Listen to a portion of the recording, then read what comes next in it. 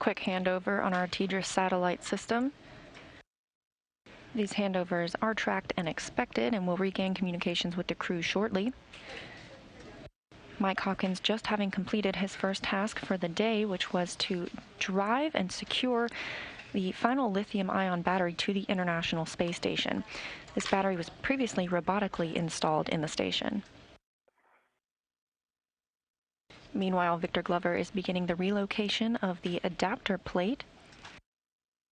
This will complete the circuit between the International Space Station and the lithium-ion battery. Alpha 7 counterclockwise 2. Yeah, sorry, Ike, we had a short LOS there. Alpha 7 counterclockwise 2 are your PGT settings. Do you need anything else for the H2 bolt? I'll do that. For the H2 bolt. And then one line flush, correct? One line. A-firm, single line flush, approximately 19 turns. Good work.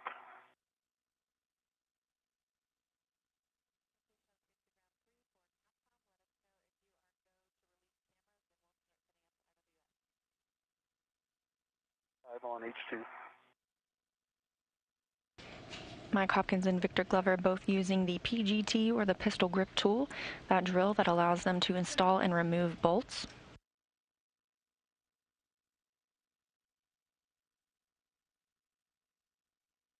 As you can see, the International Space Station has crossed into an orbital nighttime. Every 45 minutes, the space station sees a sunrise or a sunset, and it's currently flying 263 statute miles over China.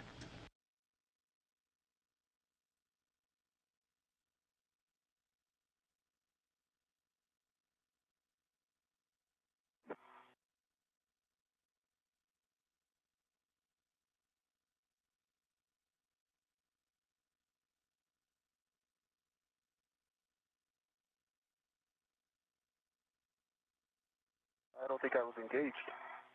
I see two long.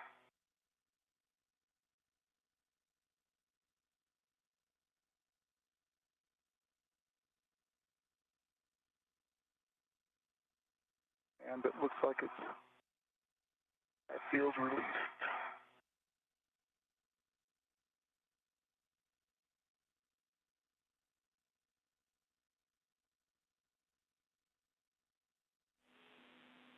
Yeah, and just to clarify for you guys, once the bolt is released, you will probably see two lines on the PGT. Yeah, I don't think I was engaged for the first 5 turns, but it looks released now. Can you pull it towards you a little bit? I just want to unlock the red. Okay. All right, you can let it go. That might be your T.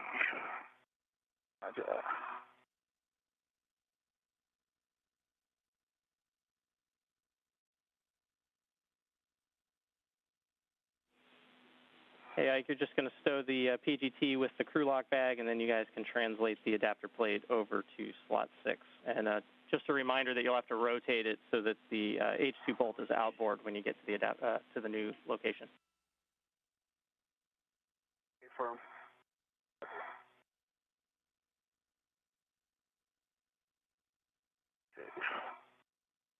Get down a little bit, and then I can take it through my 13. Roger.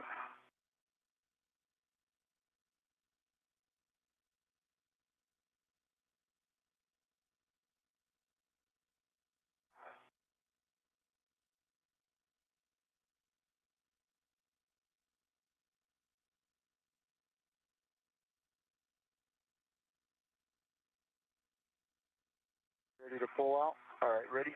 Ready. Not be released. Oh, there it is. You bet it is. Okay, I have control. Okay, you've got control. And if you can, let me spin it. Roger. You lower it back down to the IEA a little bit. Thank you. And let's spin it like right there.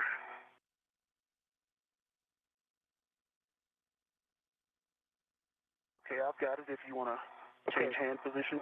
You have control? I've got control. You want to do the full 180 now? Yeah. Okay. I need the handle. Roger.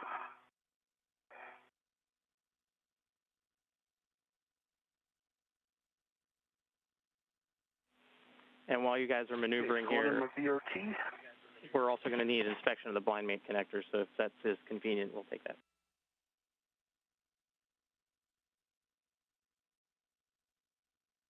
Not right now.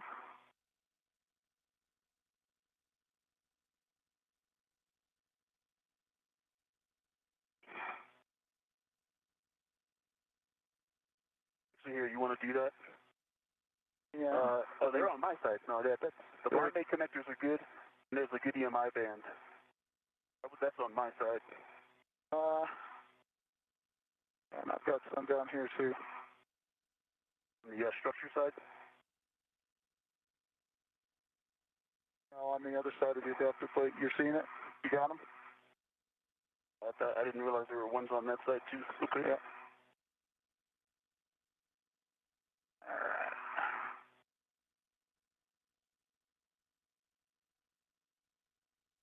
Do you have control?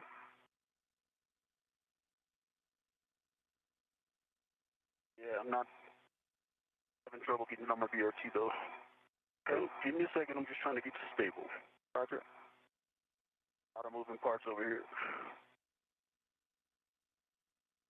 After releasing 2 bolts and removing the adapter plate from soft dock, Hopkins and Glover are now moving the adapter plate to slot 6. There they will each drive 1 bolt to install it.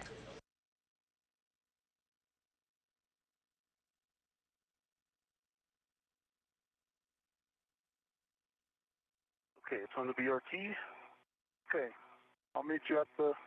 And did you inspect the blind mates on your side? No, you got too high for me, so I'll get them when we get to the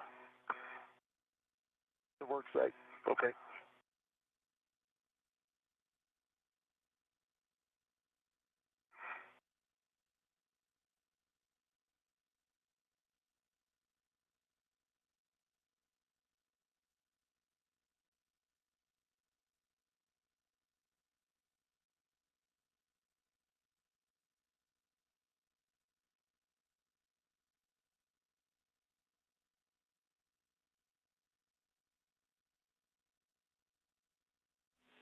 And when you guys get over to slot 6, we'll also need inspection of the blind mate connectors on the IEA side also.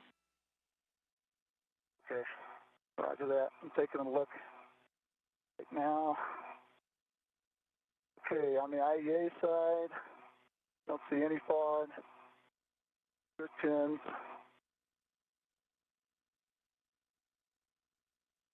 VMI band.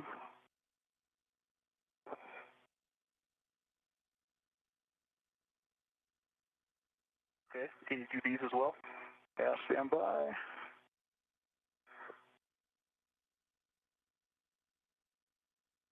Let's see, where are they? They're right, I believe. Oh. All the way on the outside? On the board? Yeah, hold on. There we go. Okay. And I see all 5, the pins, the DMI band. Okay, good words. Thanks a lot. You guys can soft dock to the to slot 6, and then you're going to lock out that ret with slack again. Copy. EV1. Okay, coming off the BRT. Okay.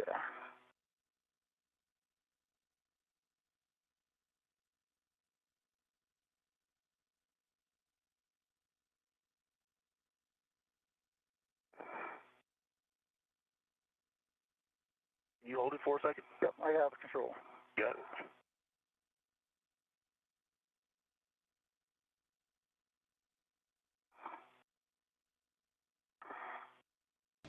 The astronauts have just inspected the adapter plate for any foreign object debris or FOD and are now preparing to soft dock it to its final home in slot 6. Sure.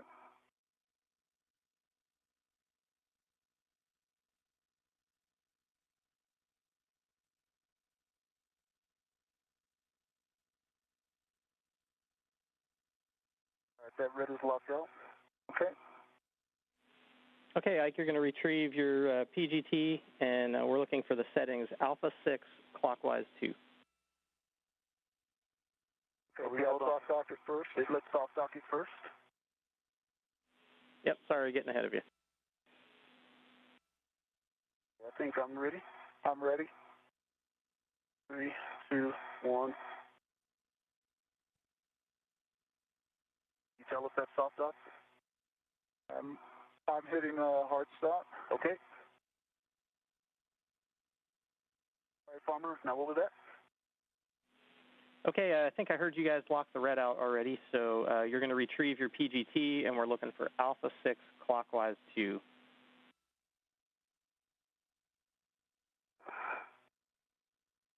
Copy.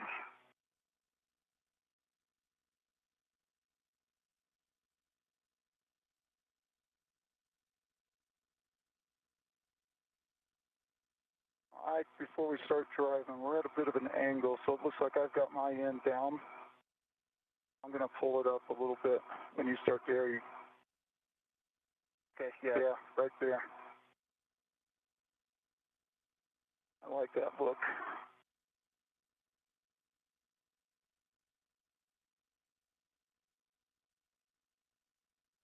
And just for awareness for you guys, we don't have either one of your WVS video right now, so we're in the blind.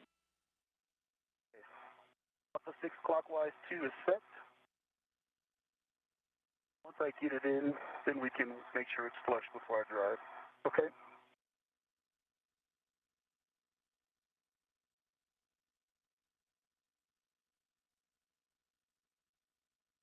Okay. It's flush to the second line, Farmer. For it looks level to me. How about you? Yeah, it looks level to me. Okay, ready, Farmer. Okay, Alpha 6 clockwise 2, you're going to drive the H2 bolt. You're going to verify one line is flush and drive it to torque. Should be about 16 to 17 turns. Okay, to torque, 16 to 17 turns, and so it's flush to the second line. The only one line is showing flush. That's good words.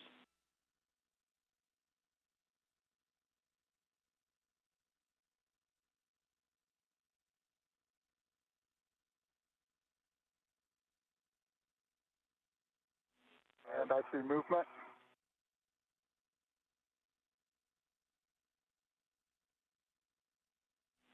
And Hopper, your next steps, you're going to be driving the H1 bolt when Ike's done. Roger.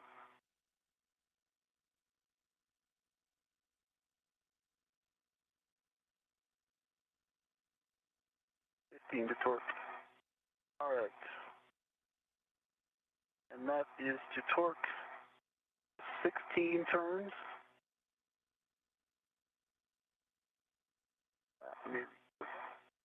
8.7 pounds actual torque. So here, let me, bag is a little twisted. Ready for it? Ready?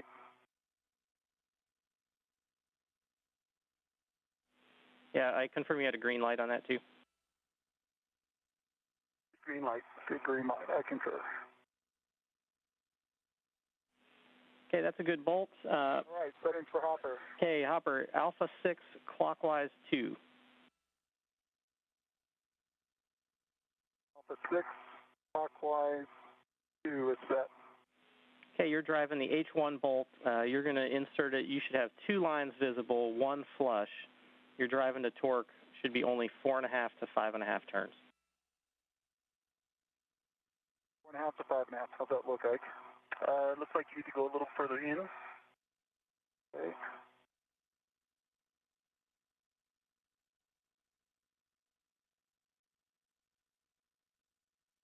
Interesting. There we go. Went further in. Okay. You ready? Turning.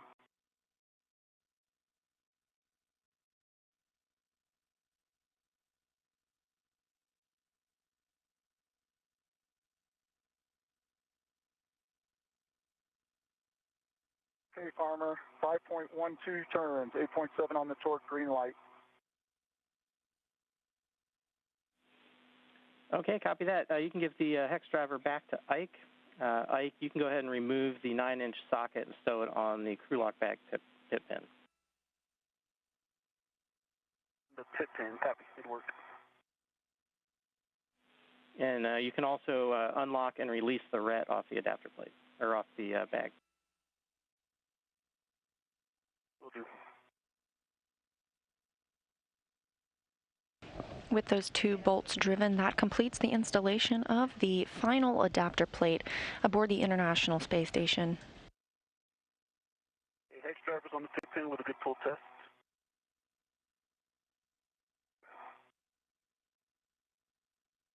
And the red is unlocked.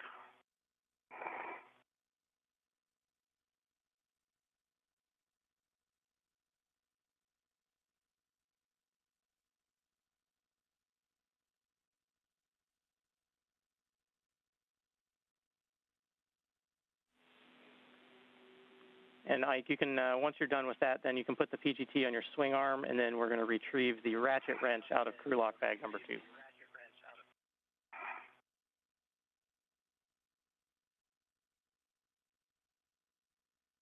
PGT's on the swing arm, going for the ratchet.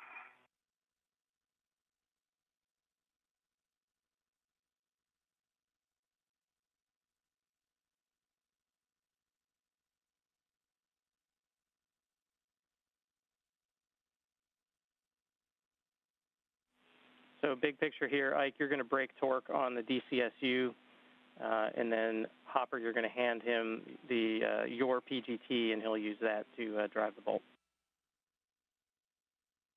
You want me to?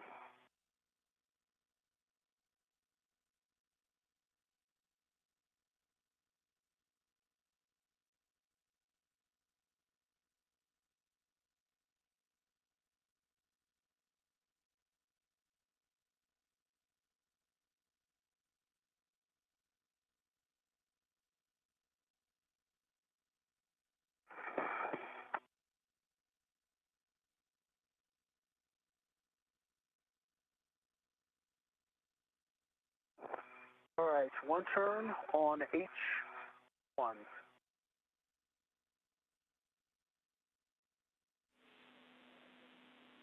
Copy that. Once the 1 turn's done, you can tend that back to the crew lock bag or hand it off, and then you're going to get the PGT from Hopper.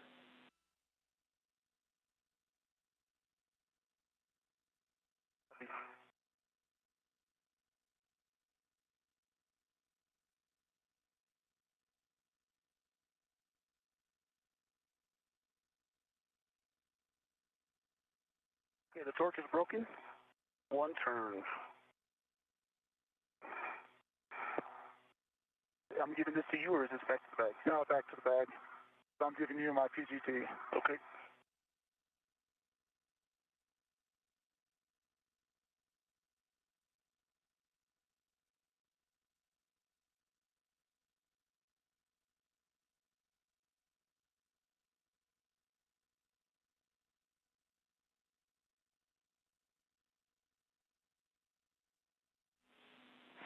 And Ike, the PGT settings are going to be alpha 5 clockwise 2. That for me, Hopper. Didn't work. Glover now installing the final bolt into the DCSU, or the direct current switching unit. 5, 2.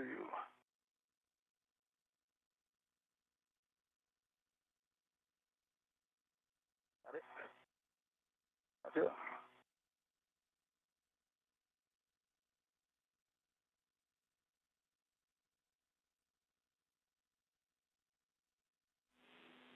All right, Ike, we're driving the H1 bolt to torque. Should be about 1 turn.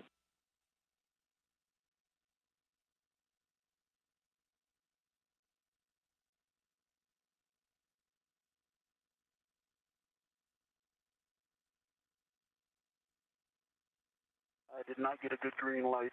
Got an error on that one.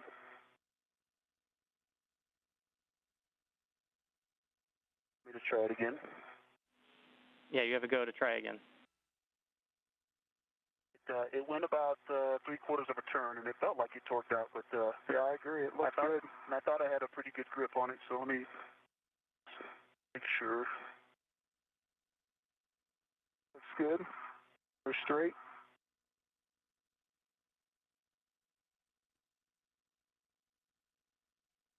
Now the trigger seems to not be working.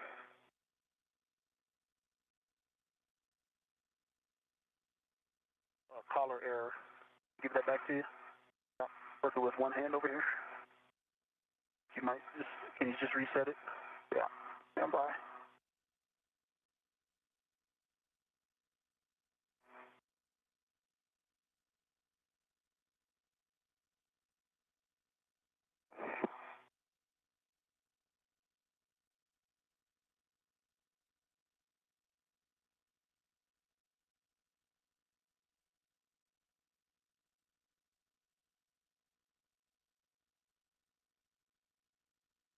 Okay.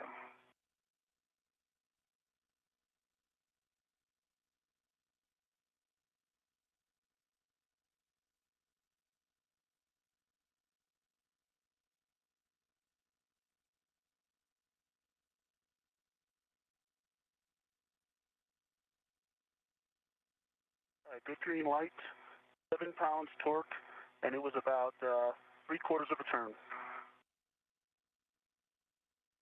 Control. Yeah, control. Okay, copy that. That's a good bolt, and if you can verify that the status indicator is locked.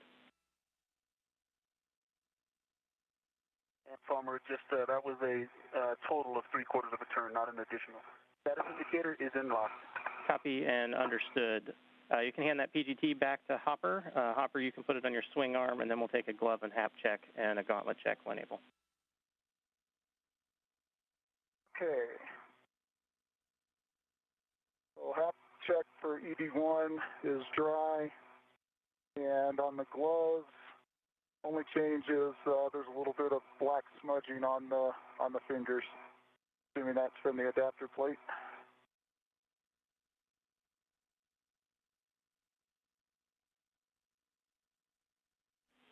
Copy that. E2 dry hap.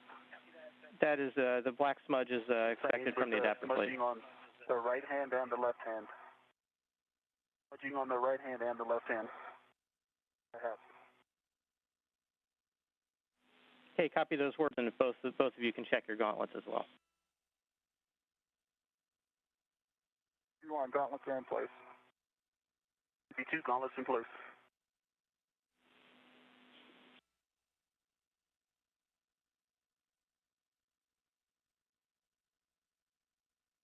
One has the crew lock bag into the H fixture. Copy that. Reminder, you're going to temp stow that bag then on the lower stanchion handrail 5164. One. Ike, you're going to you can stow the ratchet wrench in the crew lock bag, and then on the adapter plate, get ready to release the TA clamps.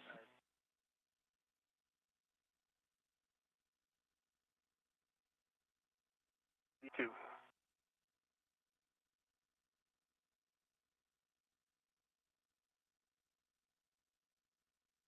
I see 3 TA clamps. Copy, you got to go to release those and remove the cable, and then you can demate the NZGL connector P4.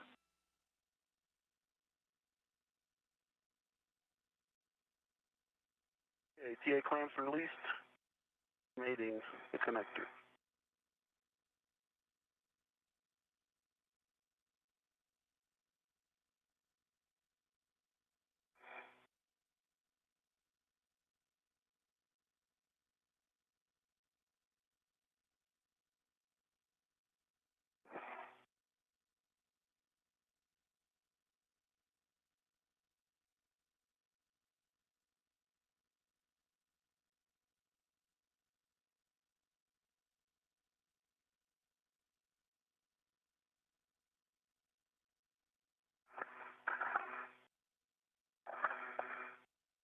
"50 minutes into today's spacewalk, 50, and the astronauts are moving smoothly through their tasks. Up next for NASA astronaut Victor Glover, whose helmet camera you're looking through right now, will be the demating and remating of some cables on the adapter plate that was just installed. Meanwhile, NASA astronaut Mike Hopkins is going to be moving down to remove an H fixture. This will prepare the space station for future power upgrades.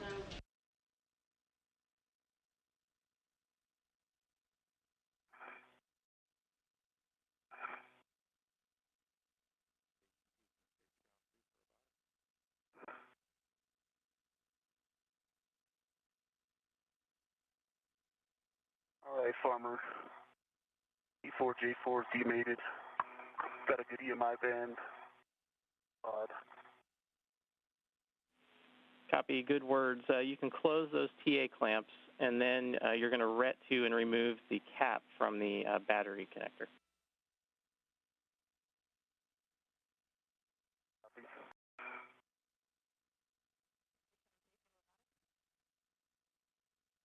I closed the TA clamps after I connected. I've got the NDGL in hand. Yeah, that's fine.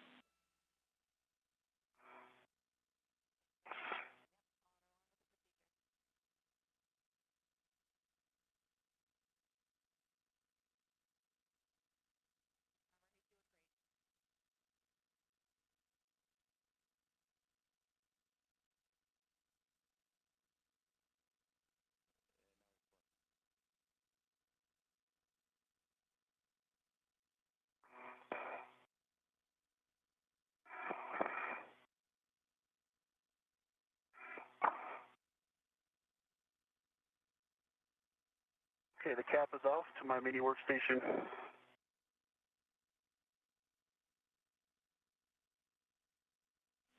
The current cable memory looks like it wants to keep it between the battery and the IEA. I'm going to leave it like that, twist-wise. Levers aft. See the pins on the battery side look good. No fog. Okay, that's a good inspection. You can go ahead and connect P4 to J4.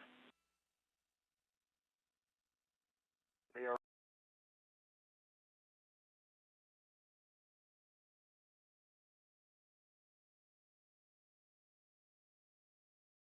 And the cable is still over the battery and the adapter plate, not the PSCS.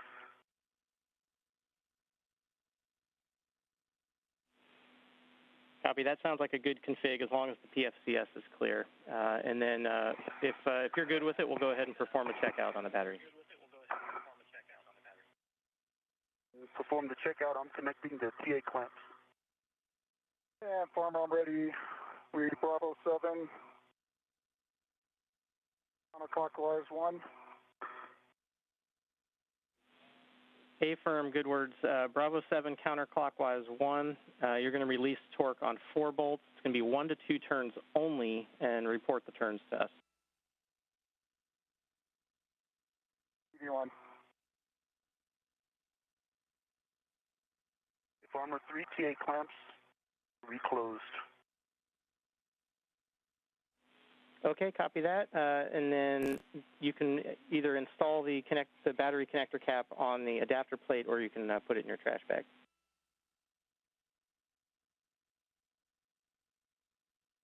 It is on the adapter plate. NASA astronaut. The scoop that's on the DCSU, you can put it back in the crew lock bag, and we'll get ready for a bag inventory when you're ready. Copy.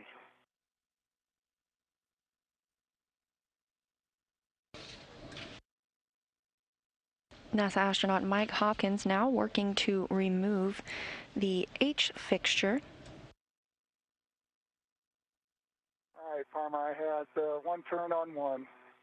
2 turns, I'm sorry, 2 turns on 1. Copy, 2 on 1. He is first releasing torque on 4 bolts.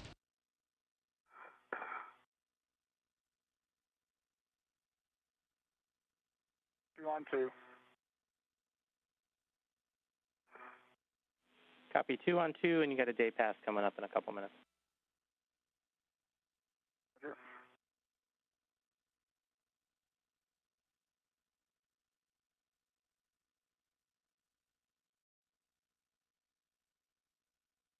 On 3. 2 on 3, got it.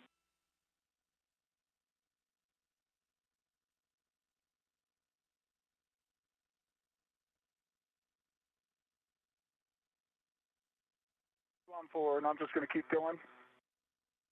On 4.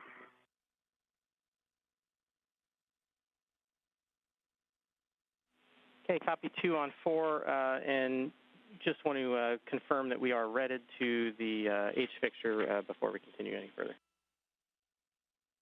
That's a good reminder, thank you.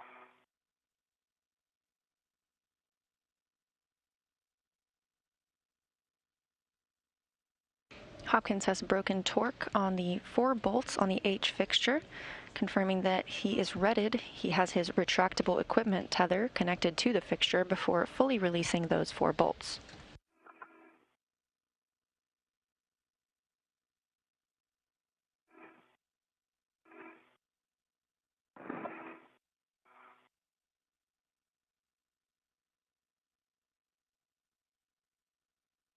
All right, Farmer, the square scoop is ready to red in the crew lock bag, ready for the inventory.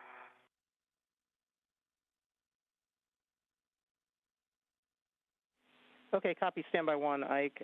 Hopper, your next steps once you're redded, you're going to drive all 4 bolts 10 additional turns only, so make sure we stop at the expected turns. So 10 additional turns on each bolt, any order.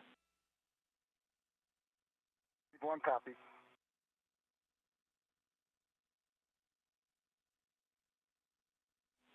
Okay, Ike, we're ready for the inventory. Okay, you've got a square scoop on a small red. Got a connector cleaner kit on an integral red. Have a socket caddy with a 9-inch rigid hex driver on an integral red. You have a ratchet wrench with a palm wheel and a 7/16 6-inch wobble on an integral ret. You have a ret in series. One of those rets has a pit pin, and that pit pin has a 9-inch rigid hex driver. And that's inside the bag. Outside the bag, you have an adjustable.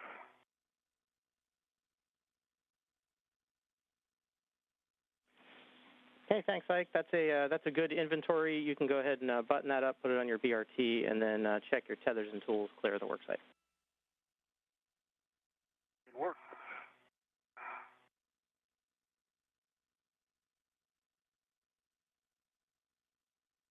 Victor Glover performing an inventory of his tool bag. Having completed mating the adapter plate to the lithium-ion battery in slot 5, that completes the circuit for the 4A3 power channel. Can you say that one more time, Hopper, please? Yeah, bolt 1, 8 turns. Copy that.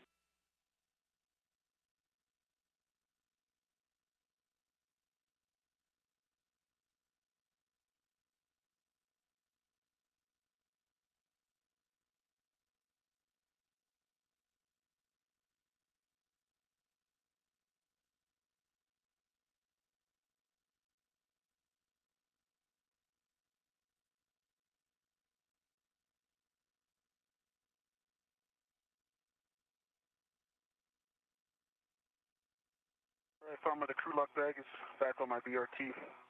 A good red to it. Picking up my waste tether. I'm ready to get moving. The work site is clean. Are you still not getting WBS? We actually got it for both of you right now, so we're looking pretty good. Okay. To give you a scan of this work site.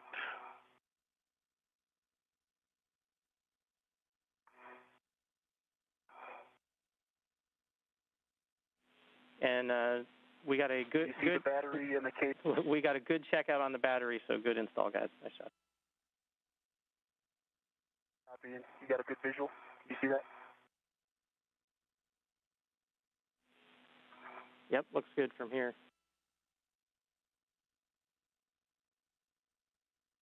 Yeah, stand by 1, Ike. Send back. Great news relayed to the astronauts from NASA astronaut Bob Hines, the ground IV. So you can go ahead then and get ready to translate back, pick up your green hook, and stow the bag back in the airlock.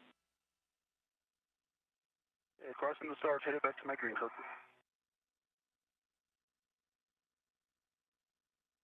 Now 1 hour into today's spacewalk, and we have confirmation that the final lithium-ion battery installed has a good configuration.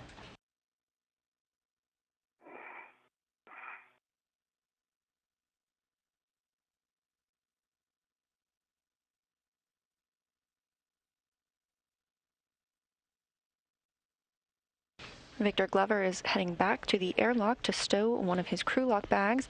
He will then move to the external stowage platform 2 to get into the Canadarm2.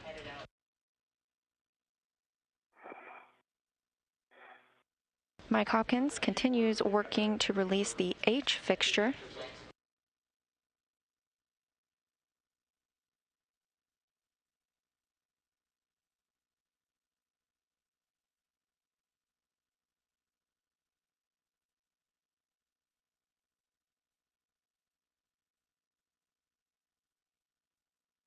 Okay, Farmer, all 4 bolts are released. All of them just took an additional 8 turns. Okay, copy that. Then you can get ready. You can stow the PGT, and then we'll get ready to install the wedges into the H fixture channel. Okay, copy.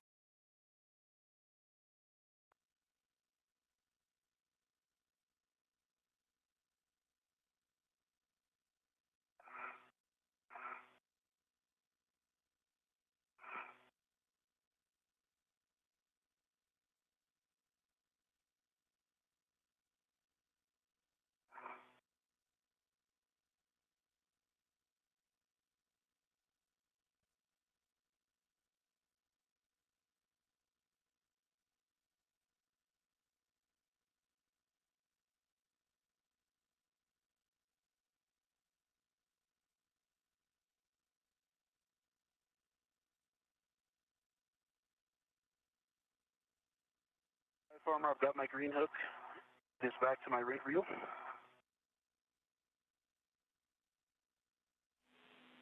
Okay, copy that. You can go ahead and proceed back to the airlock.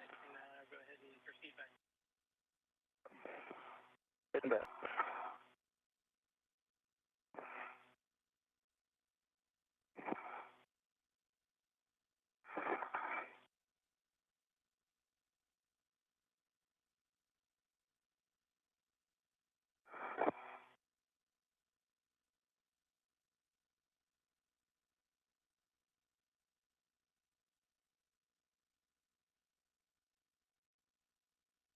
How's it going, Hopper? Hey, that wedge went right in. Oh, seriously? Yeah, of course it did. We'll see about the other one. Oh, hey, Farmer. Go ahead. Hey, I'm still on phase 1, right at P1. I didn't look at that pit pin. I'll look at it. Okay, copy that. Yeah, we'll have Hopper look at it on the way in. Thanks. Okay.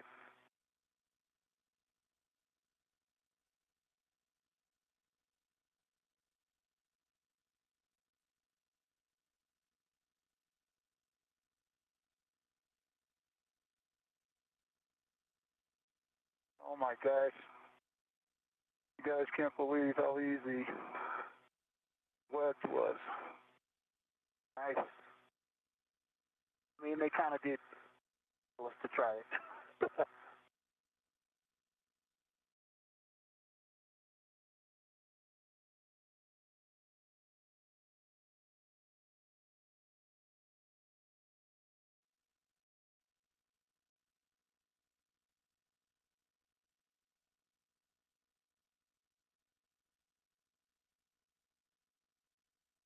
All right, Hopper, I'm heading down the Cedar Spur.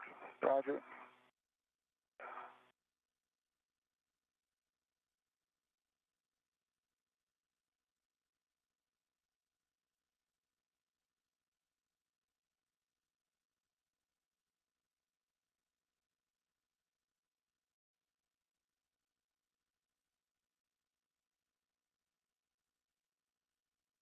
Alright, Farmer, the crew lock bag and I are back at the thermal cover. Copy that, Ike. And Hopper, just a reminder, when we're prying on the H fixture, we have to wait 30 seconds between attempts. But it looks like you got it off. Nice work. Roger. It's off.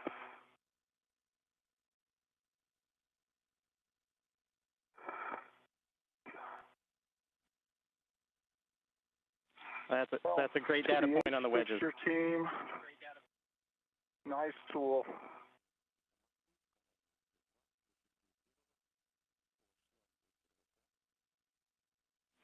All right, Hopper, as you stow the H fixture, if you moved any of the MLI on the BGA, make sure you reinstall that, and then take some imagery of the GSE pad when you're done.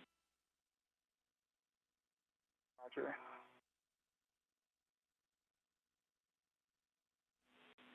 Okay, Farmer, I'm ready to open the thermal cover. Copy that. You have a go. You're going to put crew lock bag 2 in the airlock and retrieve the CP13 bag. Copy the EHDC bag. Will do. Hey, Farmer, you need an inventory here? A Farm, we're ready. All right, I got a small rep with an adjustable. One end's got an H fixture, the other has the combo wrench. Got an integral rep that's got the wedge assembly. Got a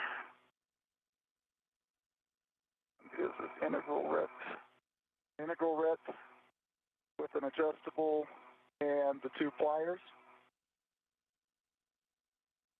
Got an integral rep with the hammer on an adjustable and the TLS tool. Got another integral rep that's got an adjustable with the pry bar, and then the other end is empty. That's where the square scoop was. I've got 2 adjustables inside. And there's 2 D-rings. Then I also have a camera. It's on a small. That's inside. On the outside, I have 1 adjustable. And that's the inventory. Okay, copy that. The only thing I missed was the hammer. You may have said it. Did say it. It's on that adjustable with the, is it the TLS tool? I think is the name on it. Correct? Copy that. That's a good inventory. Thanks. Roger. And I'm taking pictures now. The only thing that's coming out is the camera. Everything else came in.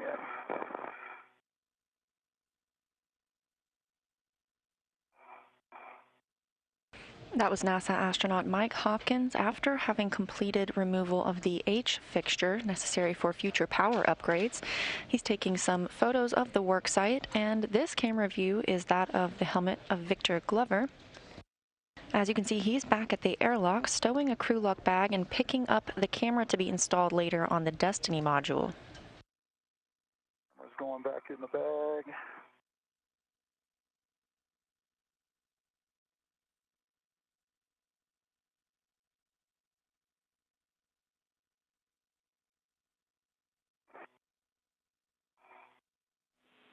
And a big picture for both of you guys. I know we went out the door a little bit late today, but we've made up all that time, so we're right back on. You on? You too. All right, Farmer, I've got the standby.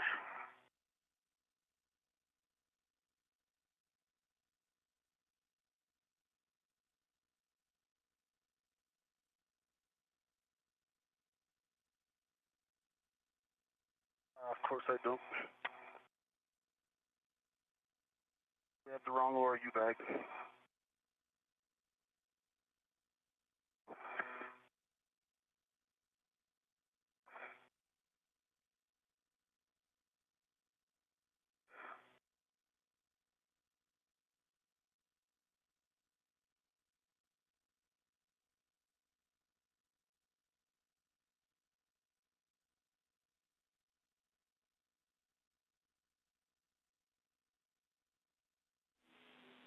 Hey, Hopper, we see the crew lock bag on your BRT. If we can get a glove and hat check and a gauntlet check, and then on the way back, we'll need you to do that pit pin inspection, PVR pit pin.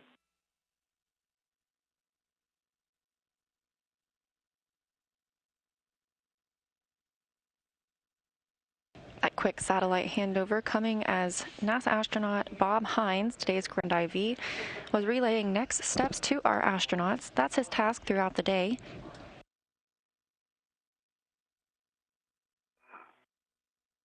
So far, the astronauts are performing ahead of schedule.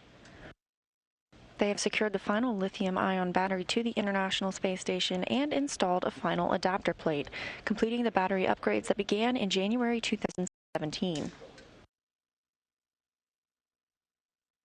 Victor Glover also installed a final bolt in the direct current switching unit, while Mike Hopkins removed an H fixture for future power upgrades.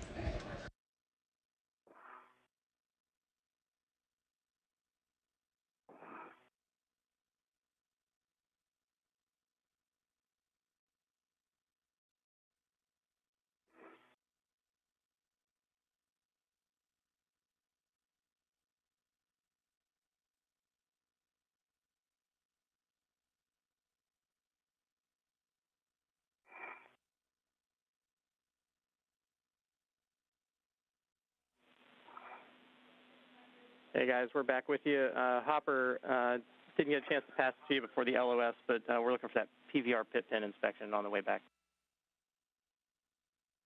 Roger that. We'll get it to you.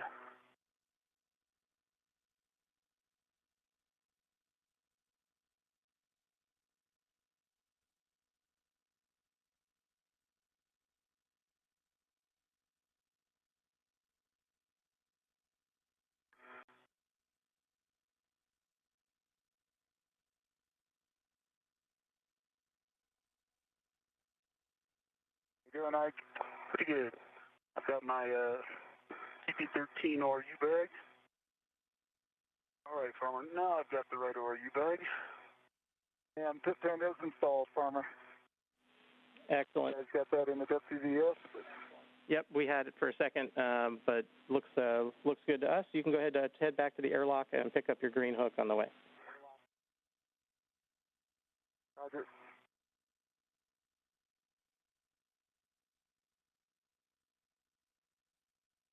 Okay, Farmer, should I leave the thermal cover open or you want me to close it? You can go ahead and close the thermal cover. You're going to be a bit. You can go ahead and close the thermal cover. Okay, in work.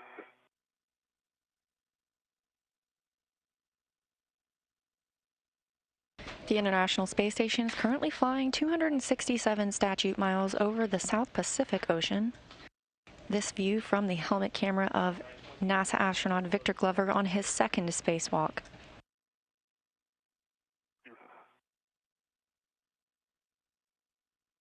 Glover is now going to be moving out to the Canadarm2, where he will ingress or enter the APFR. That's the Articulating Portable Foot Restraint. Inside the International Space Station is NASA's Kate Rubins, who will be controlling the Canadarm2 robotically.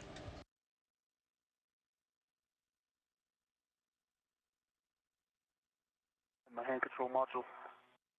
Doors closed. Okay, back up on face one, inboard of the Sarge. Heading for my green hook. Copy that. Safer handles down. Okay, copy that, Ike. You can go ahead and translate to ESP2 forward, Faro leading around the starboard side of ESP2. B2.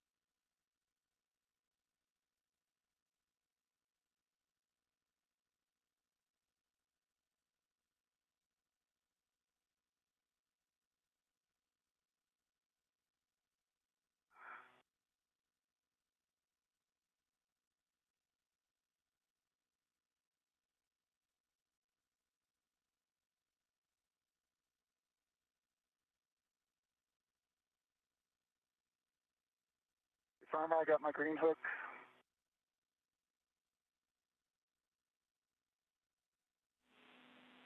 Copy that.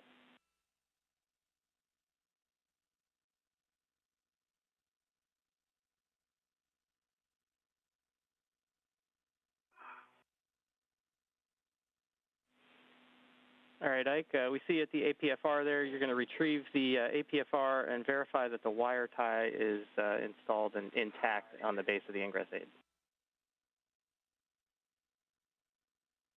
Wire tie is installed and intact. Base of the ingress aid. Worked.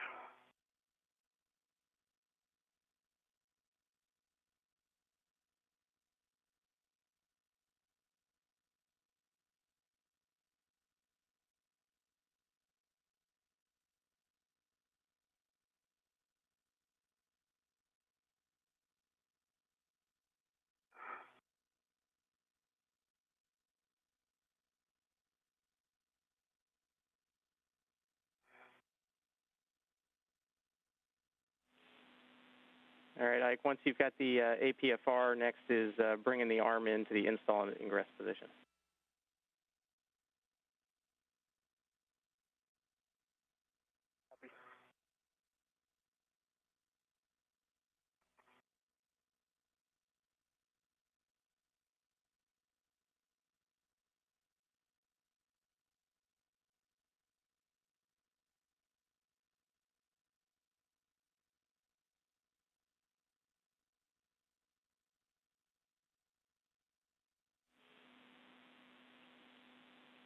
Almost, I got the APFR.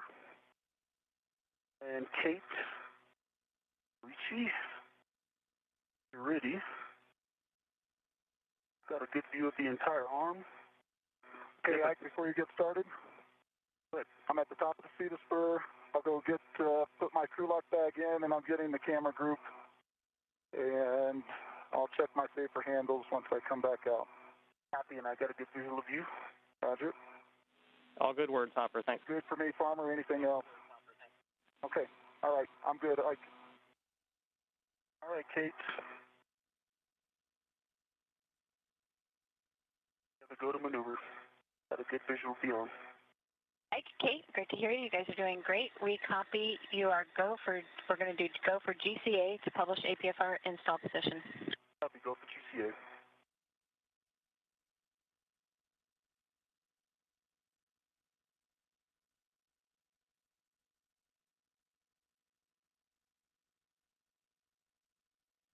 Coming up on an hour and 20 minutes into today's spacewalk, that's NASA astronaut Victor Glover on your screen, preparing to install and ingress the APFR, or the articulating portable foot restraint, on the end of the Canadarm2. How far to install position? Actually, that's stop motion.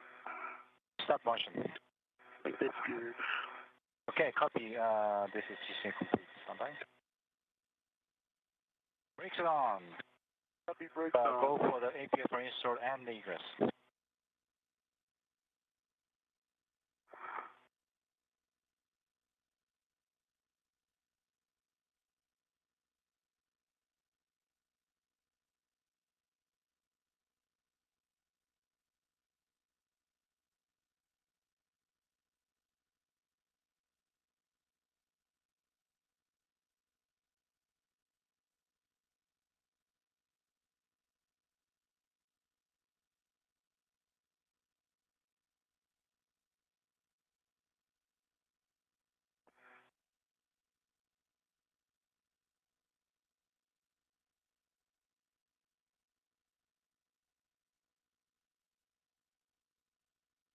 All right, Farmer, it's installed. Locking to 12 with a good pull twister. It's locked black on black. Okay, copy that, and double check the other settings. Should be Papa Papa Fox 6. Papa Papa Fox 6. Set.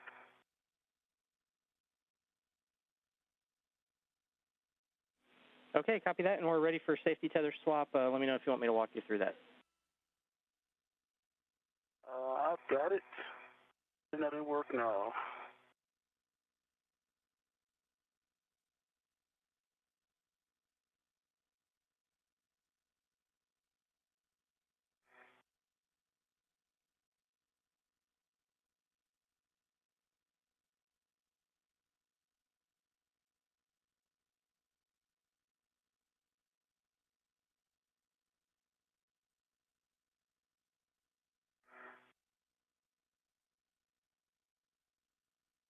as Victor Glover works to install that articulating portable foot restraint to the end of the Canadarm2. You've got this view from the International Space Station and his helmet specifically, 262 statute miles over Bolivia.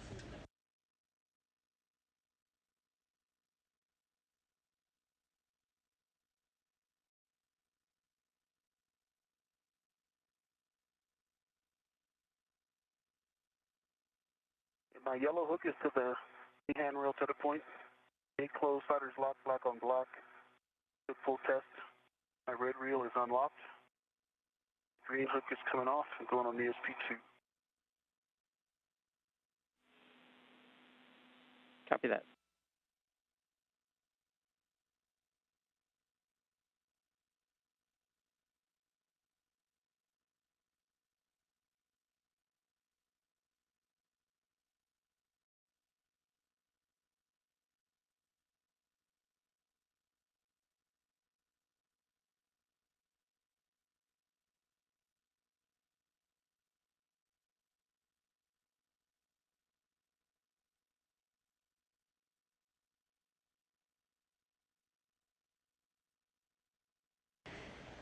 This view from the International Space Station of NASA astronaut Victor Glover as he prepares to ingress or enter the articulating portable foot restraint. And in the distance, you can see the moon as the International Space Station is now flying 262 statute miles over Brazil. We are now 1 hour and 23 minutes into today's spacewalk, everything progressing smoothly. NASA astronaut Mike Hopkins is currently back at the airlock. All right, Kate and Soichi, if you could, I'd like you to go meter, about a half a meter for ingress.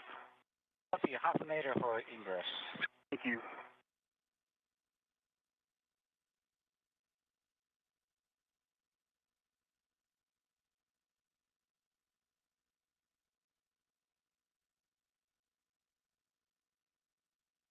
You go to maneuver. Stand by.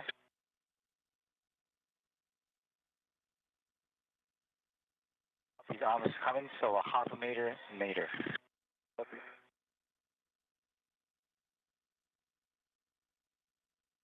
Arms in motion. Split motion. Continue. Continue. Please just more. Okay, stop motion, GCA complete. Copy, stop motion, GCA complete. Brakes on, go for APFR ingress. Copy, go for ingress. Thank you.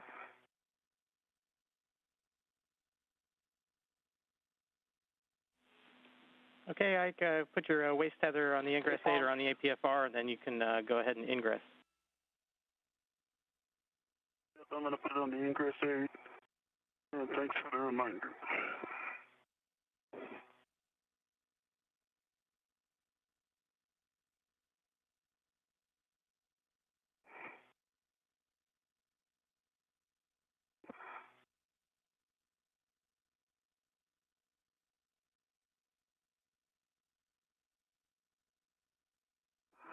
Okay, Palmer, I have the camera group on my CRT. Check my safer handles. Both are down. I'm closing the thermal cover. Okay, copy that. That thing's pretty big. watching that thing come through the hatchway. It is.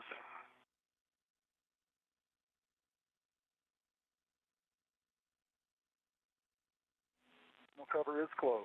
Copy that. We get a quick glove and hap check from you, and then you can translate up to the CP3 worksite.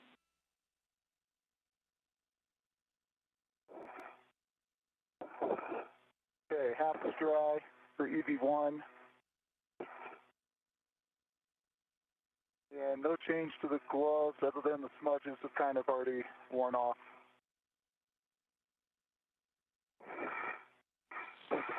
Copy that. Thanks.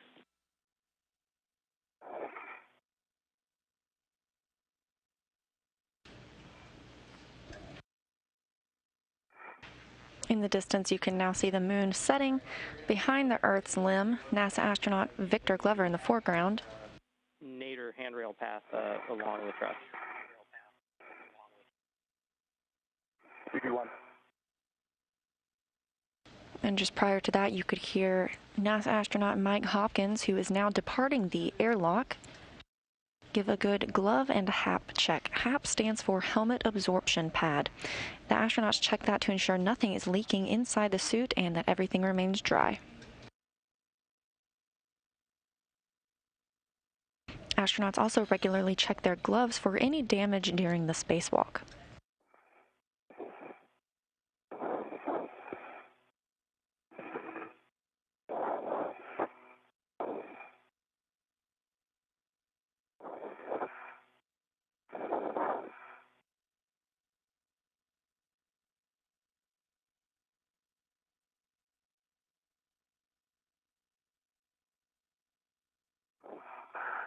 All right, EV2 is in the APFR.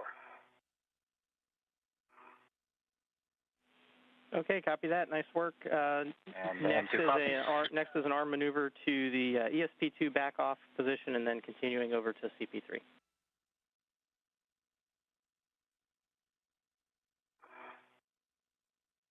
EV2. Okay, copy. So this will be a maneuver to ESP2 back off position. But you have a go to continue to both back off. Great. Go for the both maneuver.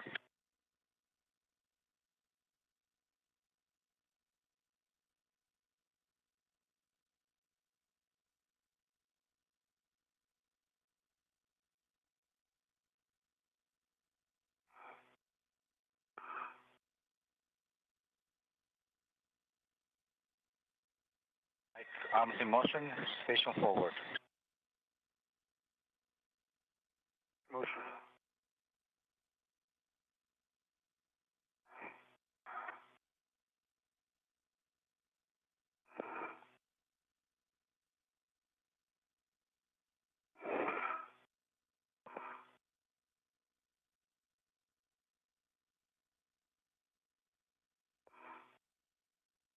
Coming up on 1 hour and 30 minutes into today's spacewalk, which began at 6:56 a.m. Central Time, you can see the Canadarm2 moving slightly, taking Victor Glover to the next work site.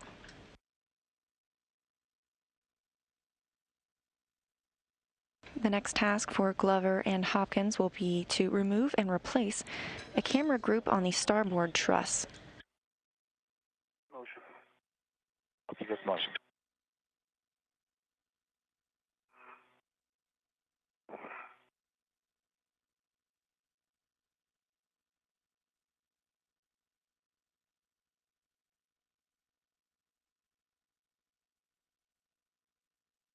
The new HD camera being installed will replace the pink-hued camera you might be familiar with, whose color wheel has failed and may be available for public views in future broadcasts. 5 minutes. Copy.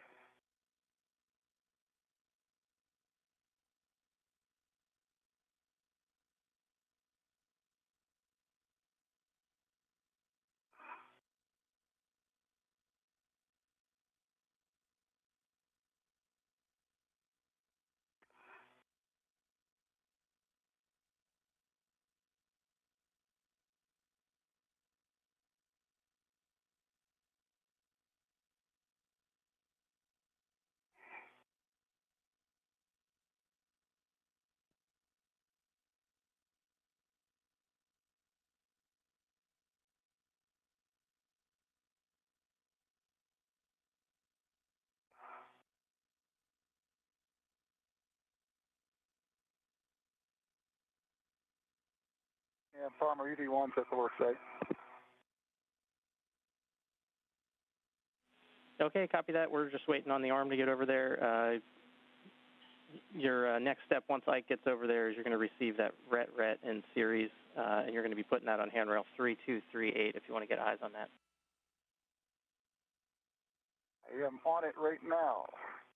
And I arms in motion, that's 5-minute jawcast to CP3. Motion. Copy, good nose.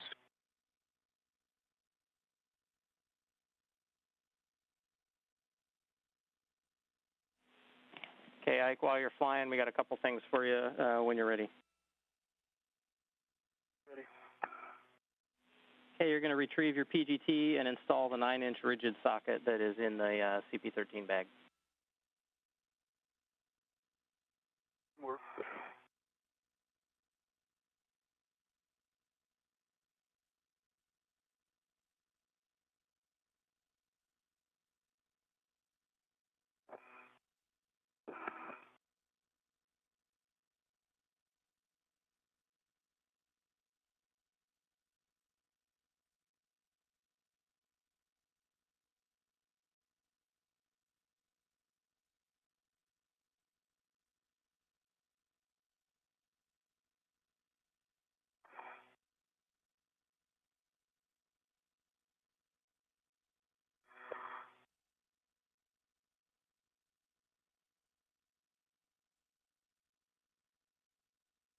Astronauts Kate Rubins and Soichi Noguchi continue maneuvering the Canadarm2 with Victor Glover aboard, and below him is the Atlantic Ocean, 260 statute miles below to be exact.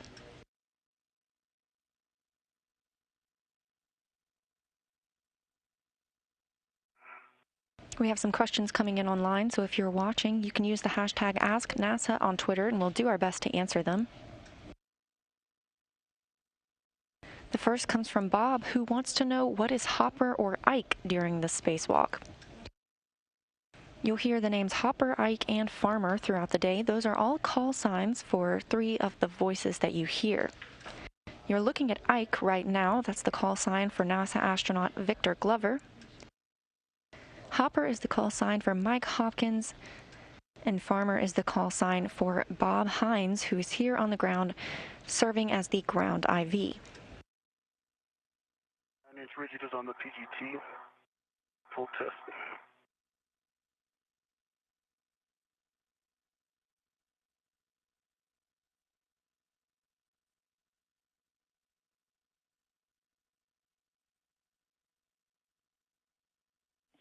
And can you guys repeat your last, please? The 9-inch rigid is on the PGT with a good full test. Okay, copy that. And then you're going to configure the PGT Bravo 1 counterclockwise 2, and then you can put it back on your swing arm. Work.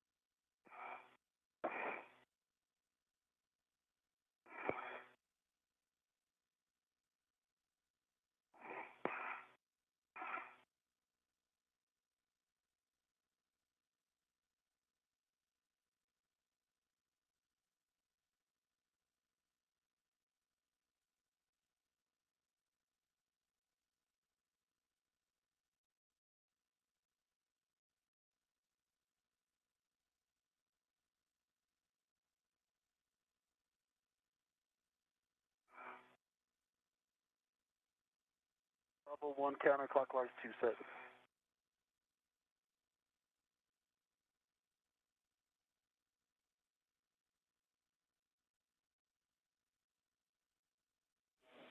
Okay, copy that, Ike. You can put that back on your swing arm, and then you're going to retrieve the CP3 hardware out of the bag, and then you can close the bag back up.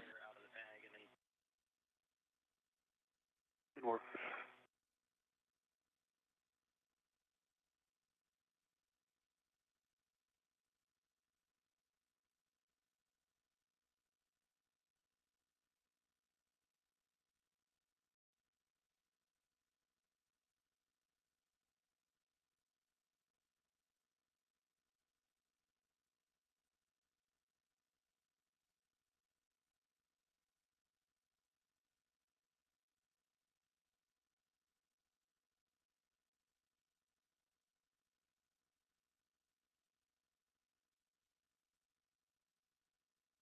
Ike, arm is now at the CP3 setup position.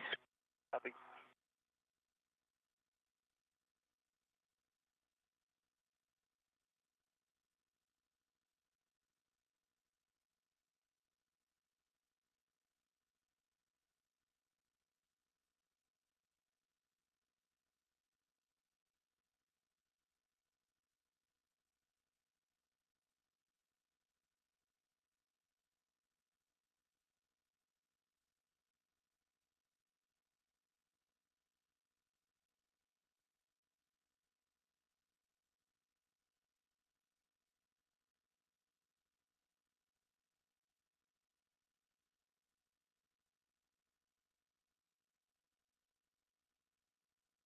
Okay, Farmer, I have the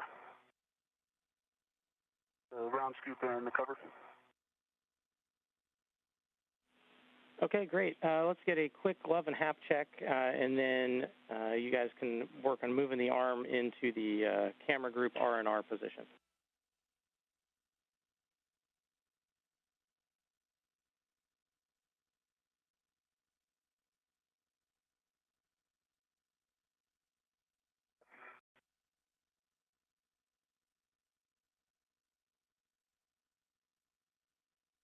The EV2 half is dry.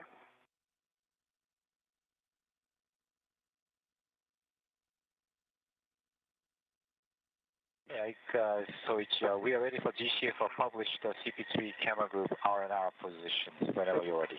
Copy. Stand by. And I got a small bit of the RTV lifting off the bottom digit of my right pinky. It's still in place. It's just lifting about a quarter of an inch wide and an eighth of an inch deep. Other than that, they look brand new.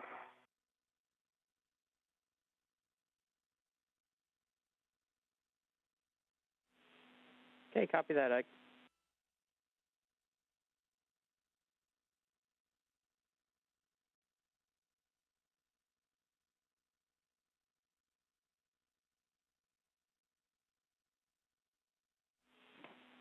And Ike, we're good to continue with that, and then over to you and Soichi to bring the arm to the R&R position. And to copy, we are ready. All right, Soichi. You guys have to go to maneuver room. Copy, Ike. We are go for GCA to the CP3 camera group R&R position. Go for GCA. Copy, go for GCA.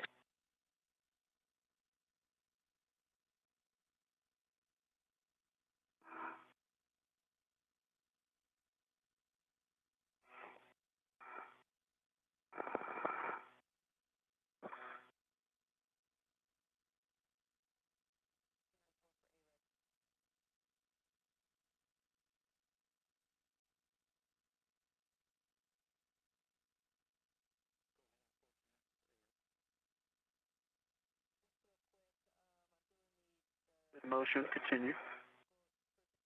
Roger, continue. As motion continues for Victor Glover aboard the Canadarm2, we have another Ask NASA question, this one from Nicole, wondering why does Victor Glover have to use the Canadarm instead of just using the handrails? Once Glover arrives at the work site, this will give him stable footing and allow him to impart the proper loads onto the camera that they'll be installing. I gotta get myself out of the way. Sorry, Ike. No problem. Live. And while we're here, stop. What's the rest of the maneuver like? So maneuver said your body left about 0.3 meters. Accurate, the published for the body up and will be body left 1.3. Okay, copy. All right, I'm clear. Okay. We'll go to continue. Okay, copy, go. We see Hopper clear as well. Copy, go.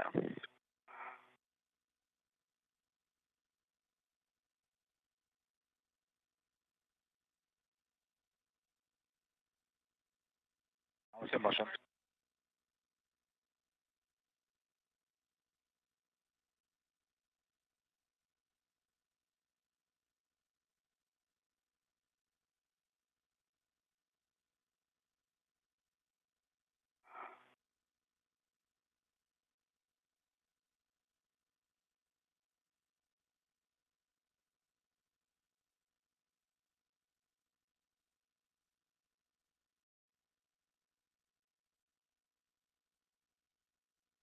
Okay, that looks good right about there. Start motion.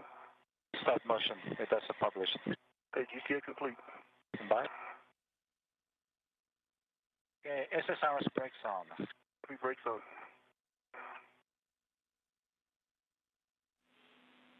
Okay, Ike, first thing at the work site, verify that the camera is in the stowed position and the lens hood is square to the camera. Stowed and square.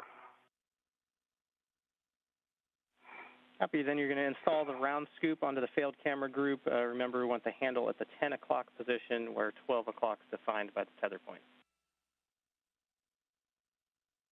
Okay, install 10 o'clock. Sure. Okay, round scoop is locked on. Copy that. Install the HD window cover and the or on the failed CP3 camera.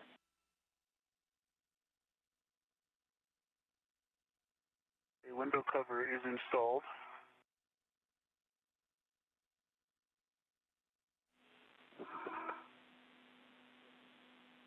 Copy the window cover. Just confirm the quarter turn fasteners are installed and you got a pull test on it. Good pull test. Quarter turn fasteners are engaged ×2. Copy. You can take that RET in series in and hand it off to Hopper. Hopper, you're going to stow that RET on handrail 3238. Roger. Okay. A little tight workspace in here, so give me a second to get to the base of this. No worries, Ike.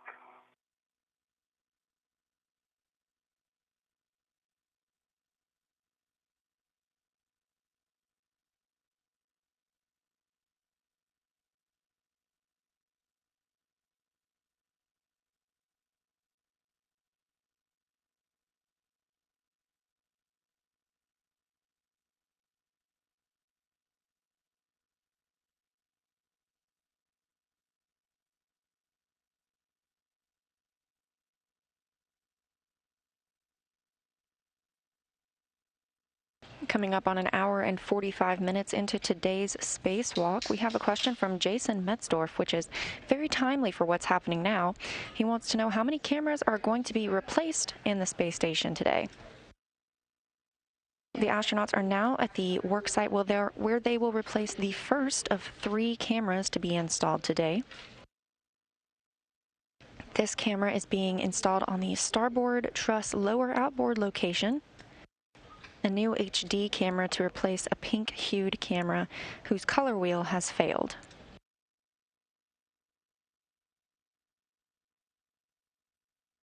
Two other cameras will be installed today. There will be another HD camera installed on the Destiny laboratory.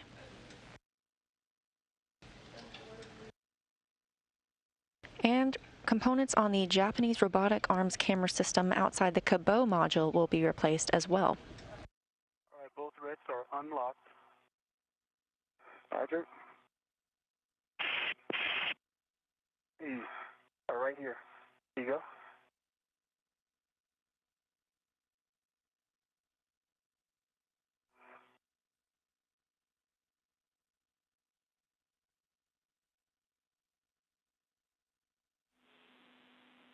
All right, Ike, you're going to retrieve your PGT then. We're looking for Bravo 1, counterclockwise 2, which you set earlier, and then we'll be driving the secondary bolts. Okay,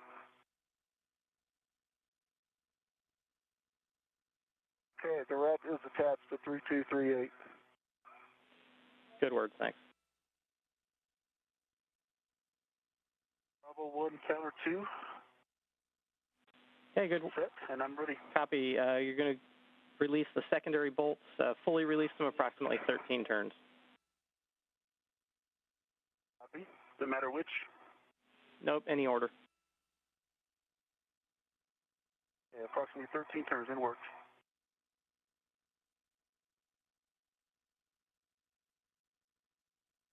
And Hopper, next for you,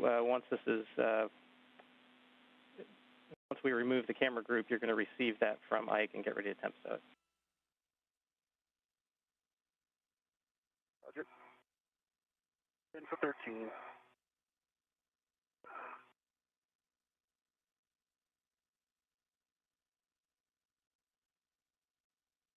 Turns and it appears to spring out. Copy that. On the full bolt. And go into the F bolt. Copy.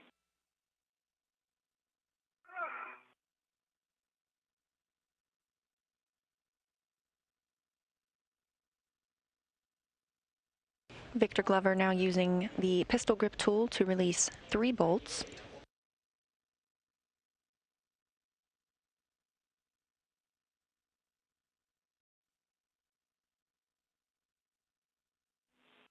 And for 13.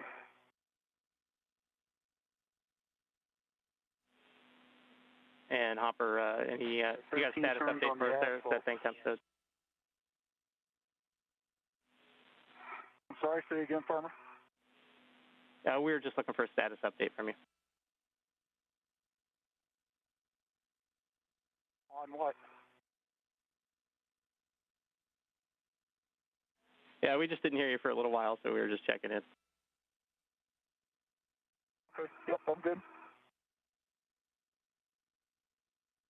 Half-bolt release, 13 turns. Copy that. We're 30 seconds from an LOS. Verify the camera group is tethered, and then same PGT settings, Bravo 1, counterclockwise 2. You can release the primary bolt approximately 31 turns. 31 turns on the primary bolt can work. It is tethered. Actually, Hopper, is it tethered? It is tethered.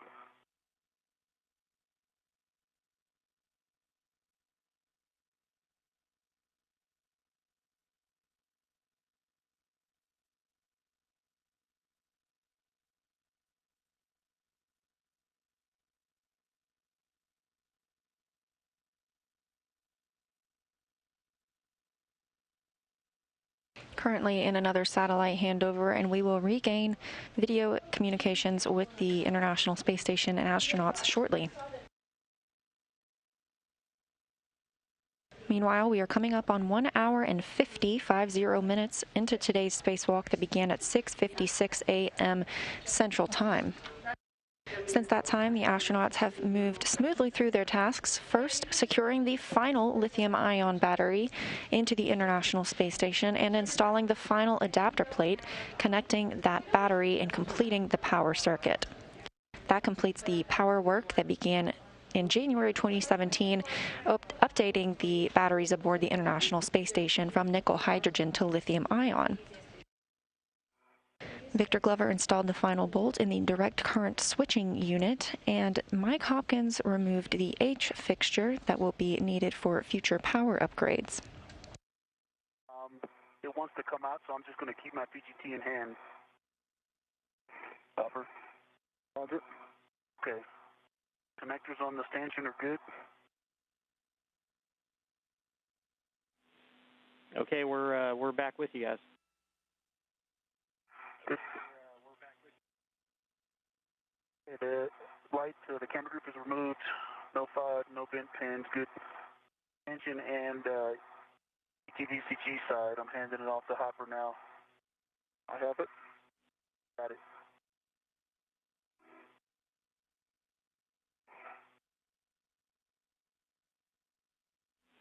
Okay, Hopper, once you temp stow that, then you can go ahead and transfer the spare camera group over to Ike, and then we'll need the blind mate connect, or the inspections for the blind mate connectors on that one as well. Roger that. And Ike, it looked like one of the TA clamps, probably in the airlock, came undone. Okay, if we can just double check that. Okay, stand by for a second. Got it.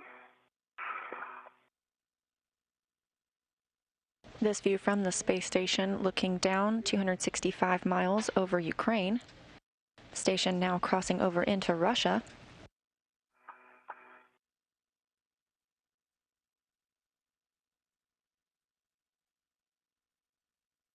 And in about 5 minutes, we will see the astronauts cross over into an orbital nighttime. This question from Daniel Bolnick, actually his 12-year-old daughter, who wants to know how cold it is outside the International Space Station and what the suits are made of to keep them warm or cool. In the sunlight, it can be 250 degrees, and without sunlight, it can be a negative 250 degrees Fahrenheit. The astronauts have a cooling garment underneath their spacesuits that they can control the temperature to keep them cool during the sunlight, and also a thermal garment to keep them warm when they enter orbital nighttime. Okay, I've got the ret for that. Roger.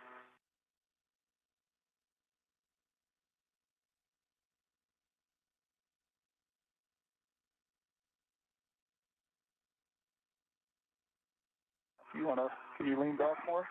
Say again? Can you lean back more? Absolutely. Yeah, if you want to just lean back, it's going to be right next to you. Okay.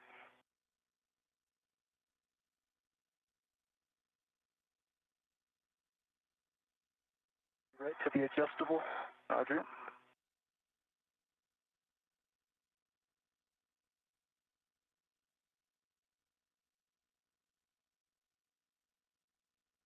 Perfect.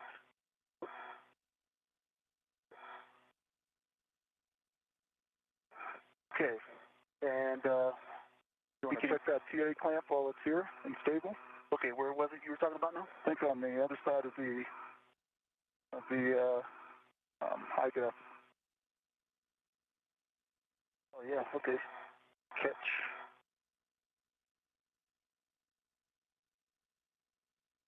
They're luckily still in.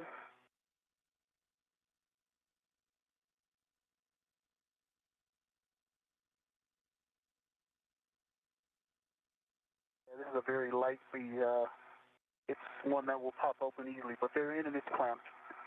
Okay, okay. So I've got a RET to it. All right. It'll be a medium or a U bag. Okay. Ready to swap? I'm ready to swap. If you want to just, that's your RET. Okay, you can just let it go. Okay. And can you pop the handle? Yep. Oh, that's nice.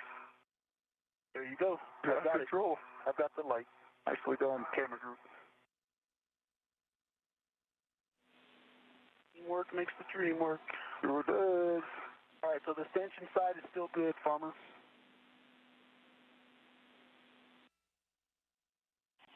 Got good connectors on the back of the TDCG, the spare. No fog, no bent pins.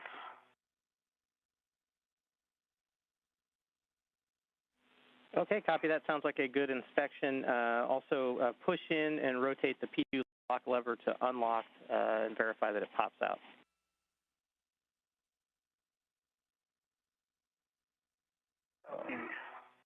But then that one works. Yep. On the PGT too, or the BRT. Copy. And Hopper, you're going to translate over to handrail. Unlock and pop out. Handrail 3222 and release the Ethernet cable cap and put it in your trash bag. Work. And I copy the PTU lever is popped out. Next, you're going to verify the NZG bales are fully mated and open.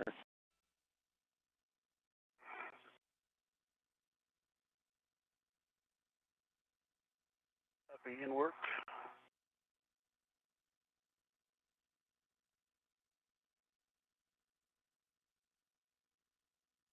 All of the NZGL bales are mated levers forward over center.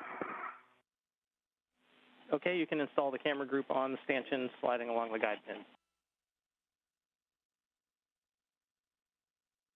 Work.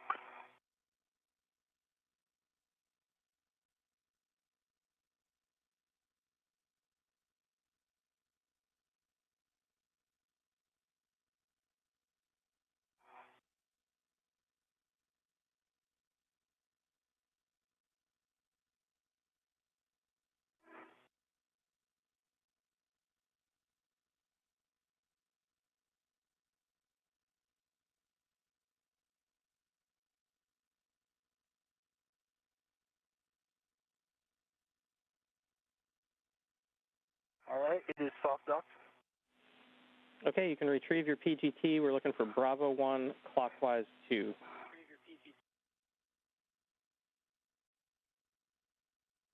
Bravo 1, clockwise 2.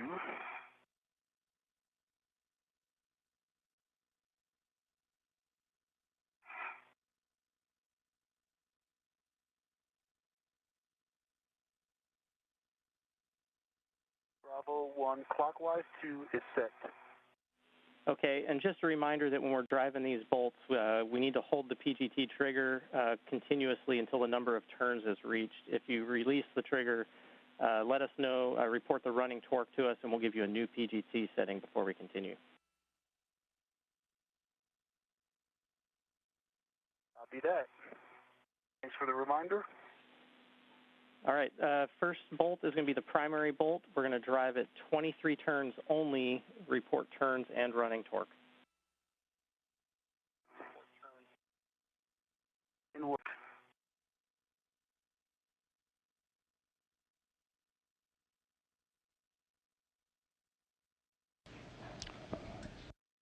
Dr. Glover now driving the first of 3 bolts to install this new HD camera on the starboard truss, specifically the S1 lower outboard location.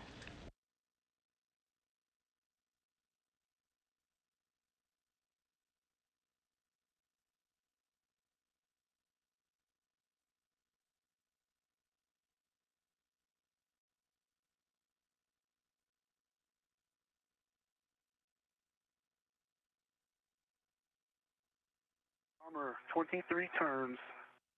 Actual torque 0.8. Or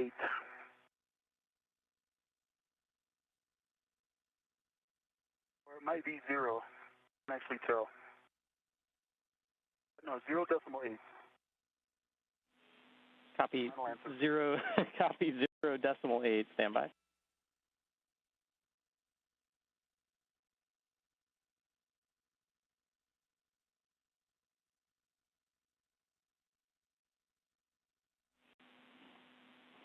Okay, Ike, PGT settings now, Alpha 1, clockwise 2.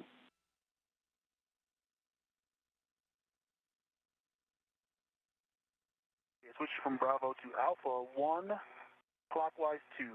Set. Okay, good words. You're going to drive the primary bolt to torque. Should be at least 1.5 turns. Report torque, turns, and light. Copy.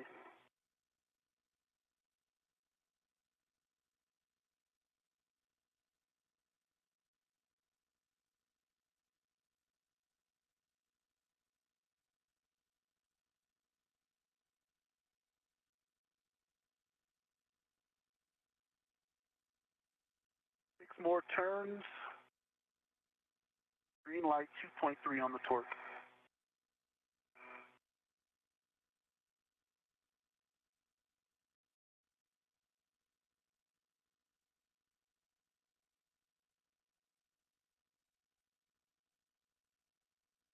Okay, can you read that torque one more time? We thought it was lower than expected. 6. Sorry, the torque was 2.3. Actual torque 2.3. That's for Alpha 1, clockwise 2. Program torque is 2.5. Okay, copy that. That's a good bolt. You can go ahead and hand off the WAP cable to Hopper if he doesn't have it already.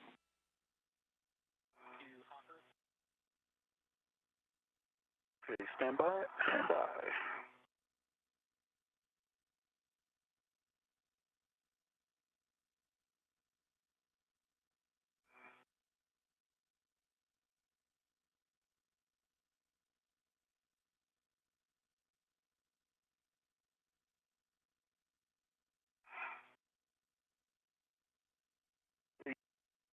Quite. Okay.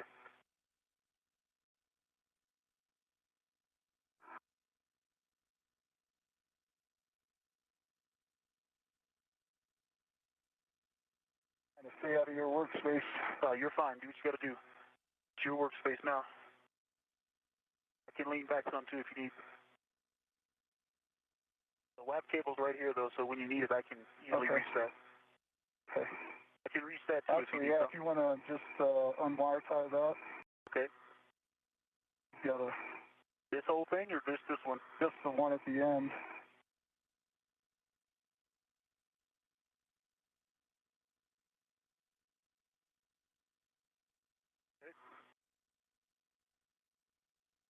Actually, we'll probably need another twist.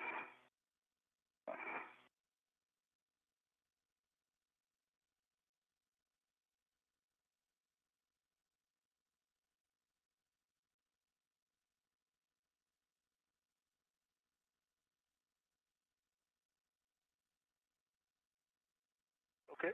Okay. Want the whole thing or just? We're gonna. That's good. Okay. And then the lock cable. Oh, let me put this space back in here. Okay. That'll be good.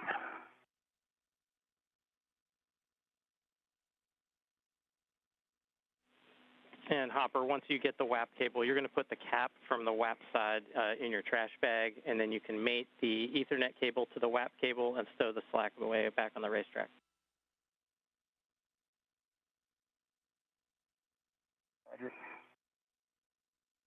So I think it needs to come behind the stanchion, yeah? What do you think?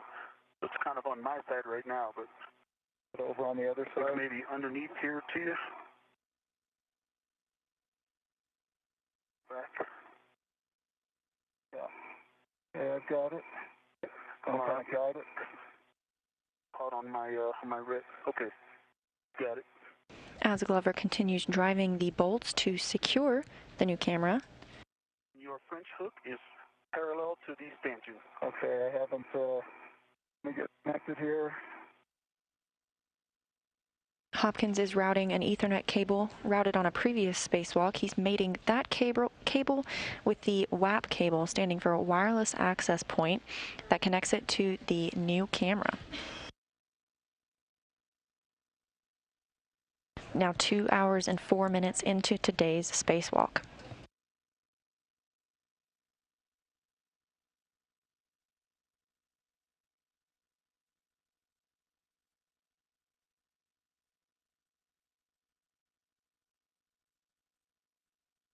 Okay, cap is removed.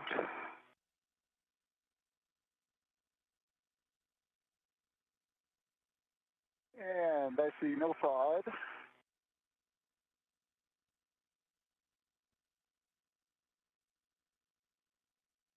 Pins to your mod band. Copy that. Good inspection. You got to go to mate.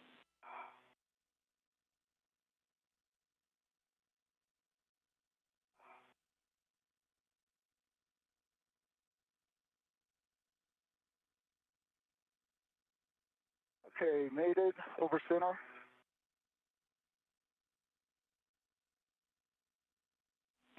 Okay, copy that. You can stow the slack away. We're about 30 seconds from an LOS, but Ike, if you want to get your PGT ready, Bravo 1, clockwise 2, and we'll meet you on the other side of the LOS.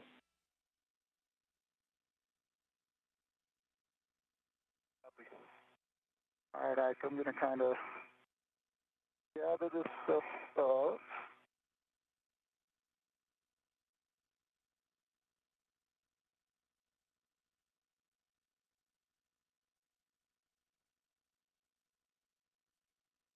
This wax strap actually did come off.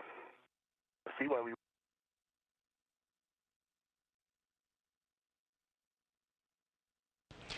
And we're currently in a brief handover period with our satellites aboard the International Space Station.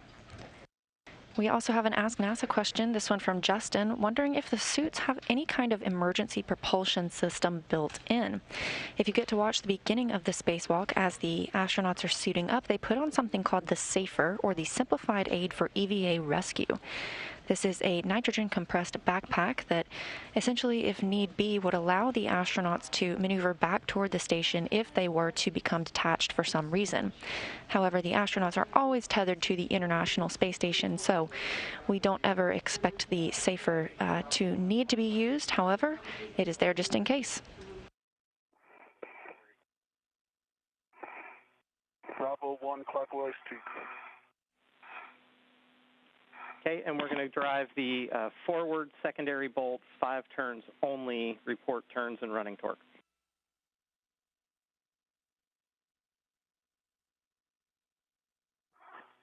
Okay, forward as in station forward. Okay, firm. Okay, station forward volts. I've got Bravo 1, clockwise 2 set, 5 turns, and then you get running torque. Good words.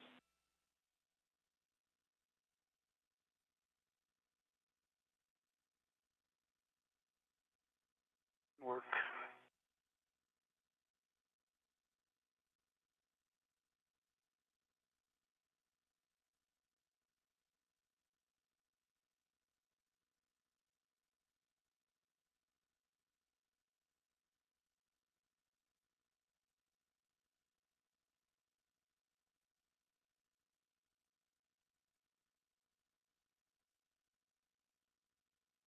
5 turns on the forward bolt. Does appear to be started. Running torque is 0.1.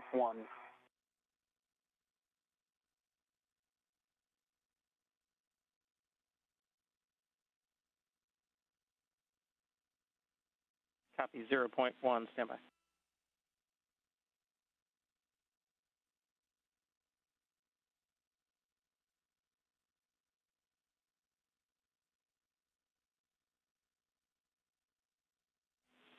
And Ike, did you say you weren't sure if the bolt was actually turning or engaged? The bolt is engaged. It is engaged.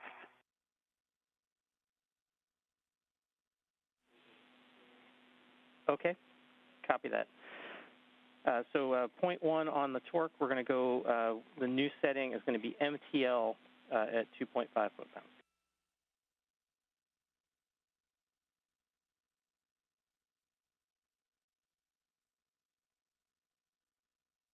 Copy and work.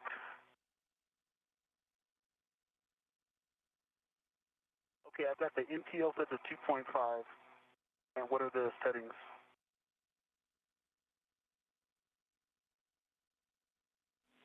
Standby 1.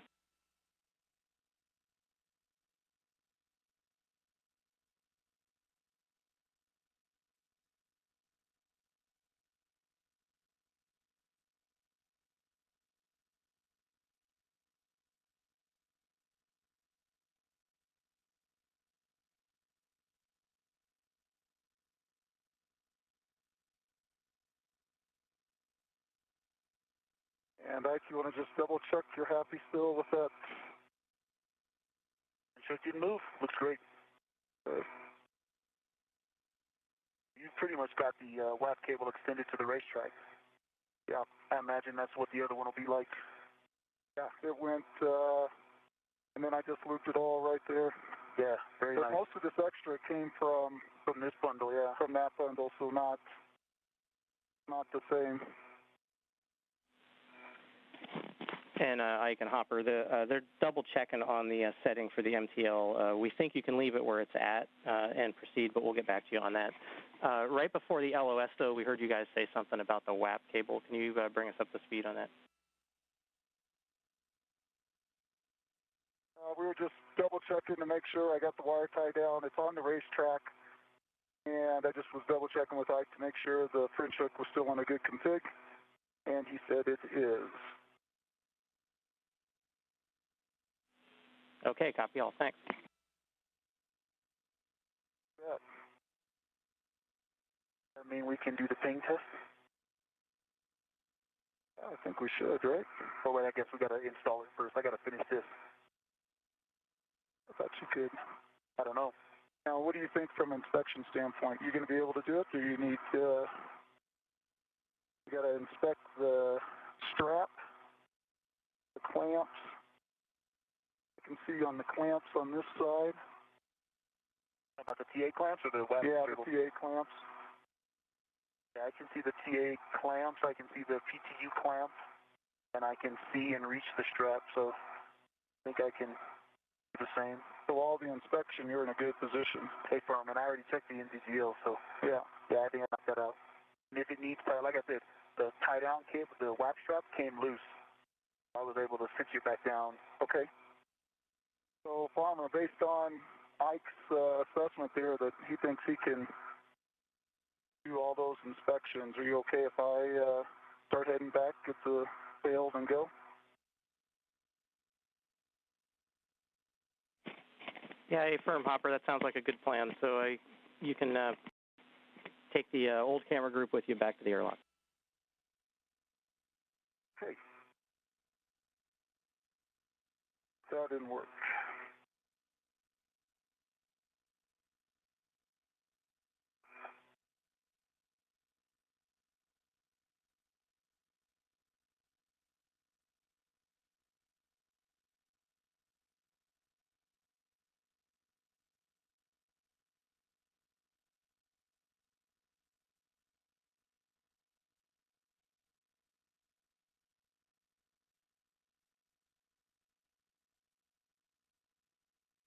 On your way?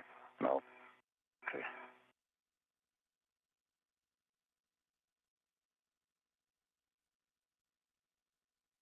NASA astronaut Mike Hopkins. This view from his helmet camera. Now heading back to the airlock. Once again, he's going to stow the camera, the failed camera that was just removed, and he's going to retrieve the camera and equipment needed to install the new components for the Japanese robotic arms camera system outside the Kibo module.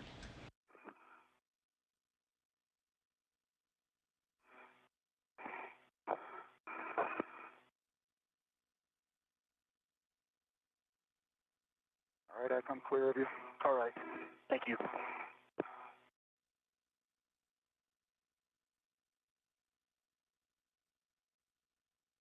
We're 2 hours and 13 minutes into today's spacewalk with the International Space Station flying in an orbital nighttime, 261 statute miles over Indonesia.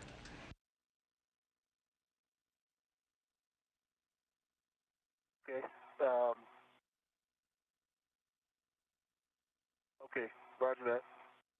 I'm in MTL of 2.5 like you told me. I'm not quite following, but tell me what you want me to do.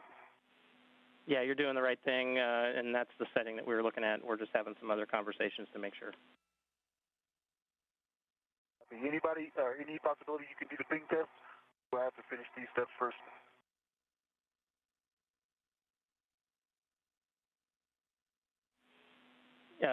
Yeah, unfortunately, we have to complete all these steps before we can do the ping test. Roger. Standing by.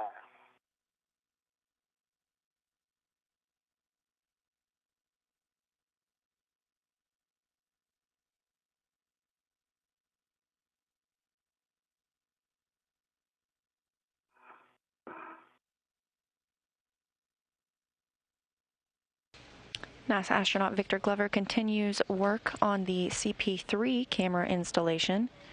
And in the meantime, we have a question from Amal on Twitter. You can use the hashtag AskNASA, and we'll try to answer your questions.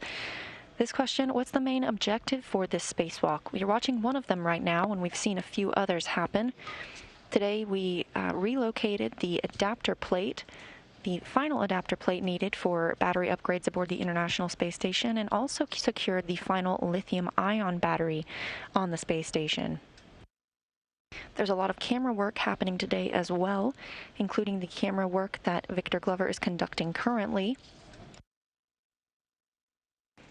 That camera is replacing an external camera on the starboard truss.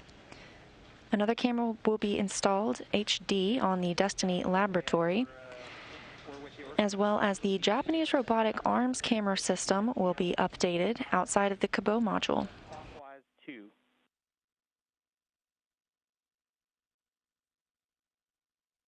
Okay, copy. But what about the, Alpha Bravo 1 through 7? Do you want me to change any of that? I get the MTL limits, but what do you want me to keep set? I'm currently in Bravo 1, clockwise 2. Set that to Alpha 1, so it'll be MTL 2.5, Alpha 1, clockwise 2. Work.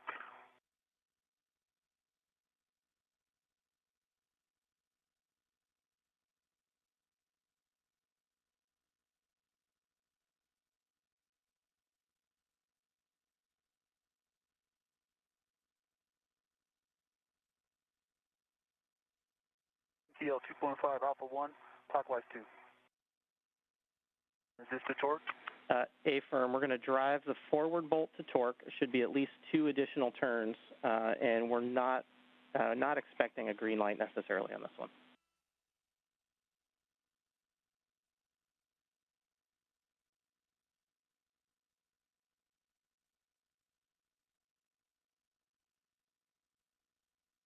Okay, so what it did is that 4.5 turns, it started to ratchet.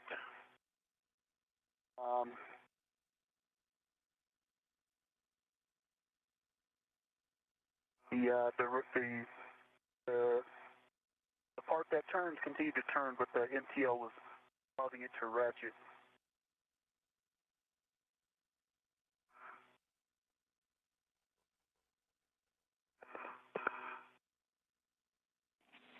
Okay, I copy four, Makes sense. A-firm 4.5 turns, and what is the torque reading on the PGT?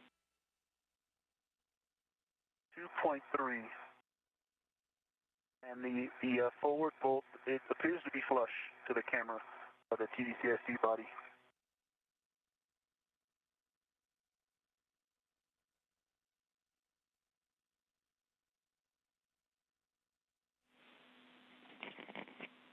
And we're double checking on that, but that sounds good for now, so stand by 1 second.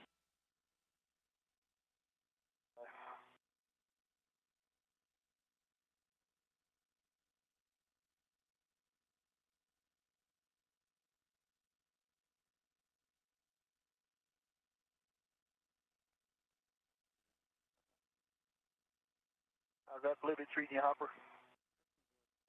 Been throwing me around, but I think I got it under control. I'm almost at the Cedar Spur. Roger. Okay, Ike, that is a good install, so we can proceed to the next bolt. The PGT, you're going to have to reset the MTL to 30.5, and then Bravo 1 clockwise 2.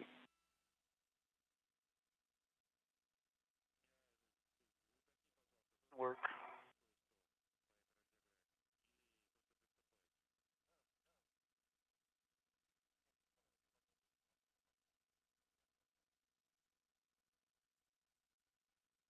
Okay, I'm 30.5. Bravo 1 clockwise 2, was it? Yep, good words. Bravo 1 clockwise 2. We're going to be driving the aft bolt, 5 turns only. Bravo 1 clockwise 2. 5 turns. Good words, and we'll look for turns and running torque.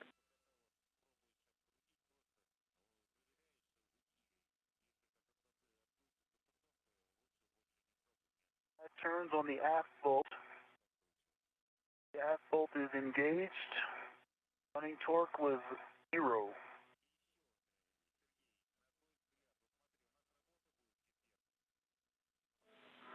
Copy 5 turns and understand 0.0. Is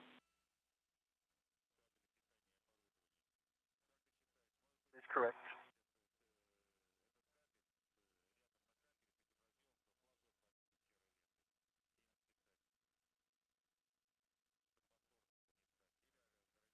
Two hours and 20 minutes into today's spacewalk, NASA astronaut Victor Glover continues work on the CP3 cameras, ensuring they are properly installed.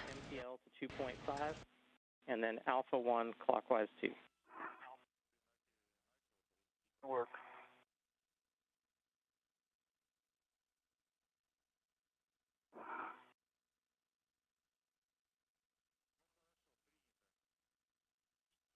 Meanwhile, NASA astronaut Mike Hopkins is back at the airlock installing the failed camera group. He's also retrieving the necessary components for the Japanese experiment module camera. Driving to torque.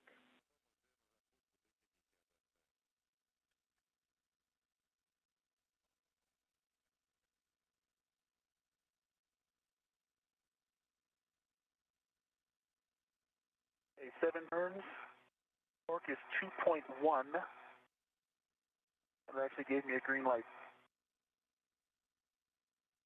Bolt is flush. Okay, great. That is a good install. You can go ahead and put your PGT on your swing arm, and we'll get ready for the inspection. Copy.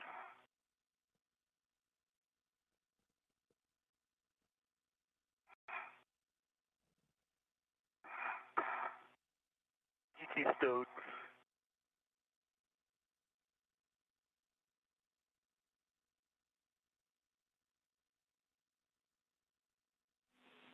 And Hopper, we see you putting the camera group into the airlock. Reminder, once you get it in there, you're going to swap the round scoop from the camera over to the GEM RMS bag. Everyone.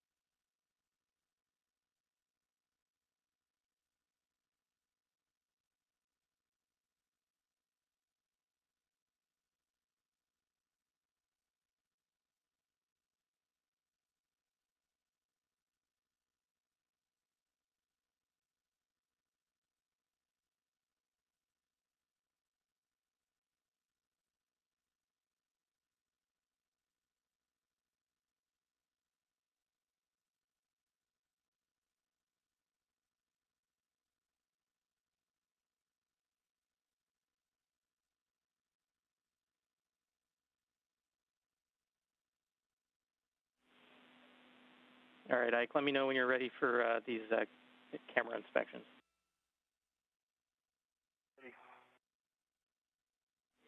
Okay, first thing we're going to look for is that the WAP strap is configured correctly and cinched down, and double check the French hook that you were looking at earlier.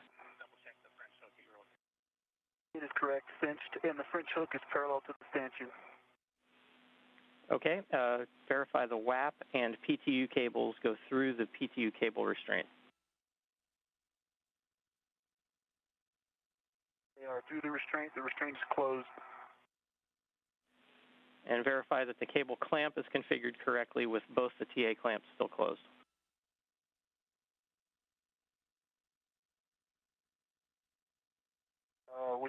So the PTU clamp is configured correctly. The high def camera TA clamp is correct. It's got two cables through it and it's closed. And then it's got a wire tied to the jumper cable going to the light, I believe. And it all is secure. Okay, copy that. And just to clarify, the cable clamp we're referring to is the one that has that little locking lever on it that goes right in the base of where the light intersects the PTU cylinder. Yep, I just gave you both of them. Okay, copy that. Next is you can release the window cover and the round scoop and stow them in your bag on your BRT. Work.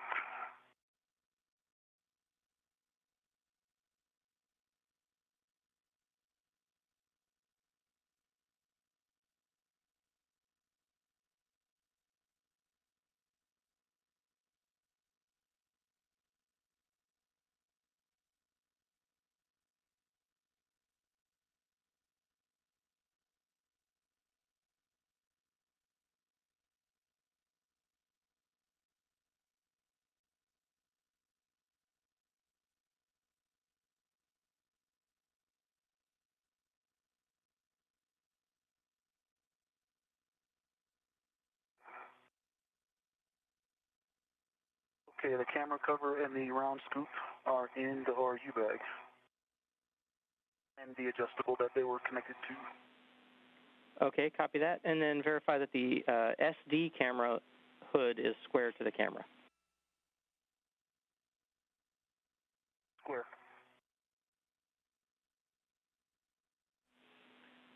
Okay, square. Copy that. If you're okay with it, we'll go ahead and start the ping test, and then you can start moving the arm out to the CP3 setup position. All right, Farmer, ping away. Kate and Soichi, you have a go to maneuver tools, and I are clear. Okay, copy. This is go for the maneuver to a CP3 setup position.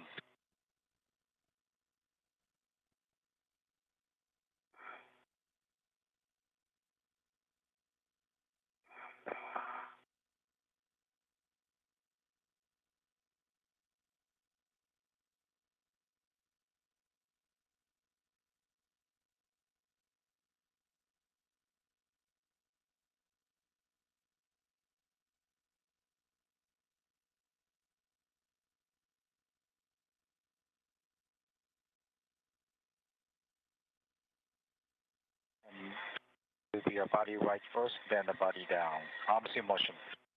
Motion, continue. Copy, good motion.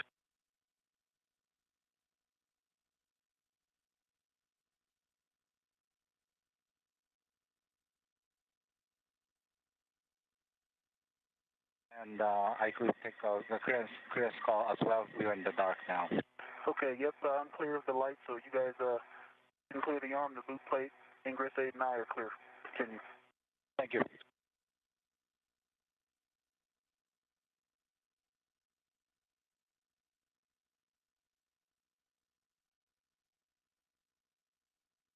We're clear of the camera group.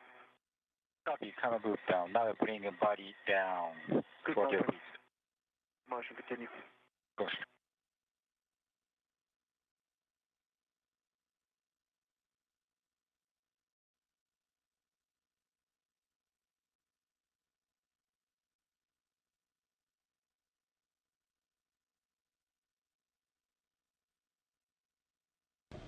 NASA astronaut Victor Glover has completed installation of the CP3 camera, replacing an external camera on the starboard truss.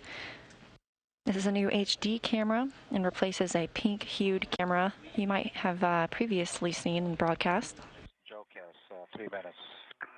And confirm we have a go to do that maneuver? Affirm. As you can see, Glover is still on the end of the Canadarm2, being controlled robotically from inside the space station by Kate Rubens and Soichi Noguchi.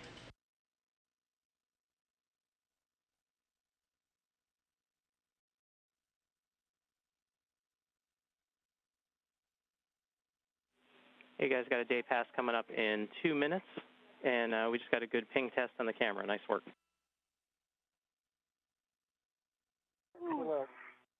Good news, thank you. Good news from ground IV Bob Hines, a NASA astronaut here in Mission Control Houston, relaying to the crew that the CP3 camera was properly installed and is getting good configuration and feedback. The ORU bag, I'm ready to it, and I'm coming out to the work site. We are 2 hours and 30 minutes into today's spacewalk.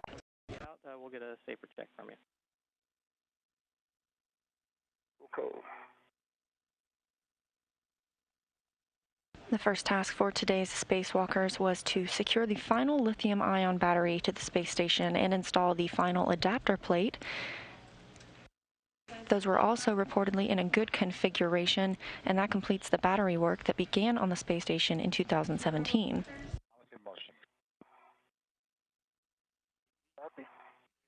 The crew members also installed the final bolt in the direct current switching unit and removed an H fixture for future power upgrades.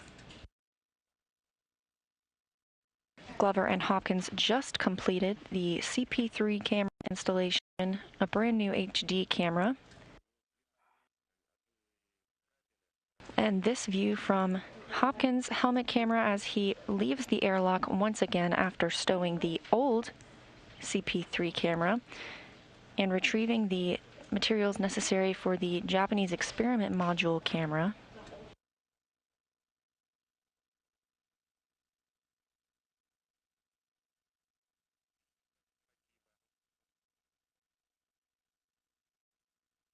Glover will be working on a separate camera, and that'll be on the Destiny laboratory, bringing in another new HD camera there.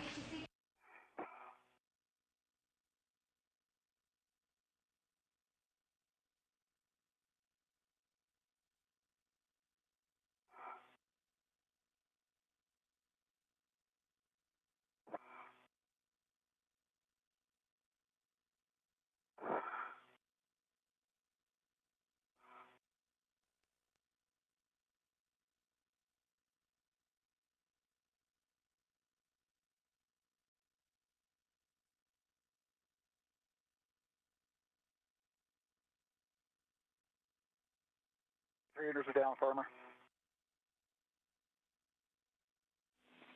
Okay, copy that, and glove and hap check, please. It's dry.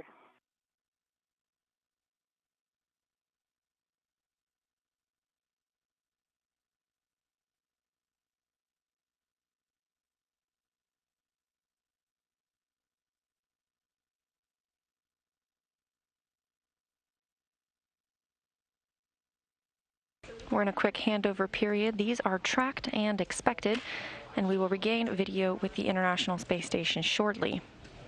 RTV there has pulled back just a little bit more, but there's RTV underneath. Okay, Hopper, we had a quick LOS right in the middle of that, so we copied the RTV on the right hand, was it? Yeah, just a little bit more is peeled back, but there's RTV underneath. Otherwise, no change, dry hap. Okay, copy that, Hopper. You can go ahead then and make sure the thermal hatch or the thermal cover's closed, and then translate out to the gem.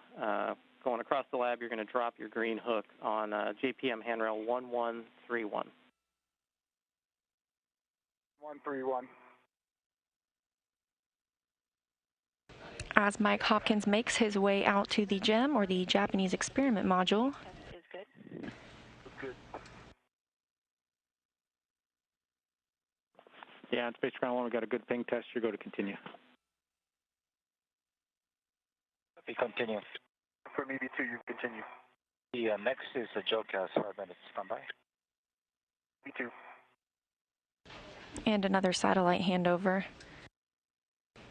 And another confirmation of a good ping test on the camera that was just installed. We have a question from McOfficialPlays on Twitter. You can submit your question with the hashtag AskNASA. This one asking, will there be public views available from the new HD camera being installed today? You may be familiar with a camera view that previously looked magenta or pink in color. That's the camera that was just replaced by Victor Glover and Mike Hopkins with a new HD camera, so you may be able to get those views on future broadcasts. Yes, sir. Check your left safer handle.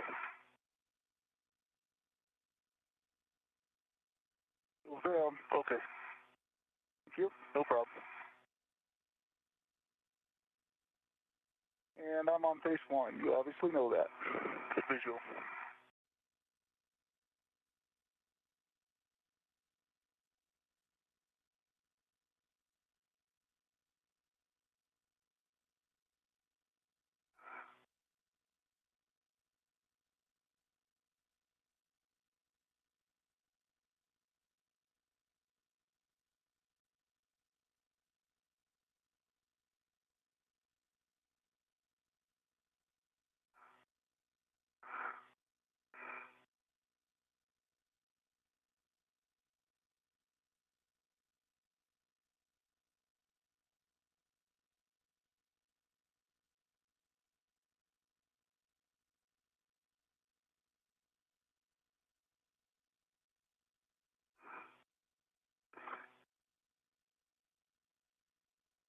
Nike, this will be a 5-minute JOCAS to CP13 HD cam back off. Arms in motion.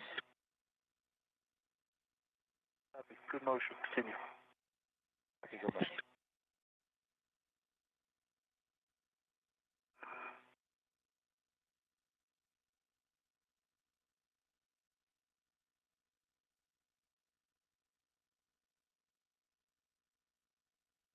Hey, Houston, do you have a good WVS video from EV2? Hey, we've got good WVS video from both of you right now. Can you see the radiator, the underside? Able to see that big, looks like a big piece of the exterior covering peeled from the starboard side, aft, and port. It's like half of a single panel. It's the most inboard panel. Can you see it? Yeah, Ike, we're taking a look. It's a little washed out right now on your WVS video, but we'll take note and try to get a look at it with another camera. Yeah, it is the most inboard one, and it is on the second to last panel. It'll be pretty obvious. It goes from white to silver.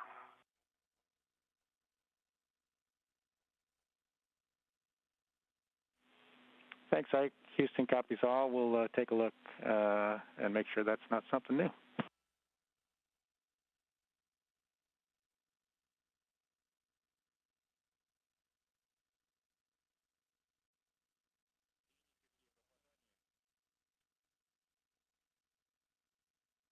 Copy that. Safe travels.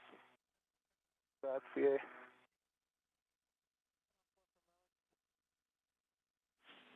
Yeah, just a heads up, that is the one we expect, and we know that condition exists already. Thanks. Okay. Good eye, Ike. I forgot about that. Huh. Maybe I never knew. I don't know. That is not new, though.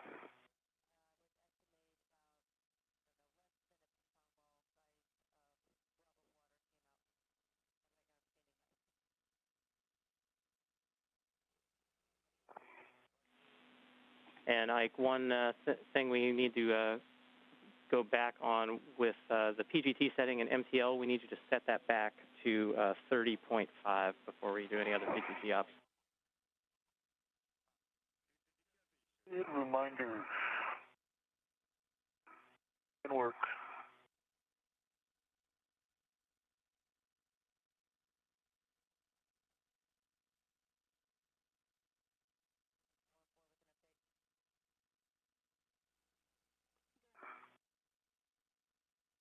The 30.5.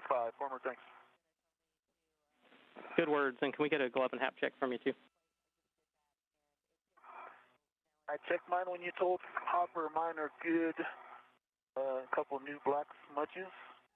A little bit of erasering on my right index finger. Plenty of RTVE to go around. And my hap is dry. Copy that. Thanks.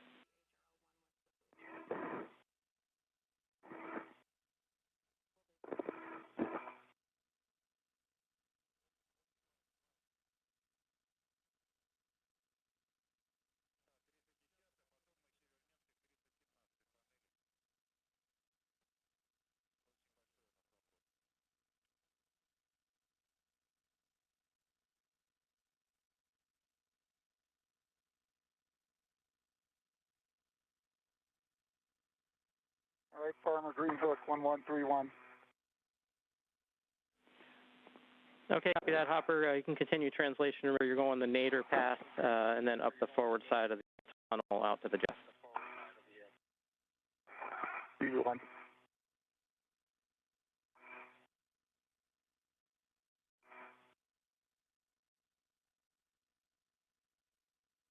And Hopper, quick reminder on the to avoid all the yellow paint out on the Jeff.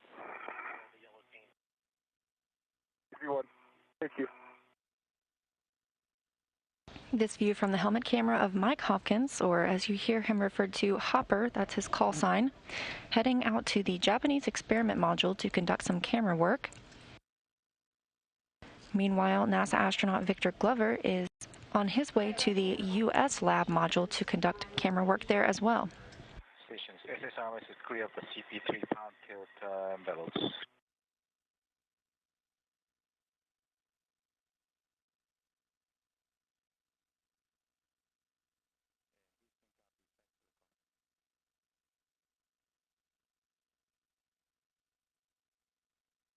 So you that for me? Negative. I could just talk to Houston about the clearance to the CP3. Okay, copy. So next maneuver. If you're waiting for me, you go to maneuver. Copy. Next will be the GCA to publish the CP13 HD cam installation. But stand by for a minute with config change. Copy.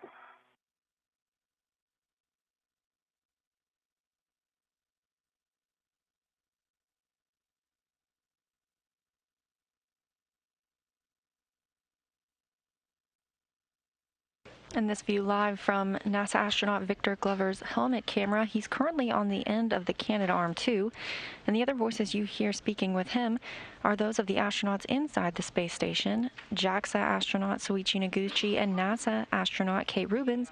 They are robotically maneuvering the arm into place so Victor Glover can reach his next work site on the U.S. lab.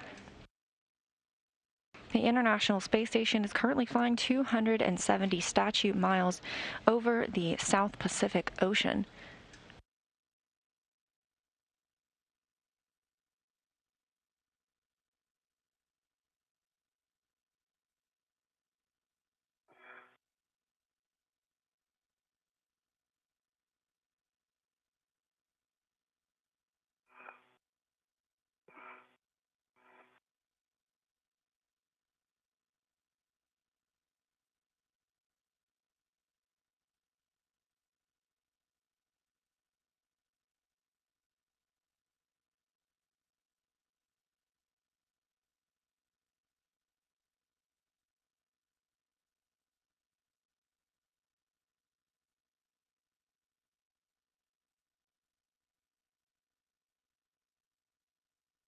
Goes it, Hopper?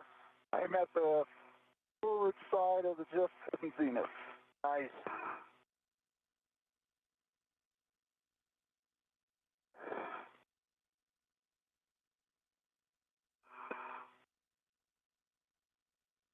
look out the gym windows, you could look in. Yeah. And this is Soich here. We are ready for GCA to publish the CP13 HD camera installation. Hopper, you ready? I am ready. Hopper, you ready? A-firm, just a reminder, once you start going for the HD camera, don't touch the vent ports, and that's the only thing I want to get out of the way. Copy that. Kate, you have a go to GCA to publish. Copy, go for GCA to publish, starting body up. Copy. I've got good clearance for the lab. I'm leaning back, tools, tethers are tucked in, the ingress aid is collapsed. Thank you. Yeah, we need a clearance to the lab. Yep, and Ike will be moving your body up first, and we've got a good view, but also just for your awareness, please watch your head to the lab as we come in. I've got a good view of the lab, and I'm leaning back. You have a go.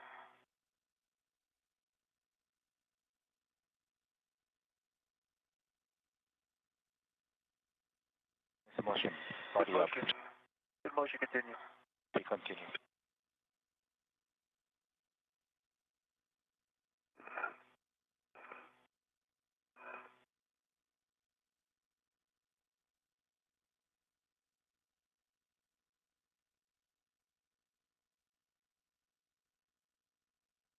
Here comes the body in 1 meter.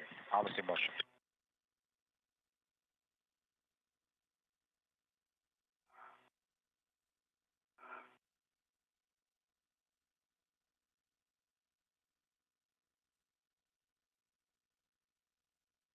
Ike moving body in. Good motion, continue. Need clearance to the lab. Here, thank you.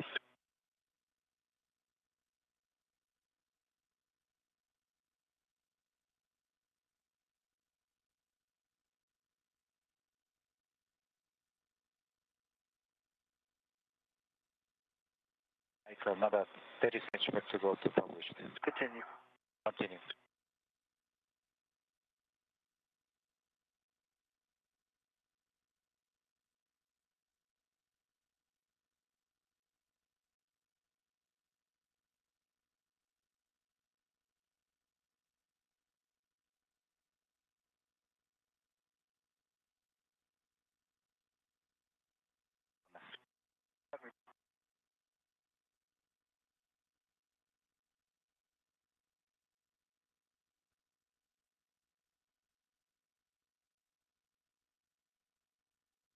All right, Farmer, I'm at CP13.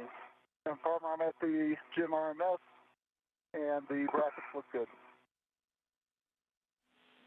Copy Hopper on the brackets, and copy that you're at CP13. Ike.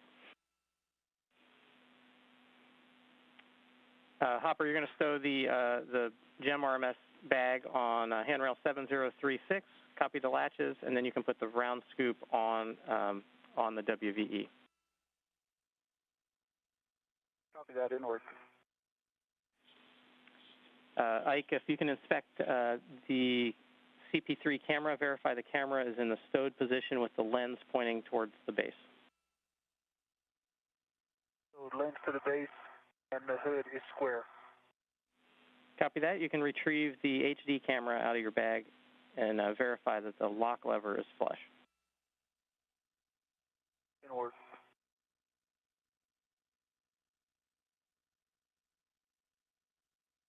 As you saw, we just had a brief satellite handover as the astronauts continue stepping through their tasks today. And in the meantime, we have an Ask NASA question, this one from Ben, age 5, who wants to know how the astronaut stops himself from floating away. As you can see in this image, that is NASA astronaut Victor Glover attached to the Canadarm2. However, he is always also tethered to the Canadarm2, as well as Mike Hopkins is tethered to the International Space Station. Astronauts never remove their tethers and always have a grip on the handrail or on the Canadarm2. You have a go to demate the WVE connector from the PTU J1. Roger. And if you need to, you can slide the MLI down. Roger, inward.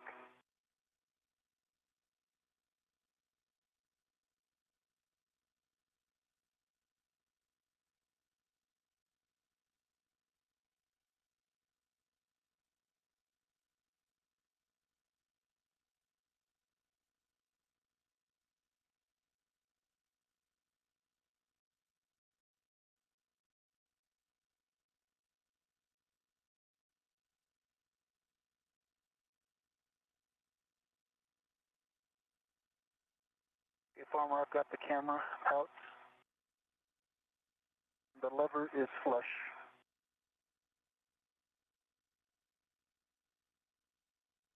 Copy that, Ike. You can position the HD camera for installation. Work.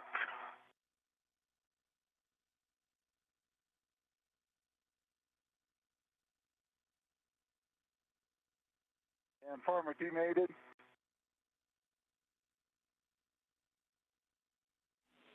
Okay, copy demated. Pins, no FOD. What my band? Good words. Next, you're going to retrieve your PGT settings. Bravo 7, counterclockwise 2. Bravo 7, counterclockwise 2.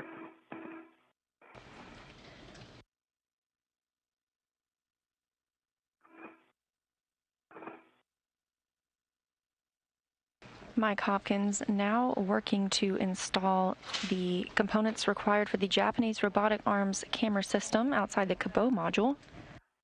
He's using the pistol grip tool to release 2 bolts. Stand by. And number of turns, Farmer. Okay, Hopper, you're going to drive, release both the bolts approximately 13 turns. Roger, Bravo 7, counterclockwise 2. And turning. Good words.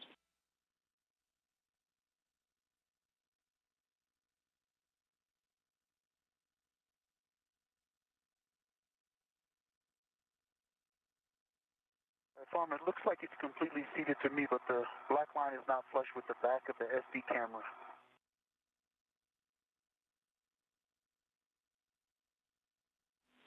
And how far off do you think it is, Ike?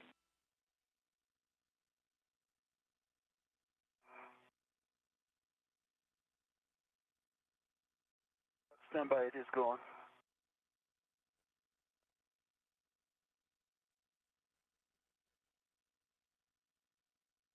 Okay. Move, stand by. The black line is flushed with the back of the SD camera. Copy, black line's flush and full test.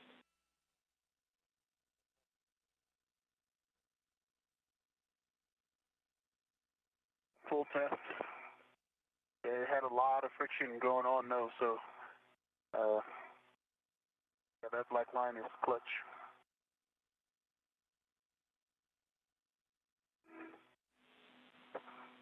Okay, copy that. You can remove the round scoop and the window cover and put them in the CP13 bag. Okay, before I do that, so you think there's a possibility you're going to want me to get off the arm and do the WAP cable to the Ethernet cable? If so, I want to run an idea by you.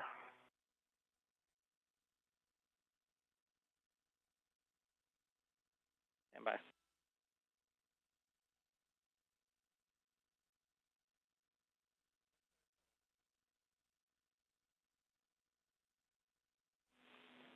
Okay, Ike, we don't necessarily need it, but we are really good on time. So if that's the way you want to go, we can certainly chat about it. Okay, I was going to just take the round scoop off of the HD camera and put it on the TVCIC. Then get off the arm and go do it. If you're not worried about it, I think we can stick with the plan as written. I'm happy to do that too.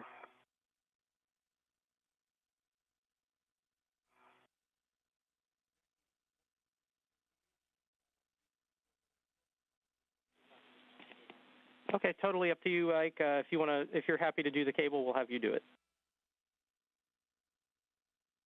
Yeah, I'll give it a try.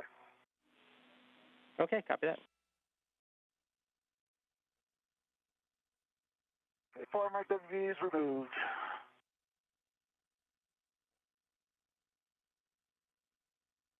Copy that, Hopper.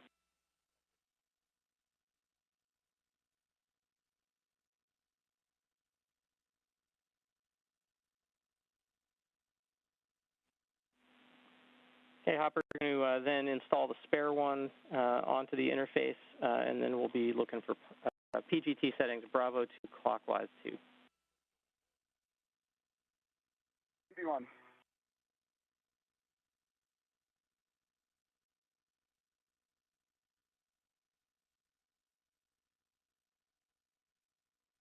Before I'll install the scoop.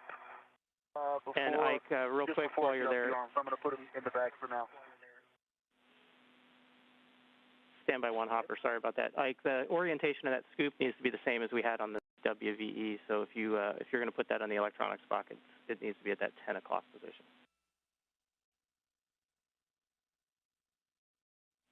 Standby. Okay, yeah. Standby 1. Copy.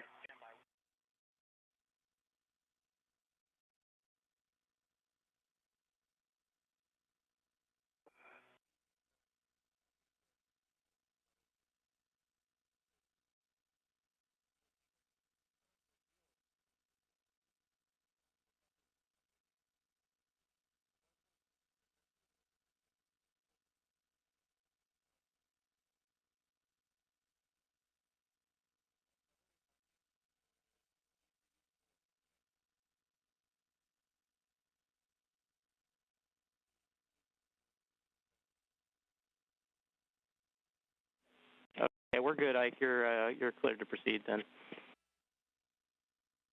Okay, so yeah, we'll do that at the end then. So I'm ready to go to the cables, I believe it is. Okay, copy that. You're ready. Stand by 1 second. Hopper, what was your last? Didn't have a last. Okay, copy that. When you're ready, then we're going to be driving the two, both bolts, be Bravo 2, clockwise 2, and we're looking 12.5 to 15 turns all the way to torque. Bravo 2, clockwise 2, 12 to 15 turns to torque. Copy.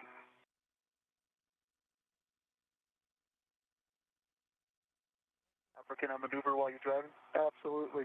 Hey, Kate, you have a go to maneuver.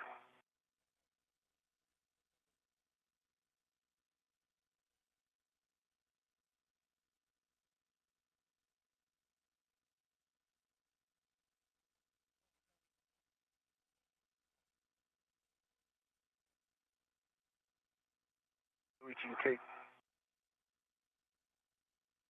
Sorry, I can say again. You have a go-to maneuver. And we're not seeing a maneuver. See, are you going to get off the arm right now? Negative. Okay, copy. Understand your go-to maneuver. Just check your tools and tethers are clear. Clear.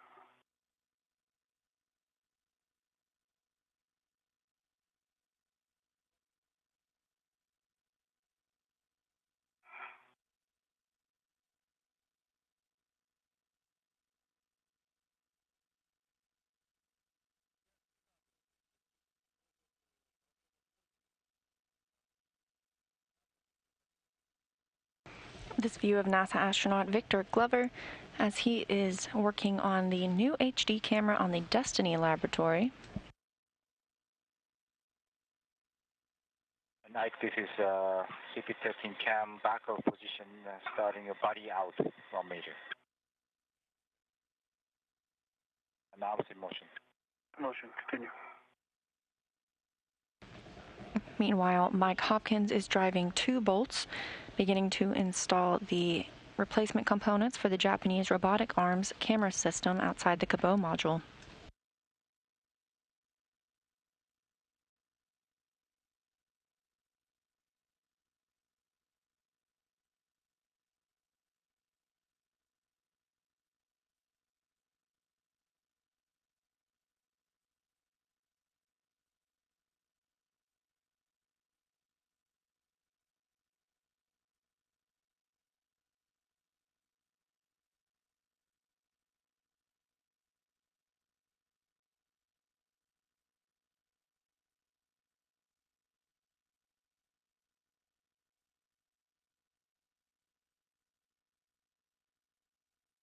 Ike, body next to the body down, away from the structure, 1 meter.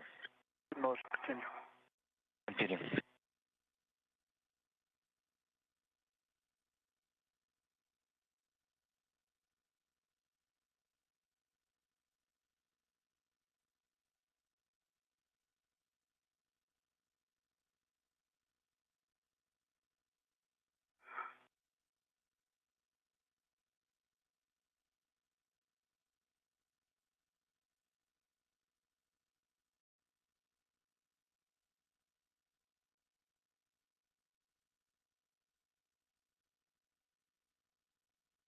I just want to take a little bit back to the original position and the 10 centimeters and stand by for the joke house. Copy.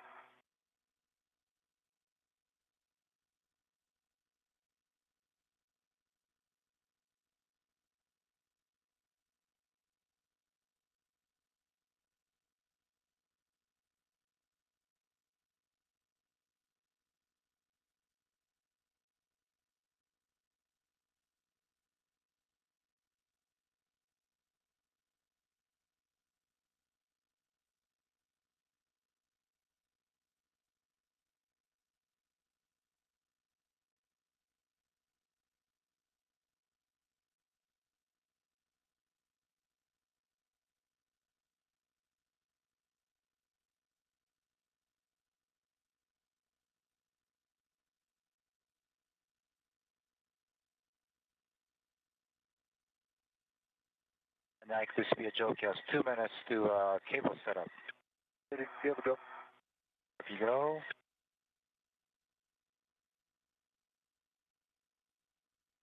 Almost in motion.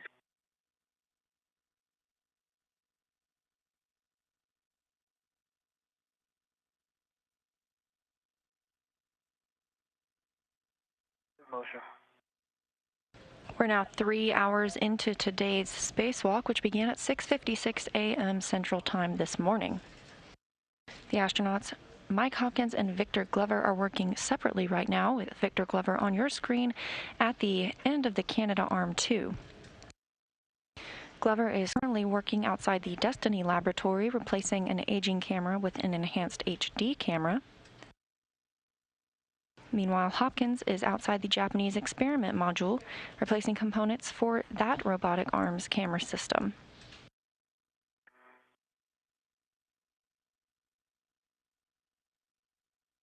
So far today, the astronauts completed battery work that began in January 2017, installing the final lithium-ion battery and final adapter plate, routing its power through the station.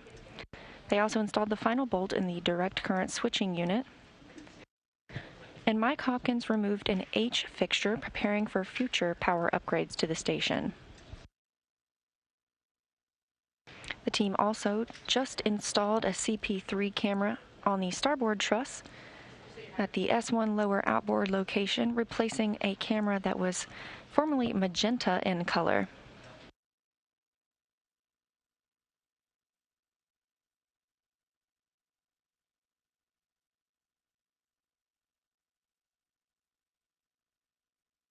And that little patch of Earth you see below is 260 miles below the space station, and that is Columbia. And I stand by for the next manual maneuver. Copy.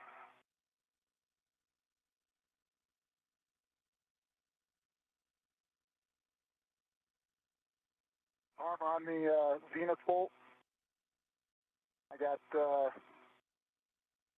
I only got 12 turns. Good torque though, good green light. Later one, it was 14 turns. Copy. 12 turns on the zenith bolt and 14 turns on the nadir bolt.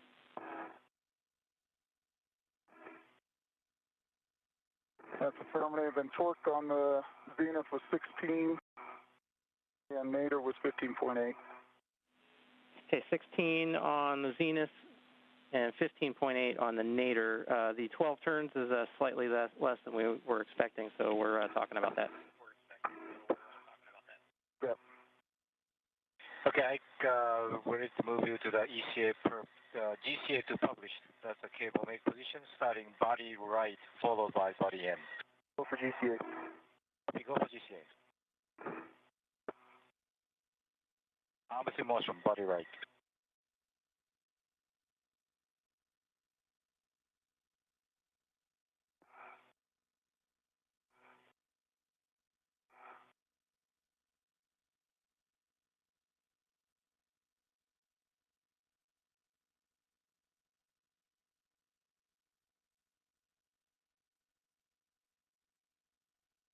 Motion, continue.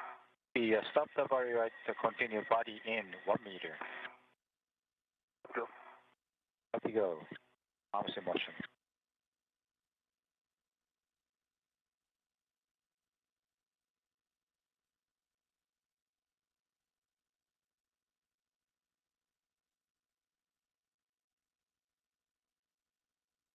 Good clearance to the light and ETBCG.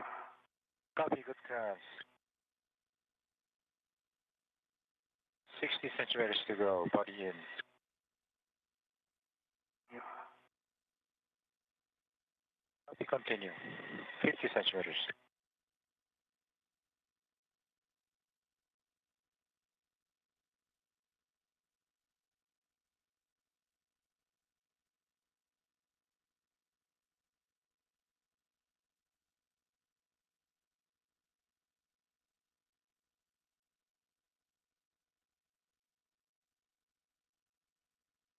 Twenty centimeters to published.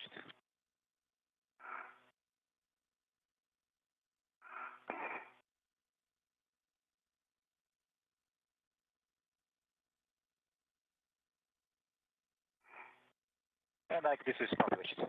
Okay, and if you could take me 10 centimeters to my right.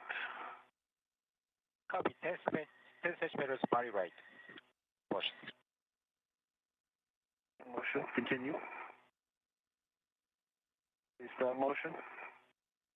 And if you could take me 10 centimeters toward my feet, down.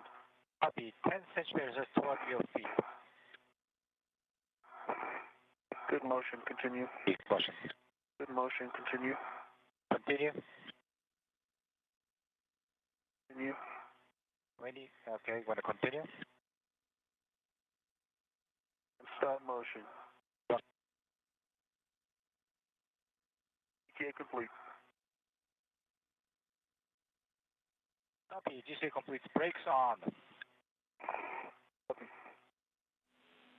Okay, copy the GCA complete. Not the cable. Ike, we're going to have you hold there for a second and let us talk to Hopper. Roger.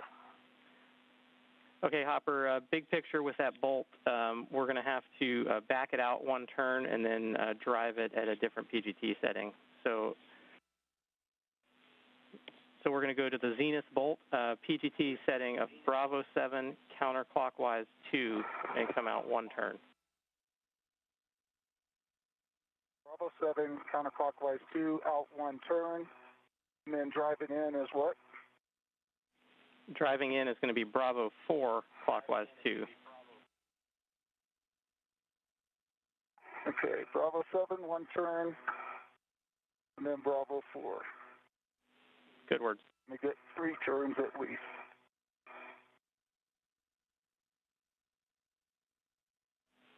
Yeah, not necessarily 3 turns going back in, just drive it to torque. 81.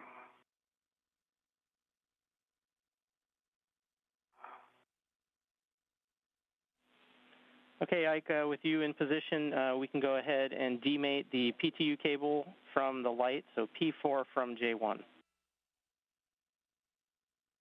Can work.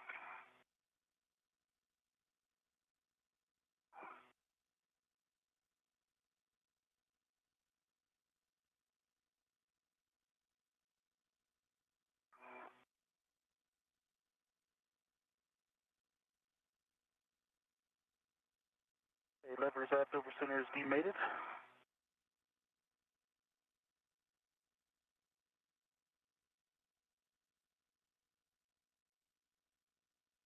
FOD, HDMI band. And the pins on the light look good. Okay, copy that. Next, you're going to mate the PTU cable to the HD camera, so P4 to J1. Okay, and I've taken the cap off of J1. A-firm. Do you have a cap on it? A-firm. Okay, it is mated. Lever aft and it's going forward. Lever forward over center. Good full test. And the PTU cable is mated. The HD camera. Copy, good words. You can mate then the jumper cable from the HD camera to the light. So that's the jumper cable P1 to the light J1. Work. Okay, farmer, I only got 1.14 turns, 19.2 on the torque, green light.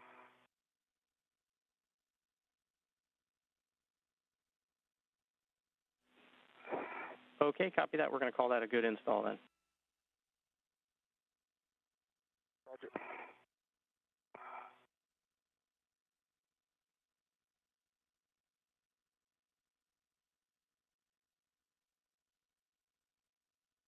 This view from the helmet camera of NASA astronaut Victor Glover as he works J1 and put the MLI over the connector.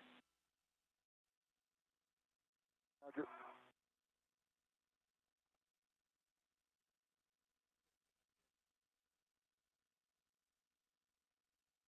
All right, farmer, the cap is off the jumper. Lever's aft, good. Good connector, no fog, good EMI band. Got a good inspection on the light side.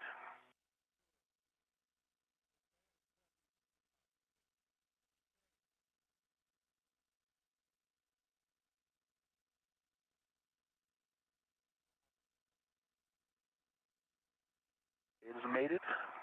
Lever forward is now over center. Jumper is mated to the light.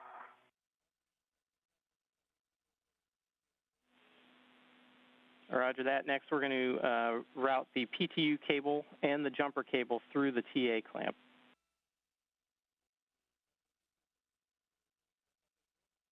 Copy. And work.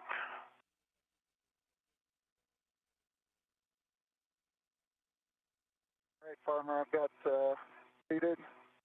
Good pins, good no fog, good EMI band. Over center. I'm reinstalling the wire tie and the MLI. Copy that. Glover has just mated 2 cables necessary for install of the new HD camera on the Destiny laboratory. Cable and the jumper cable are in the HD camera TA clamp. Okay, copy that. Next, we're routing the WAP cable. So we're going to open the PTU cable restraint, place the PTU cable and the WAP cable in the cable restraint, and then close and lock the restraint. Okay, the PTU cable is already in there. I'm going to add the WAP cable. It's going to work.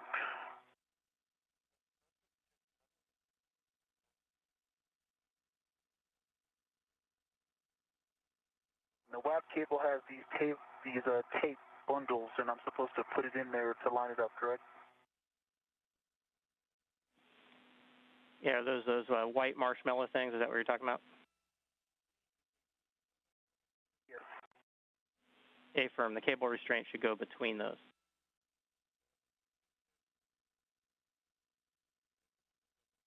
Okay. Cable restraint is closed and locked. Lever's twisted in the PTU cable and the WAP cable between the marshmallows are in the restraint. Okay, copy that. Looks good from here. You can temp stow the cable clamp on the PTU cylinder and place the strap and the remainder of the cable over on the nadir side of the camera. Okay, copy. Stand by. Copy, and then once sorting out these caps. Roger that. And then once you get the sorting out the cap off the hold on for a second. Cap off the HD camera and the cap off the jumper cable are taking up my wrist now, so I'm gonna in my trash bag.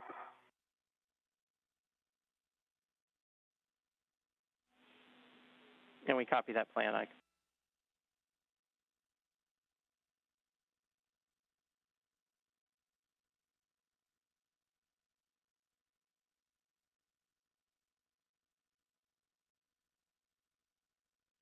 Okay, both of those caps are in my trash bag, and I'm going to temp stow clamp.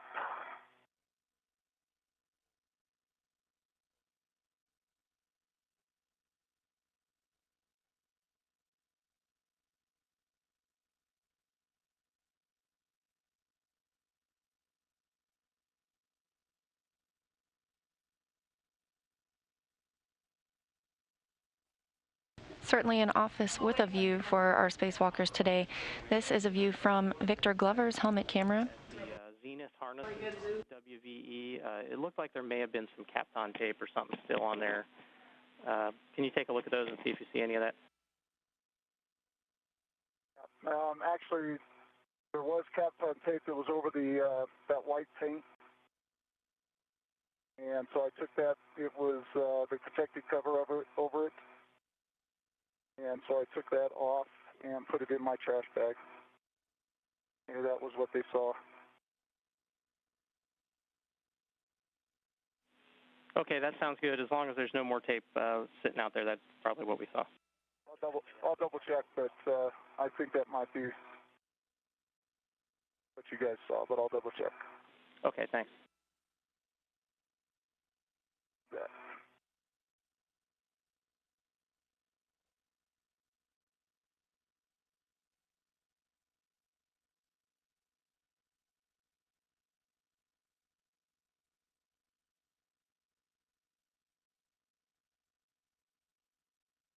This view from the helmet camera of Mike Hopkins stowing the failed camera that was on the Japanese experiment module robotic manipulator system, their robotic arm. You had a good checkout on CP3, so nice work on that. Excellent. Good news. And Ike, once you get that cable and clamp temp stowed over there, then the next up is an arm maneuver to the clamp position.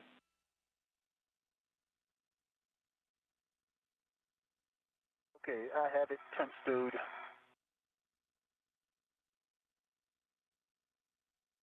And I'm ready. Hopper, can I, you got it, maneuver. IK, please, you have a go to the clamp position. Yeah, this will be a maneuver, backward maneuver followed by the jaw cast. So stand by for motion. Stand by, stand by. The TA clamp came open. I'm just resetting it. Okay, it's closed. I use this wire tie since it's here.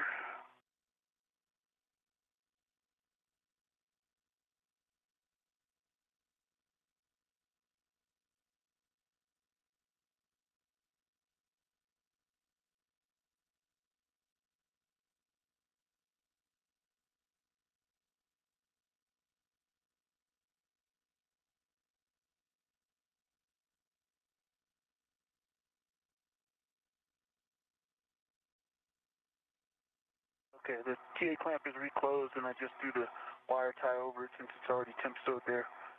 Okay, Kate, so you have a go to maneuver. Copy, go for maneuver. Stand by for motion.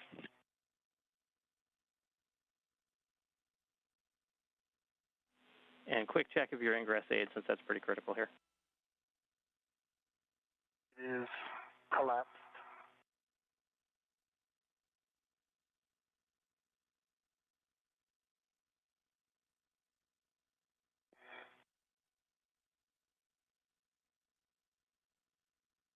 Motion. Maybe not. That was me. Now in motion, body down. Good motion. Good motion. Looking for 2 meters.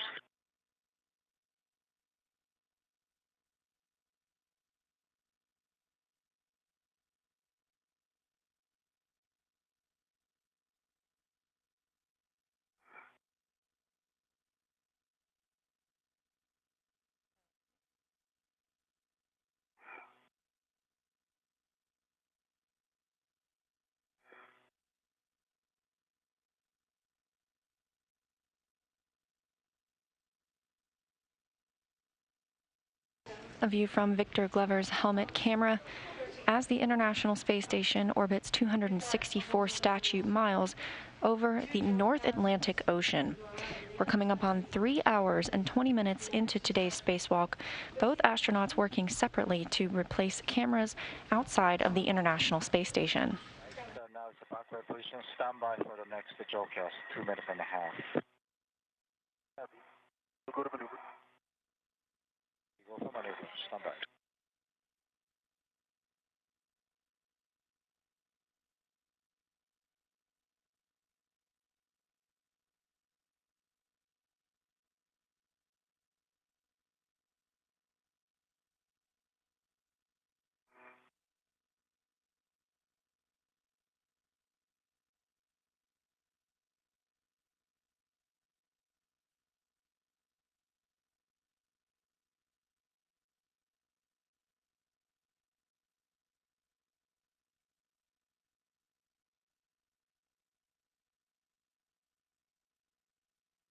Okay, this will be a 2.5 minutes JOCAS to clamp setup.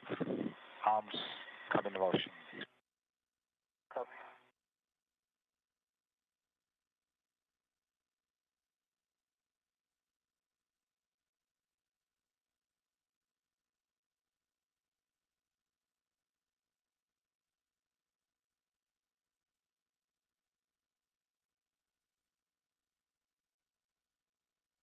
This helmet camera view from Victor Glover on the Canadarm2, and this one inside the International Space Station. You can see Kate Rubins, and to her left, Soichi Noguchi. They are controlling the Canadarm2 from inside, using robotic controls to maneuver the robotic arm and moving Victor Glover into place to complete his tasks on today's spacewalk.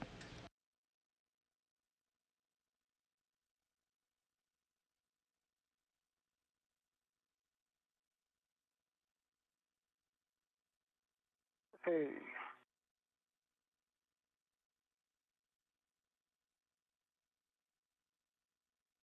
Got it, Hopper, it's a JOCAS. It's a JOCAS? Okay, thanks. All right, Farm, I took a double look. I don't see any steps on tape. Again, I think it was just this, was the cap over the top of this white 93 thing. Okay, that sounds good. We're good with that inspection. Appreciate that. And then other just verification, you didn't see any flaking on the white paint when you were putting a WVE in the bag? I did not see any flaking.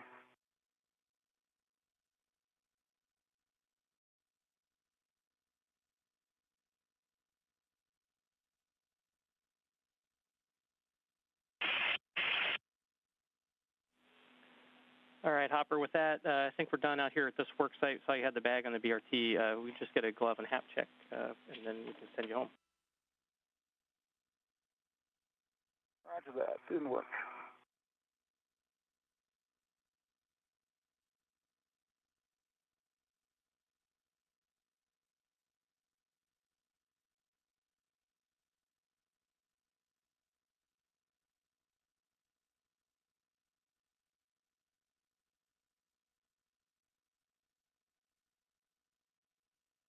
Okay, dry hat.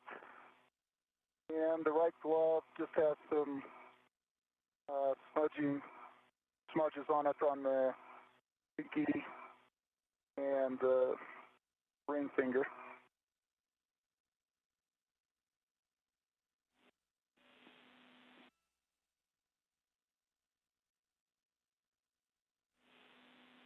Copy that. With that, you can go ahead and translate over to CP13. We're going to go ahead and have you do the cable mate that we were talking about before, and then big picture plan for you guys is we've got some get-aheads ahead, or following these things. Hopper, you can expect to do the S4 H fixture. Okay, Hopper copies.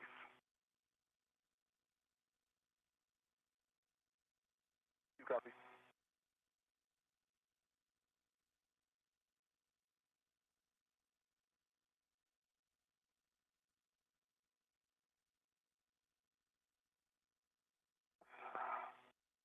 So ETK, if you're waiting on me, you have to go to maneuver. Negative, we're setting up cameras. We're almost about to go.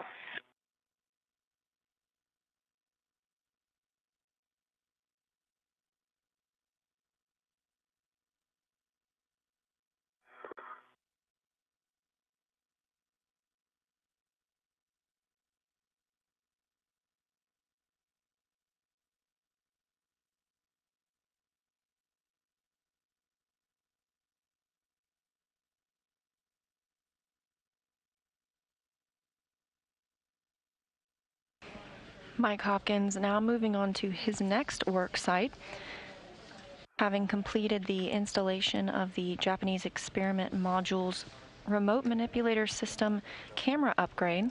Clamp back off position. Copy, yes, go to maneuver. Okay, arms in motion.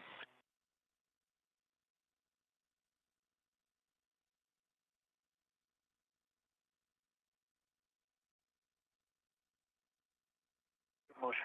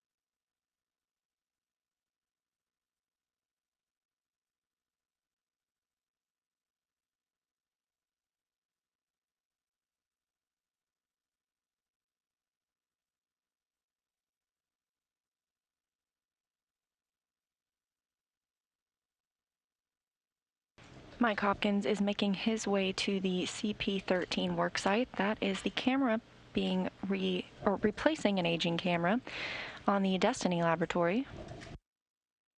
Victor Glover, you can see him on the end of the Canadarm2 being maneuvered into place for his next steps at the same worksite.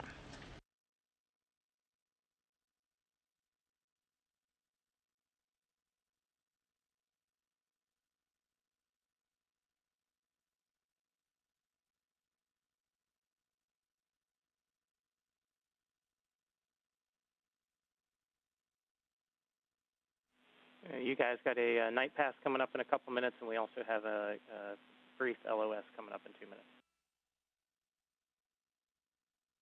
Everyone, thank you.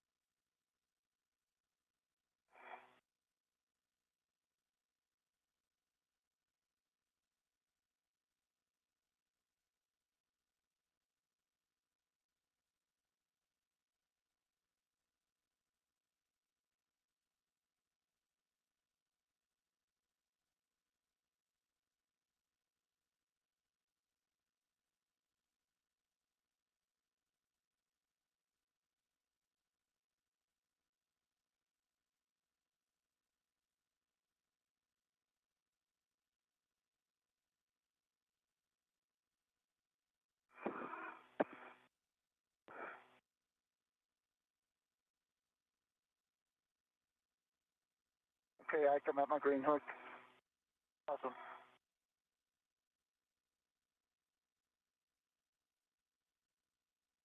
How was that translation out there? That wasn't bad. Better than it sounded? Yeah. I mean, it was better than it sounded.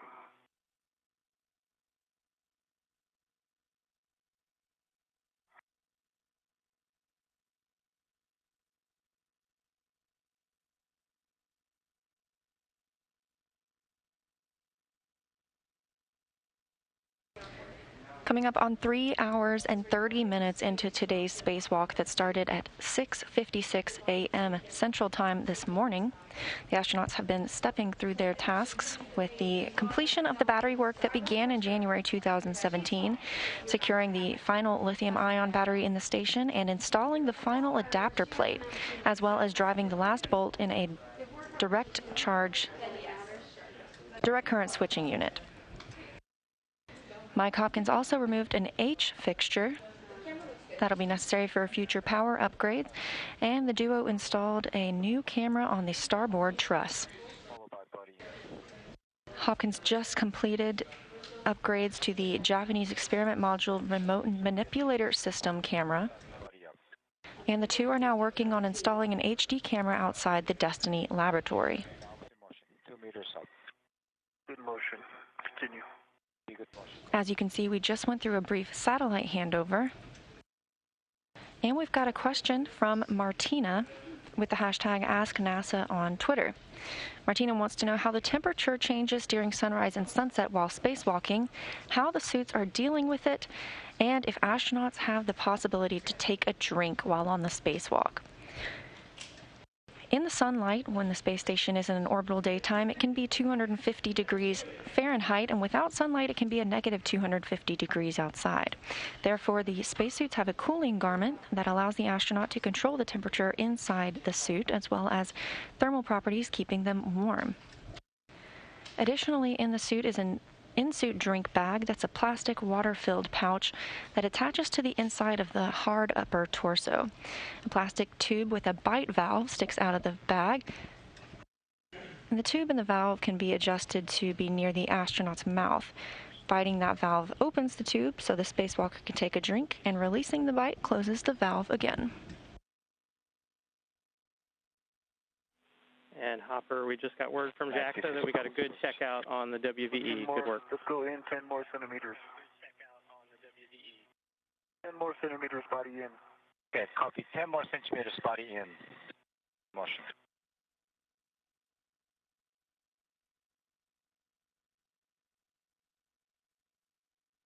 That's 10 centimeters. And GCA complete. Copy, GCA complete. NASA astronaut Bob Hines is serving as today's ground IV, relaying information and tasks up to the crew spacewalking today. Yep, sorry to step on you guys there. The clamp install position.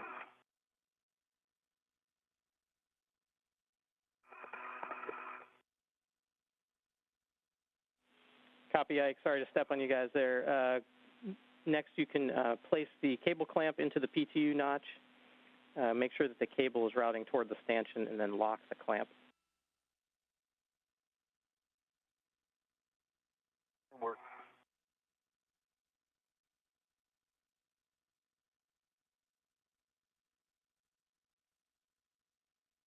Okay, Farmer, I'm here at CP13.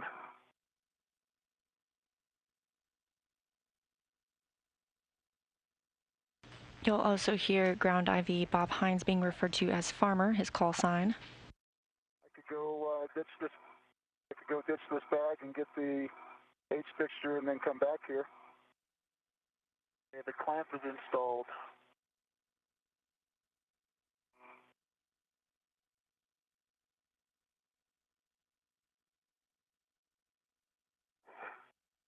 And Hopper, are you able to retrieve the WAP cable? The Ethernet cable should be stowed at the base of the stanchion, and then we'll just need the WAP cable from Ike. And I've got a nod from Ike. I'll go get it. In work.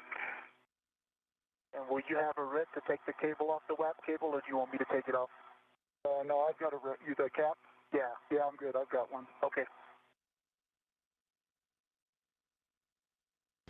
Hopkins on his way to retrieve a WAP cable, that stands for wireless access point, that will need to be mated to the Ethernet cable.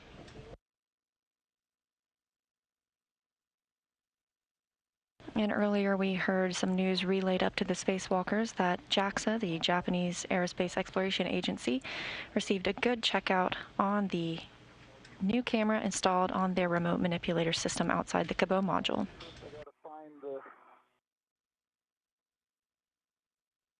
Okay, I think that's his wire tied right there. Going in. Yep. I think you're all right. Okay.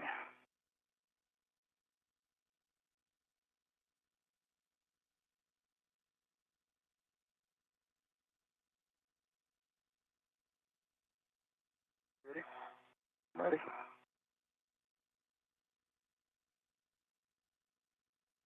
I need that part. Okay, I got it. Yep.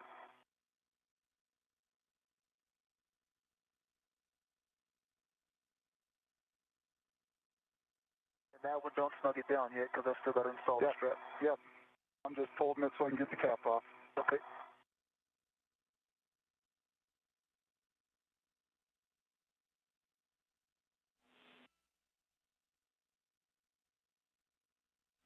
And Hopper, our game plan is to just leave you here until we finish this task. We're really far ahead right now, so I think we'll just pick up some efficiency by keeping you here for now. Everyone. Me too. And Ike, we didn't hear it if you called down. Have you completed the clamp installation yet and locking the clamp? Clamp is installed, locked with a good full test. Awesome. Thank you, sir.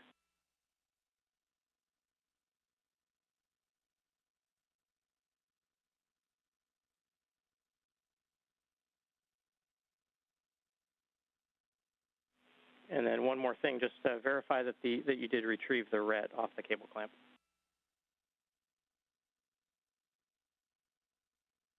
I have it to my mini workstation. I haven't taken it all the way off, though, but I'm ready to if you're ready. Yep, as long as the clamp is installed and locked, you can remove that ret. And then there is one more arm position. It's the strap position. So whenever you're ready, you can move the arm to that position. Actually, I'm going to stay here for a second. So I'm good in the current position. And M2 copies. And Farmer, I have both caps off. Do you want me to mate, or are we waiting on that? Stand by 1 for now.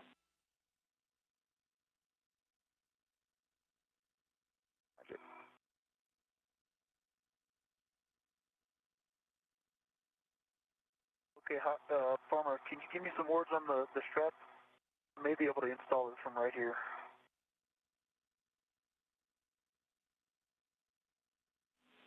Yeah, so as the strap comes down, the first step is placing the side of the strap that has the quarter turn fasteners over the tether point on the electronics box.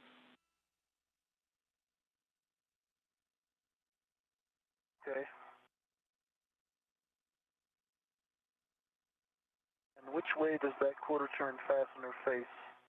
I think I may need to put it on the other side. So the Velcro that's on the strap points towards the stanchion.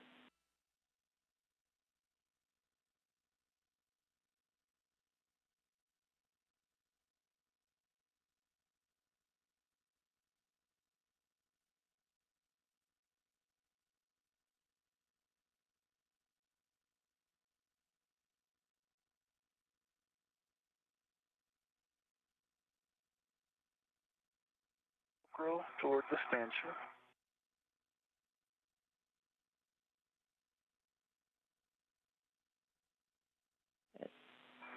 And then once you have that on there with the Velcro toward the stanchion. Which side should the French hook be on? Should the French hook be on the side, on the nadir side or the zenith side?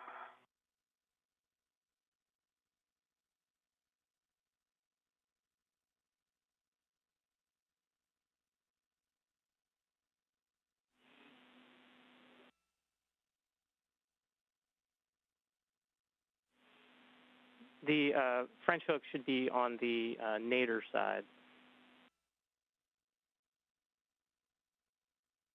Nadir side, okay.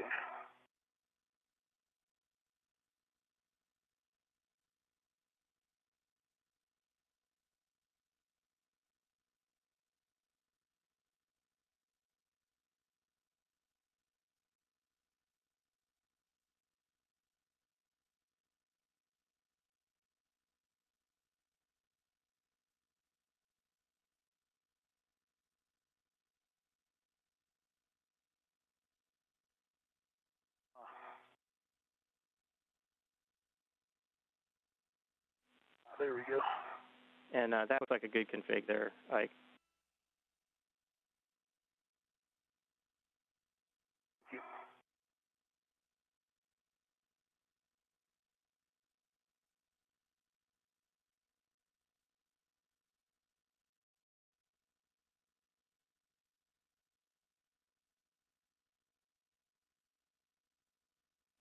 And once you get that end of the strap around there, you can use your end effector on the tether point to hold it in place while you fish the other end around the backside of it.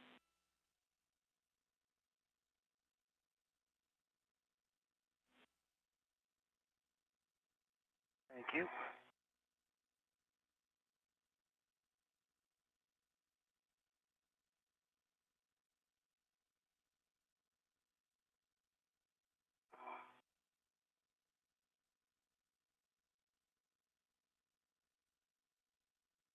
Supposed to go over that lock cable. Here, I'm going to release it. Again? No. Good? Yep, it's good. Okay. Can you tell me how the cable, the tether, the strap is? Is it twisted? It does look like it has one twist. Okay. Oh, can you reach it? Thank you. I can. All right, so you can see it there. How does it look when it comes around? Be like this, like that? Okay. Yeah. Okay, there you go. And just a reminder for you guys, there is another arm position if you think that would be helpful. Otherwise, looks like you guys are making some progress right now, too.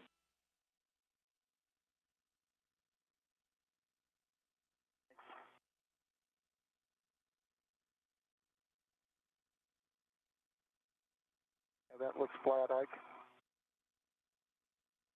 How about the strap? Yeah, perfect. Okay, I got the quarter turn fastener in, and then farmer confirm I use this long wire tie to wire tie it through that loop.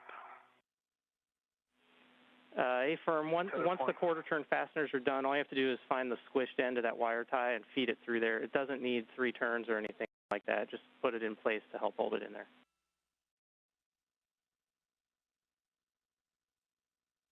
Quarter turn fastener is mated, and the wire tie is through.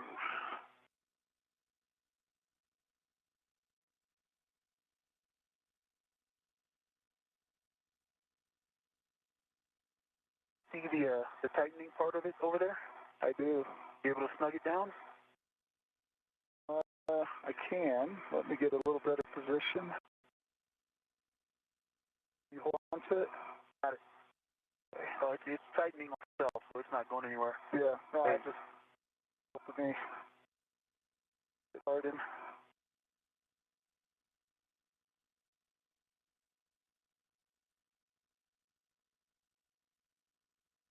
How's that look? Looks good. And now we've got the French hook there in place. I can see it. So you've got some slack on the WAP cable you could take up if you're able. Okay, let me just do a quick check on this side. Oh yeah, does look good. Okay.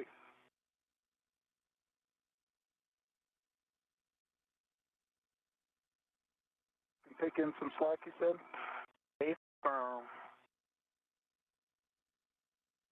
That looks good. Right there, your French hook is in line with the stanchion. Roger it.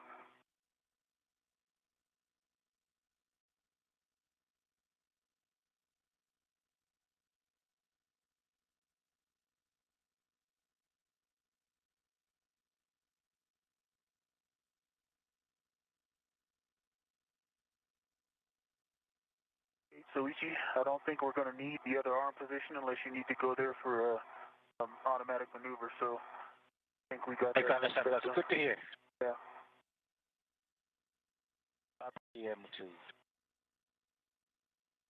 Farmer, anything else on this? If not, I can get moving out of the way. Are you still happy with that length? It still looks great. Okay, very good. Yeah, and Hopper, just I'm ready to mate. Okay, whenever. Copy. That was going to be my next question. Yeah, you have a go to mate the WAP cable to the Ethernet cable. Okay. So 5. Good EMI bands, good pins. Good words.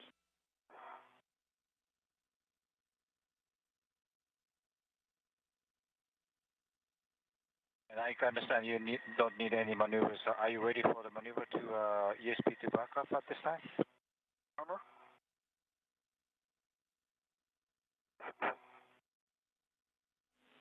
Yeah, Ike, before you go, if you can verify the SC camera hood. I think so.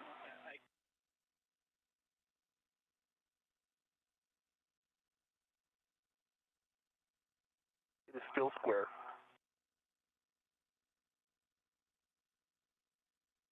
And Farmer, the Ethernet and the WAP cable are connected over center. Copy the good mate, and Ike, with that inspection, you are good to leave the work site. All right, so you guys have a go for your ping test, and Kate Soichi, I'm ready for maneuver. Go to maneuver. You go for maneuver. That will be a maneuver for the back row position, so stand by. You too.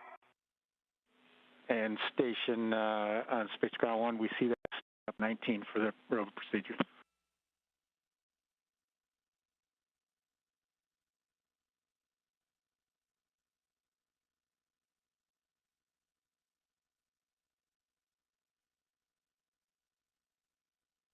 Like this is a maneuver, first the body out, followed by the body down. So arms in motion.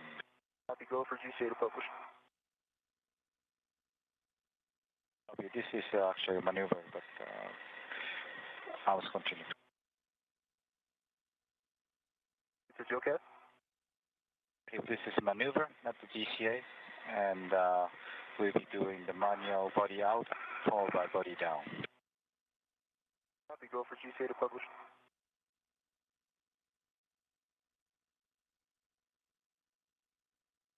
And Farmer, I have a go to go back to your lock.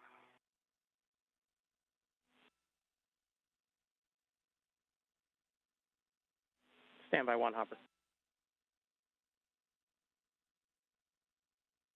Yeah.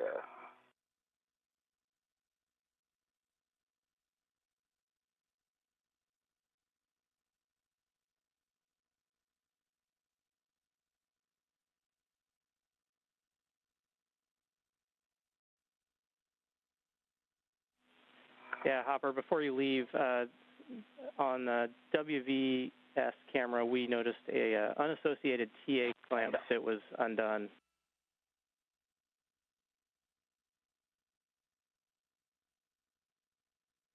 The WVE? No, on your helmet cam, it was at the base of the stanchion, the CP13 stanchion. Oh, on 13. A-firm. Yep, I know exactly what you're talking about.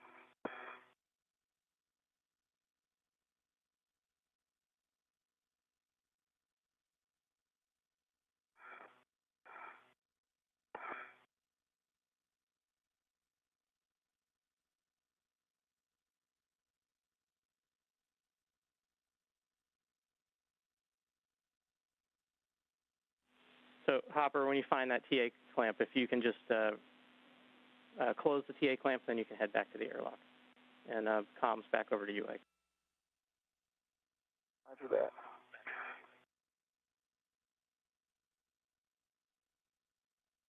And that was released when I got up here. There's several TA clamps, some that are empty. You want me closing them all?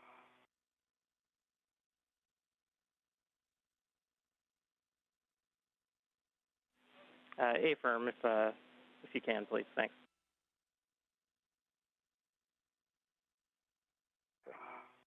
Like this is a JOCAS 3.5 minutes to ESP2 back off. Go. Arms in motion. Copy, go.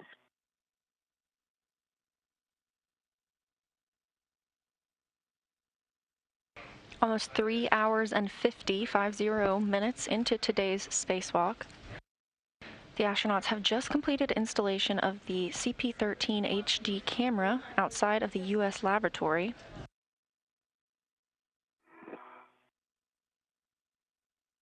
This comes after completion of several other tasks today, including the final lithium-ion battery being secured to the International Space Station and the final adapter plate connecting it and completing its circuit. Along with this, Glover installed the final bolt in the direct current switching unit, and this completes the battery upgrades that began in January 2017. Mike Hopkins removed an H fixture, preparing the area for upgrades to the future power system. And the team worked together to install a new HD camera on the starboard truss. Hopkins then went to the Japanese experiment module and installed a new camera to the remote manipulator system. Meanwhile, Glover was working on the CP13 HD camera installation outside the U.S. laboratory, which the duo just finished.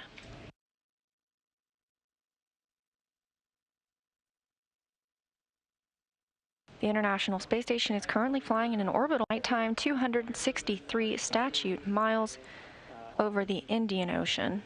6-inch socket on the PGT for any get-ahead.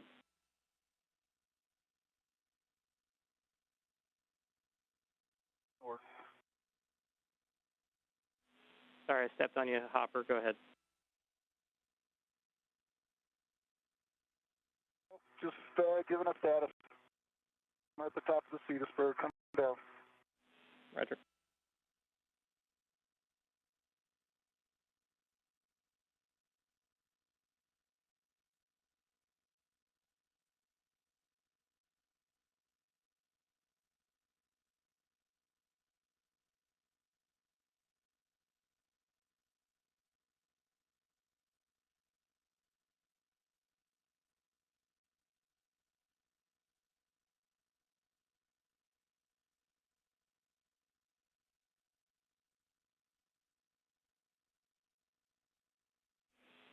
All right, good news. We got a good ping test on the camera. Nice work.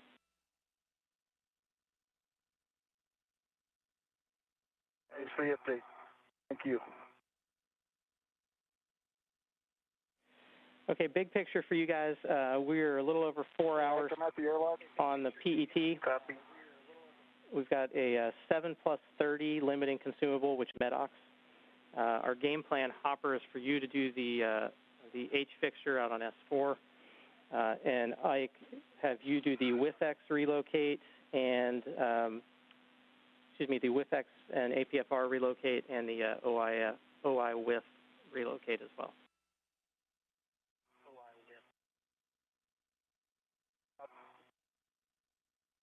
Copy that. Ike, you good? Copy. Hi, Navy. Super.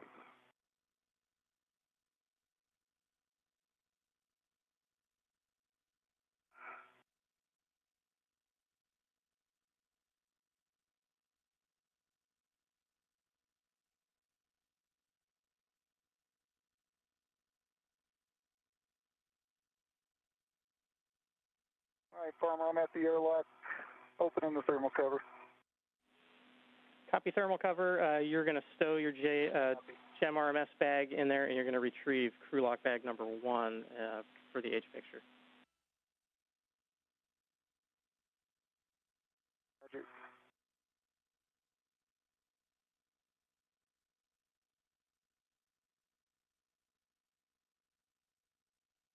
As you heard, the recently installed CP13 HD camera outside of the U.S. lab is reporting a good configuration, and the crew continues to move ahead of the timeline today. Are you ready for me to take comm? Ready. Go for GCA to publish. Hey, we'll copy, we'll go.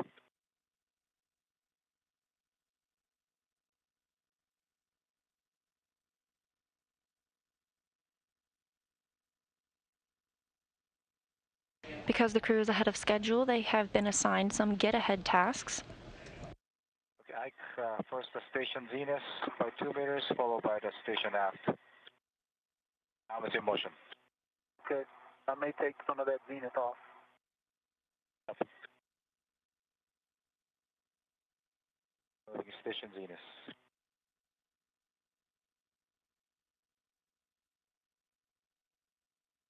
Hopkins is making his way back to the airlock to retrieve the tools he needs to remove another H fixture, this one on the S4 truss.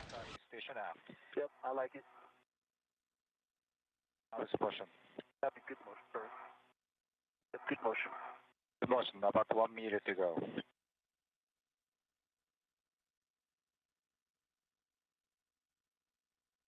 Victor Glover is still in the Canada Arm 2, moving back to position.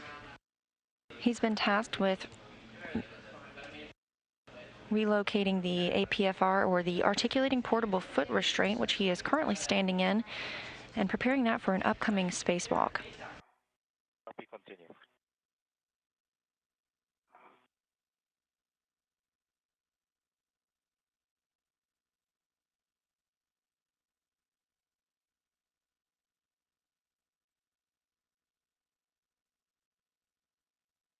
And Ike, this is published.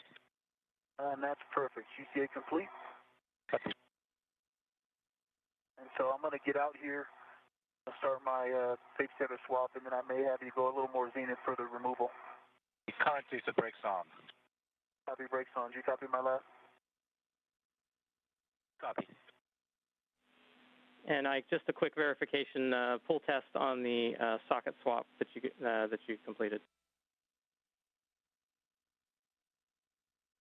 Full test on both the socket caddy and the PGT. With a 7/16 swabble on my PGT. Copy, good words.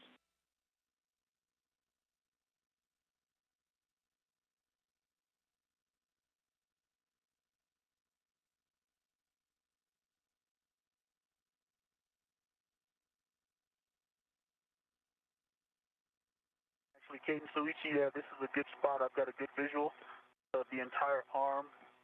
Let me grab my waist tether, and I'm going to have you guys go and finish that zenith. Copy.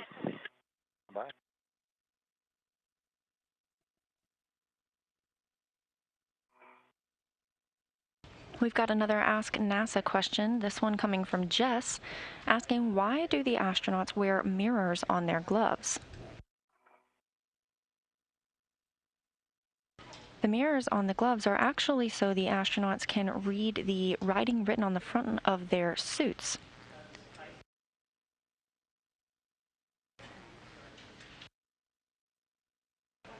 The front of the suits are where the astronauts have control over multiple systems in their spacesuit. And I'll take care of all that once it's up a little further zenith. You have a go. CA. Copy. Yes, stand by with changing parameters. Copy. And some of the writing on that spacesuit includes how the astronauts can control the switches and the O2 actuator, volume, and cooling. It's written in mirror image because it's intended to be read via that mirror on their wrist.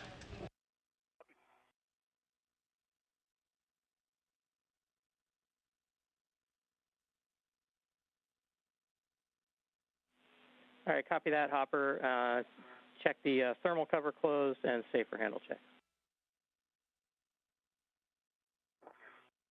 Thermal cover is closed. Checking safer handles now.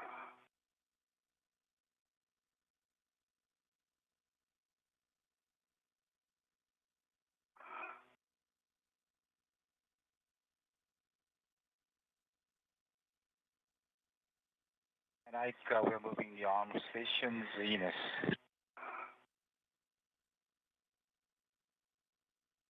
Arms in motion.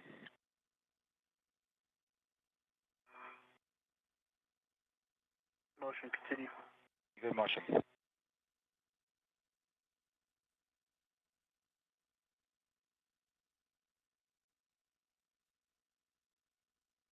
Motion, continue. Continue.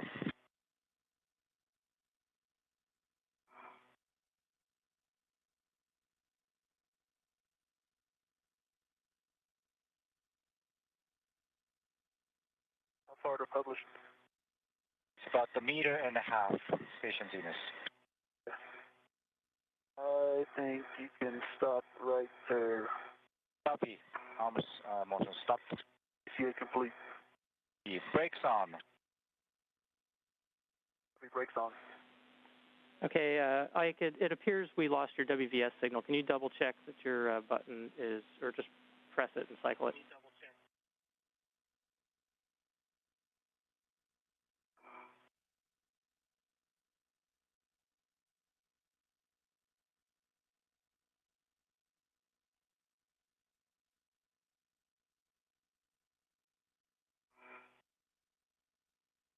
Okay, good green light.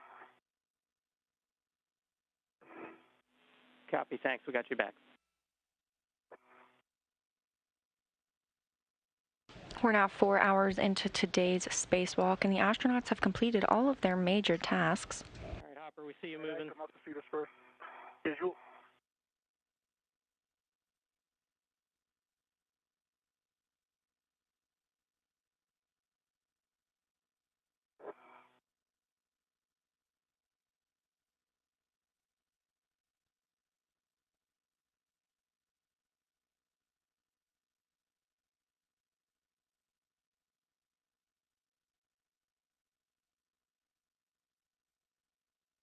One.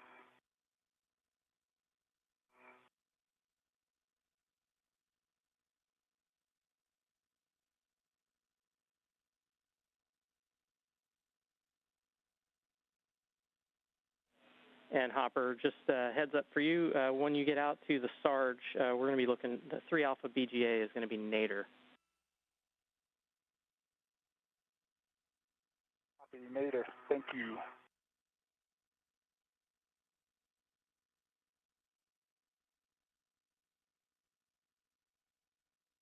All right, Farmer. My yellow hook is back to my red reel, back to the green reel, and my green hook is back to the red reel, both unlocked.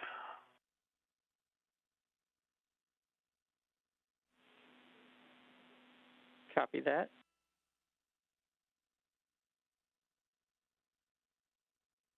And we have a day pass and a short LOS coming up in about 50 seconds.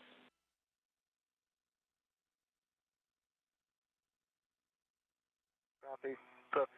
And do I have have a spot I have to put my green hook down? Can I get there?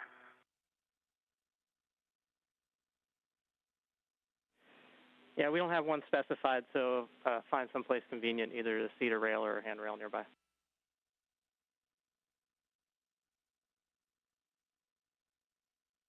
On the right side of your screen, Victor Glover's helmet camera. And on the left, helmet camera belonging to Mike Hopkins. You can see Glover has now egressed or exited the APFR, the articulating portable foot restraint.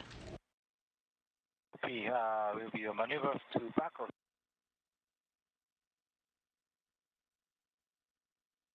And as you heard Ground IV Bob Hines relay to the crew members, we are in a short satellite handover. And when we return, we can expect to see more daylight outside of the space station. The station sees 16 sunrises and sunsets a day, moving at 17,500 miles an hour around the Earth. Arms moving station forward about a meter and 20. Copy.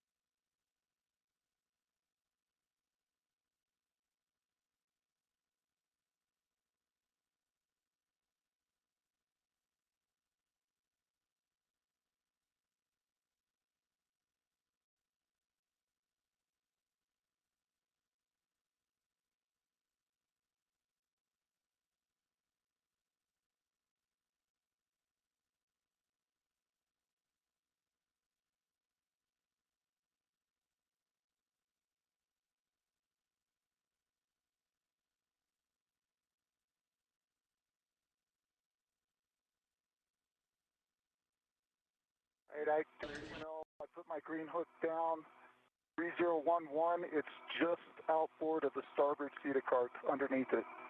Copy that, if you should need it. And I'm done at ESP2, heading back to the airlock. Roger. And Ike, that completes today's wonderful ride. Thanks for flying Rubens Express.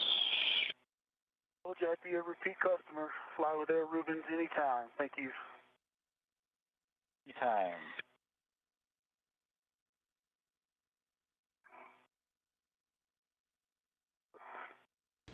Words coming from JAXA astronaut Soichi Noguchi inside the International Space Station.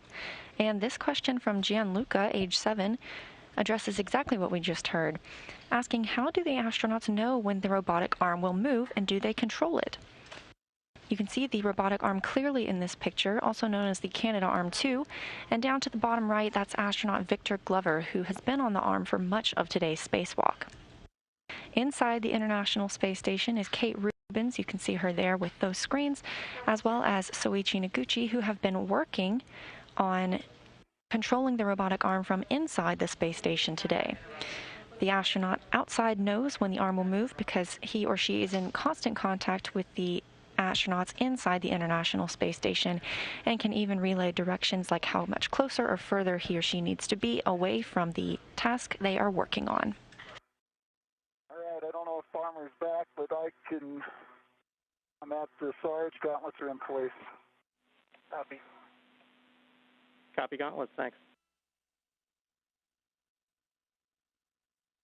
All right, Farmer, the APFR is installed. The boot plate's facing nadir, and the ingress aid is folded down. Okay, copy. Good words. We had a lot of chatter going on where you're doing this tether swap. Can we just get a quick run through of that just to make sure we had a good tether config? Green hook to the red reel is locked. Yellow hook is locked to the green reel. Both reels are unlocked.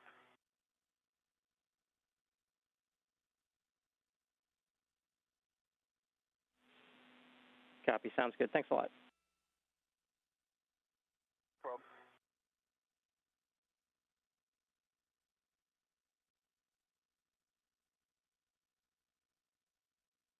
Farmer, I'm almost back to the airlock. A firm, you can go back to the airlock and drop off your bag. And we're going to start off with you doing the WIF-X, which you're just past. Do the WIF-X and the APFR relocate. Okay. Yep. Should I go back and get it, or just drop the bag off first? No, drop the bag off first, and then you'll need your BRT open for it.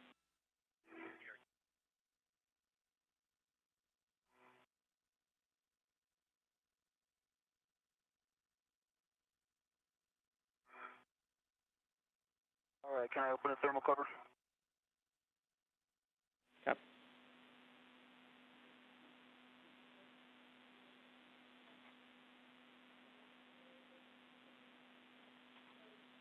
Thermal cover is open.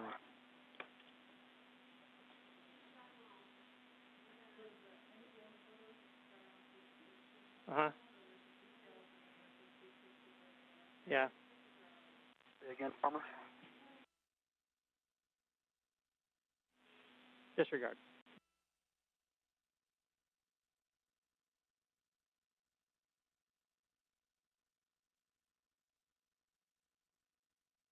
On the right side of your screen is Victor Glover's helmet camera. You can see he's made it back to the airlock, but the day is not finished yet. He's going to be working on an articulating portable foot restraint and preparing that for another spacewalk in the future. Meanwhile, on the left side of your screen is Mike Hopkins' camera view. He's making his way out to conduct another H fixture removal and preparing the area for future power upgrades.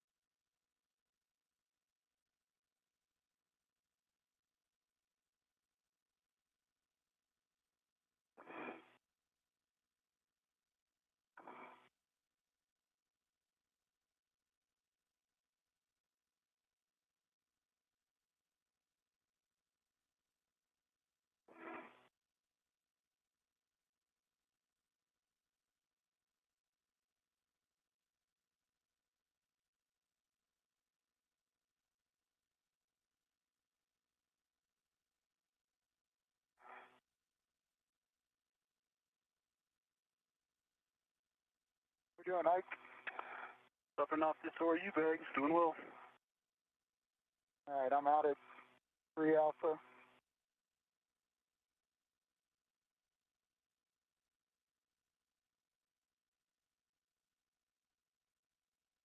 That glimpse of the Earth below Mike Hopkins from his helmet camera is a look at the South Pacific Ocean as the International Space Station flies 271 statute miles over the South Pacific Ocean south of New Zealand. Releasing the bolt. Bolt? Roger. Farmer, just confirm, I don't need to grab anything out of the airlock, right? That's correct, Ike. Just making a deposit. All right, coming back out.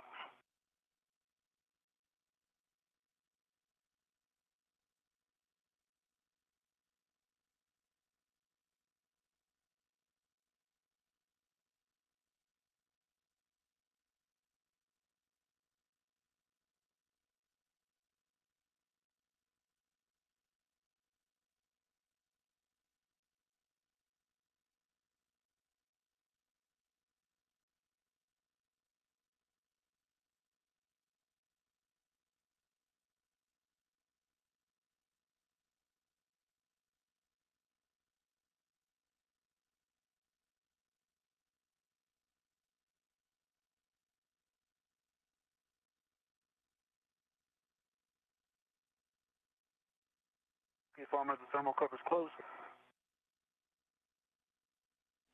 Okay, copy that. Check your safety handles down, and then we'll take a glove and hap check for you. Copy, inward.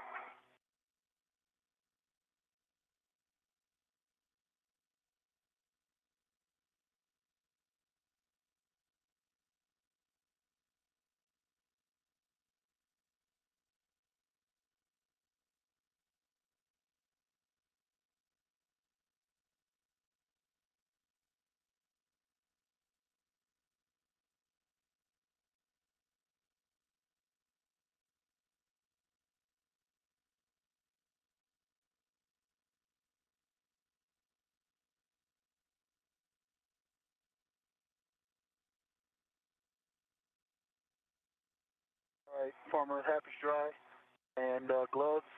Only change is a little bit of that black stuff has rubbed away, so they're still looking good. Working on safer handles now. Copy that.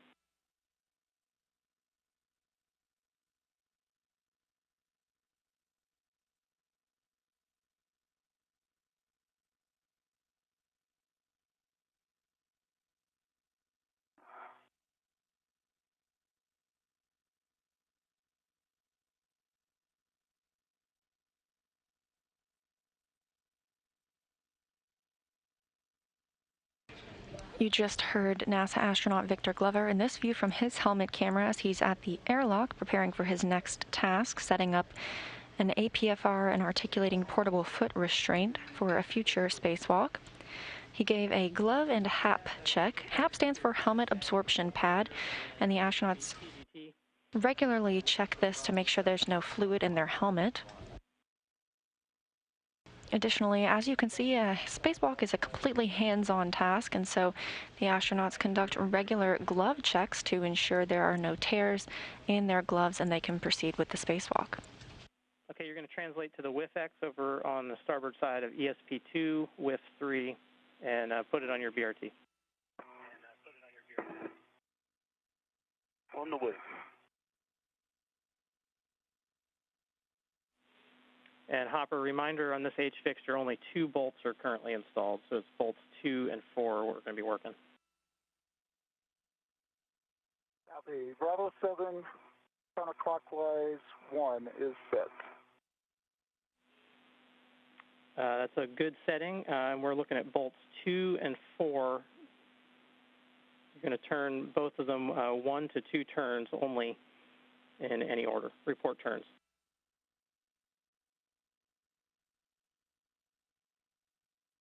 Roger.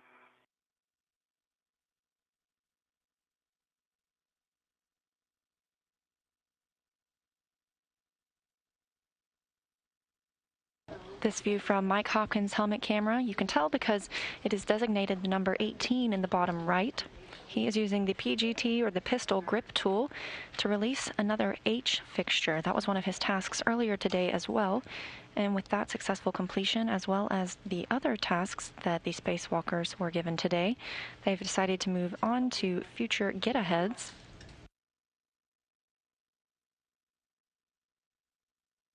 And we're in a current LOS, or loss of signal. These are tracked and expected throughout the spacewalk, and we will regain video communications with our astronauts shortly.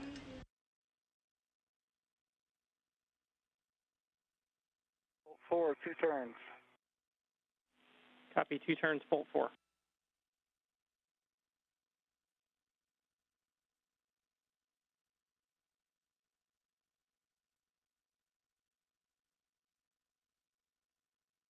Two turns, bolt 2. Okay, 2 turns, bolt 2. Keeping the same settings, Bravo 7, counterclockwise 1. We're going to release them 10 additional turns. Here you've got a view of Victor Glover, and then his view on the right side of your screen, making his way to his next work site. Meanwhile, NASA astronaut Mike Hopkins continues removal of the bolts on the H fixture.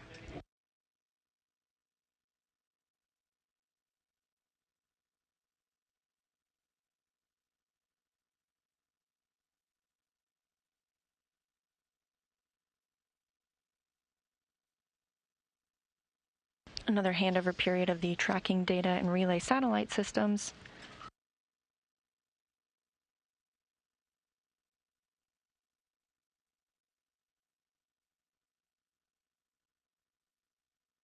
Okay, farmer, I've got the WIF extender.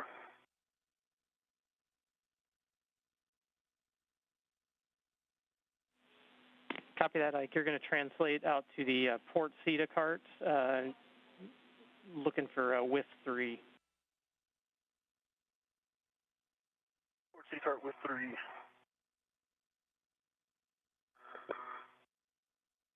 And some other acronyms you just heard. Victor Glover, also known as his call sign Ike, is heading out to the port CETA cart. That stands for Crew Equipment and Translation Aid. On the CETA cart. He'll be working with the WIF, or the Worksite Interface, and preparing the area for another upcoming spacewalk.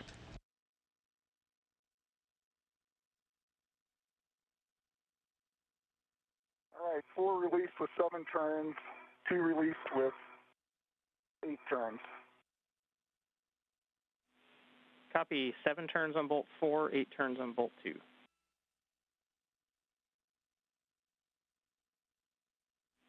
All right, just verify all 4 of the bolts are released. If you need to, you can use your fingers to continue releasing them. Roger.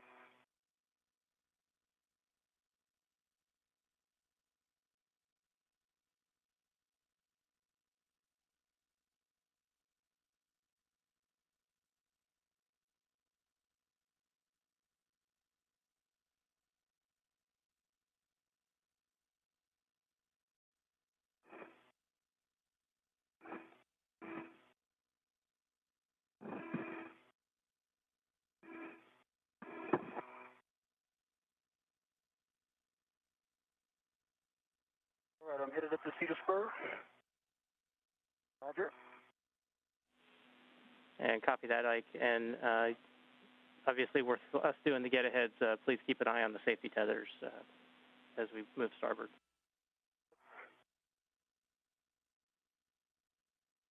Hoppers and I just got acquainted. It's good, we're clear. So, Farmer. Yes, sir. I can't get my fingers in there to remove one and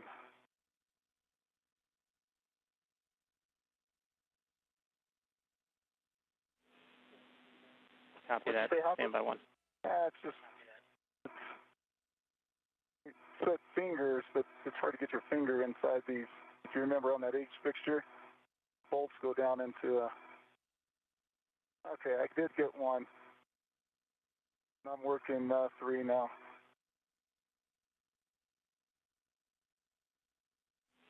And when they're released, they should pop out. So I don't know if you can tell that at all while you're messing with it.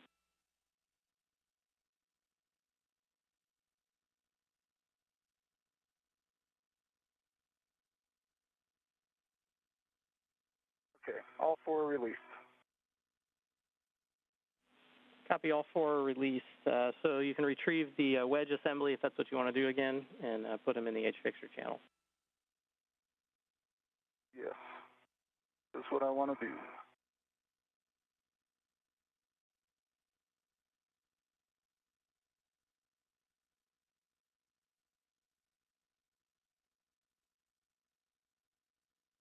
It's viewed from Mike Hopkins' helmet camera. He just removed the H fixture that was removed from the station earlier, and he's now working to remove the second of the day, a get-ahead task since all others have been completed. Copy that, Ike. Once you get up to WIF 3, you're going to put the WIF-X in settings of 7 alpha 1. 7 alpha 1. Okay.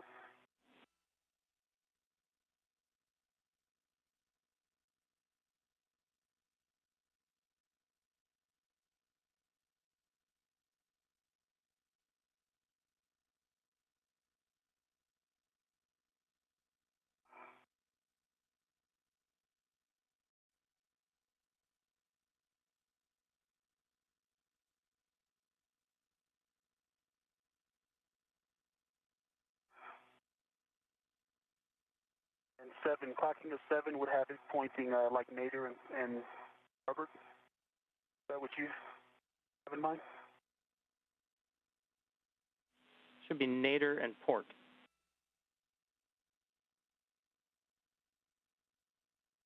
Okay, if I put it at 7, I think... All right, let me just try it and see.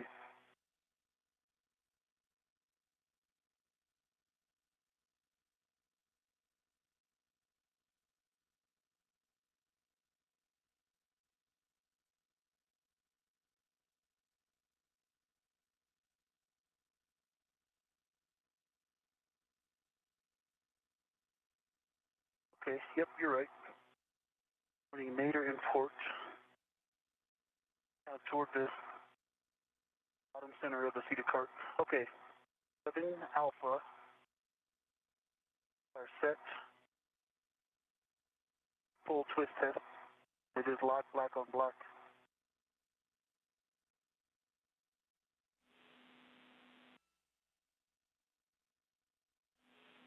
Okay, copy that, Ike. And then next you're going to retrieve the APFR that's there on the seated cart with 2, and you're going to install that into the with X.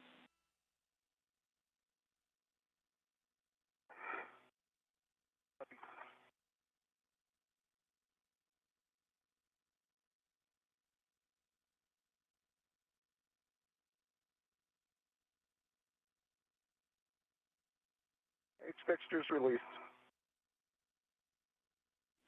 Nice work. You're the H fixture black belt. It's the wedge tool. Hey, Farmer, I'm having a hard time getting to the indication on the 1 versus 2. Can you just tell me, is that where they collapse or is it extended? 1 should be fully collapsed. That is 7 Alpha 1 set. 7 the APFR. Copy. Good words. Yeah, and go ahead, Ike. Farmer, you want a full tool in? Yeah, sorry. If we can get a some pictures of the GSE pad before you leave. Will do. And do you need a full inventory of the bag?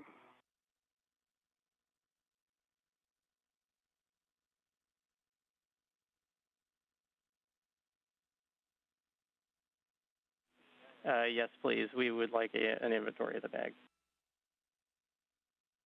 Roger. On the integral rep, I've got an adjustable. You good for me to go ahead and do this? Give me the APFR settings for me, and then you got it.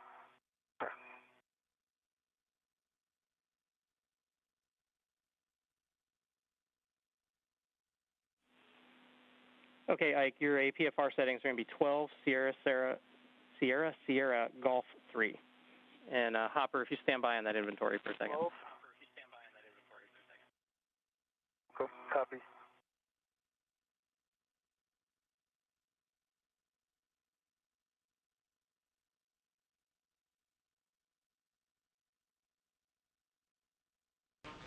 Four hours and 25 minutes into today's spacewalk, Mike Hopkins has successfully removed another H fixture.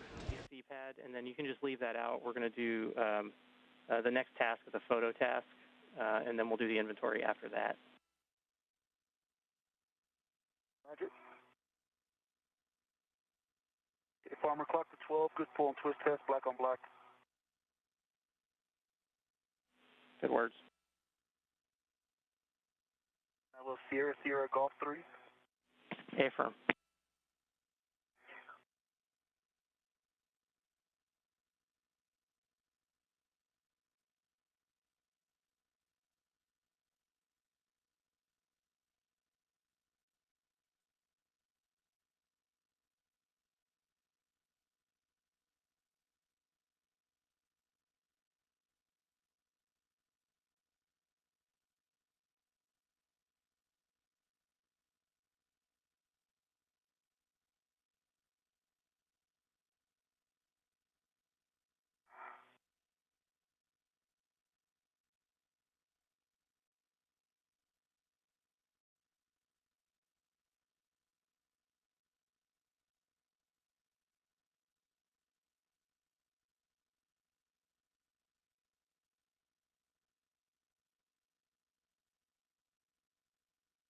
All right, Farmer. I need to go ahead and do some of this inventory and get some of this stuff back in the bag. Okay, that's fine. We're ready to copy. Okay. All right. I've got a integral red to an adjustable, to a hammer, and a, I can't remember. PRS, what is this, PRS? PRS, Affirm. Pin tool and sheath. Yeah. Then I got an integral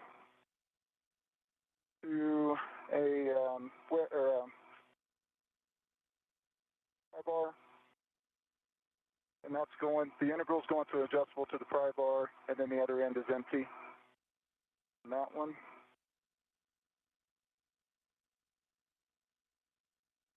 got an adjustable, a second adjustable that has an H fixture.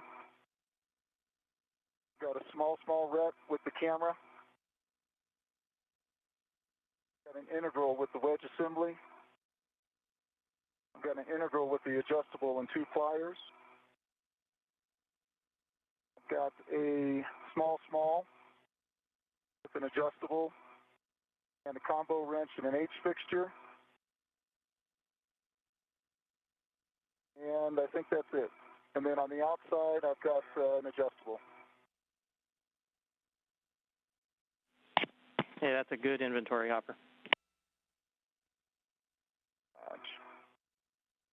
Okay, Farmer 12 Sierra Golf 3, and that APFR has a really sticky pitch knob.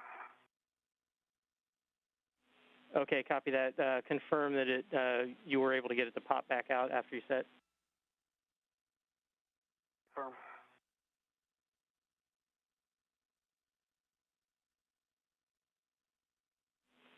Okay, copy that. That's a good install. You can go ahead and head back towards the airlock. Your next task is going to be to relocate the OI whiff. Work.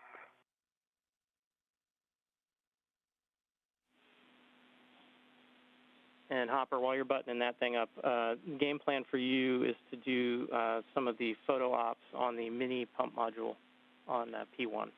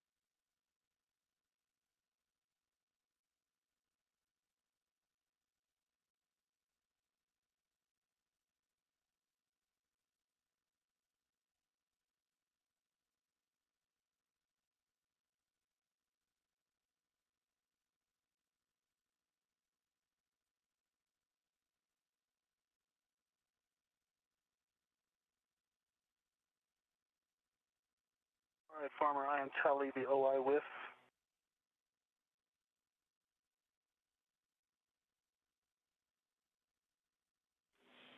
Okay, copy that. Just confirm we're on the forward side of the equipment lock.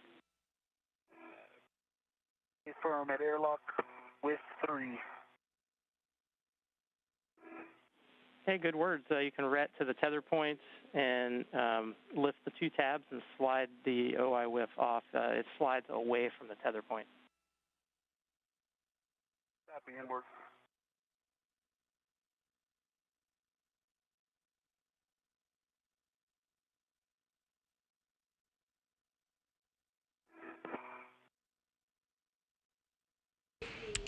Now over 4 hours and 31 minutes into today's spacewalk, which began at 6:56 a.m. Central Time this morning. The astronauts have completed all of their major tasks and moved on to get-aheads, of which Mike Hopkins has completed another H fixture removal, preparing the station for future power upgrades. And Victor Glover has completed work on an APFR, or an articulating portable foot restraint, preparing the station for future spacewalks.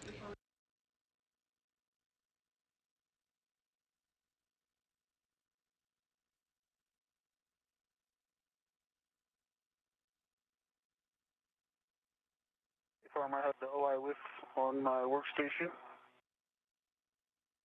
Heading to the aft end of the equipment lock.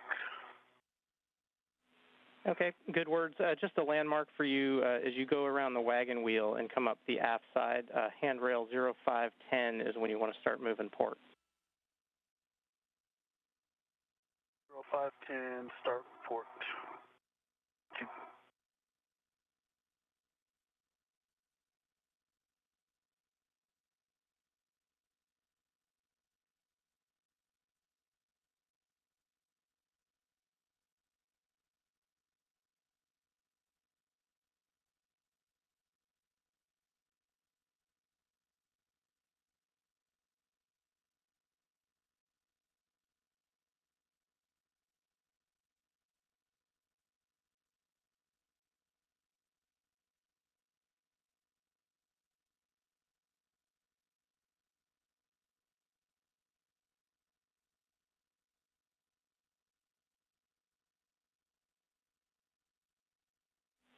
And Hopper, when you get a chance, glove and hap check, please. Okay. All right, crew lock bag 1 is on my BRT.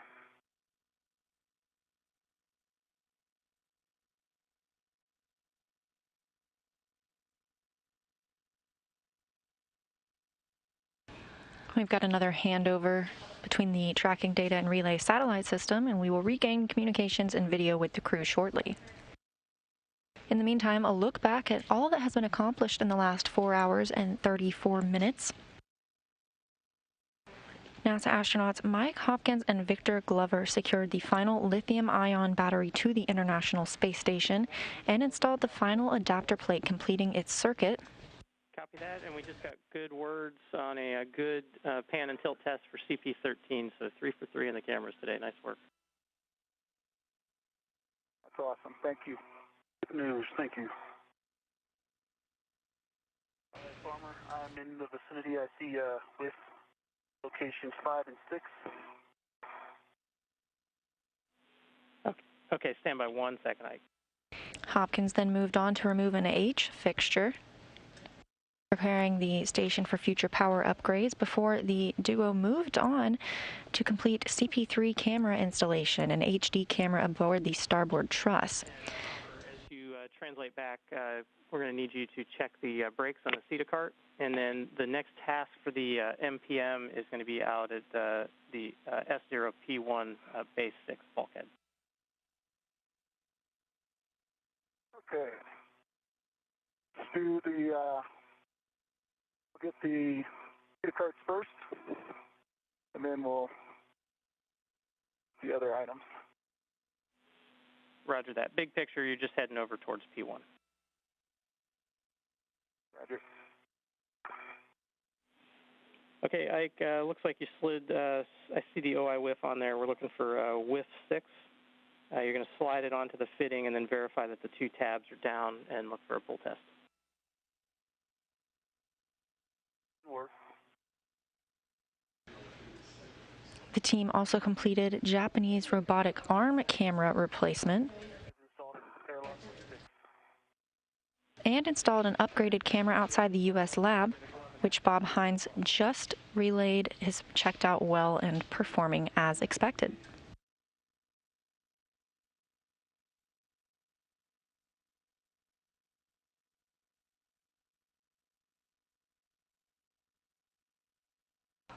This view from Mike Hopkins' helmet camera, giving you a glimpse at those batteries aboard the International Space Station. See how you guys are feeling.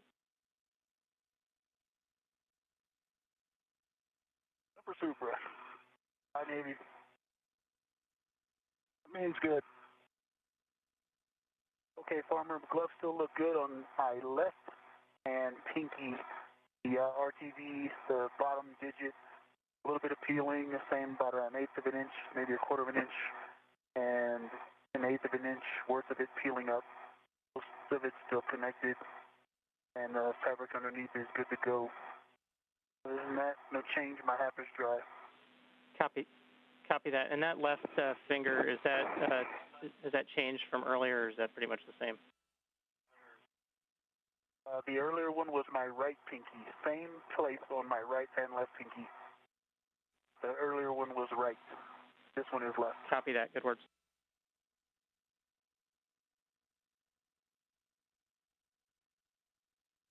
All right, Ike, next task for you, we're going to do the magnetic plate R&R at the airlock there. So you can head back, open the thermal cover, and you're going to retrieve the crew lock bag for the airlock task. Me too.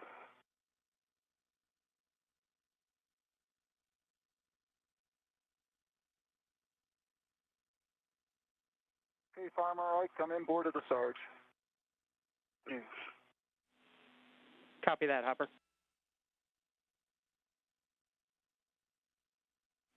And Hopper, you're going to continue port. You're looking for mile marker 8420. 8420. Roger, coming up on the starboard CETA cart. And my green hook.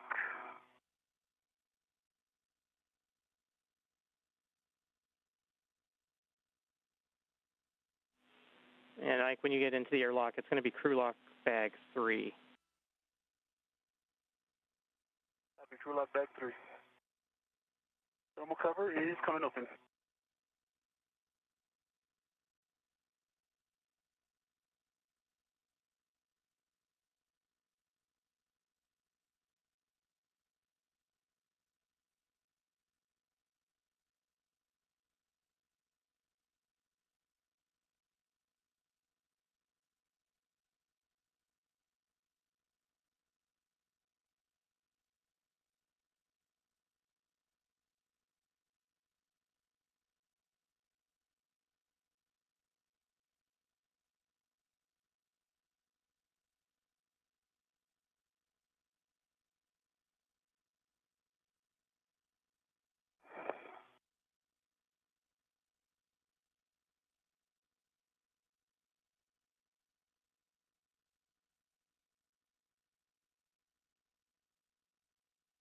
All right, Farmer, I got my green reel back. My green hook. Copy that.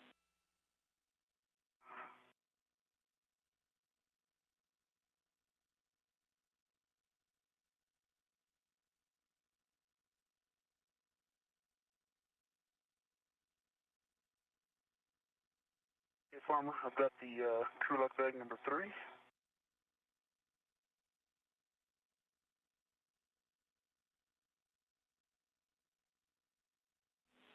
Okay, you can secure that bag to the airlock handrail right near the hatchway with an adjustable. Just make sure that the doors are pointing towards the hatchway.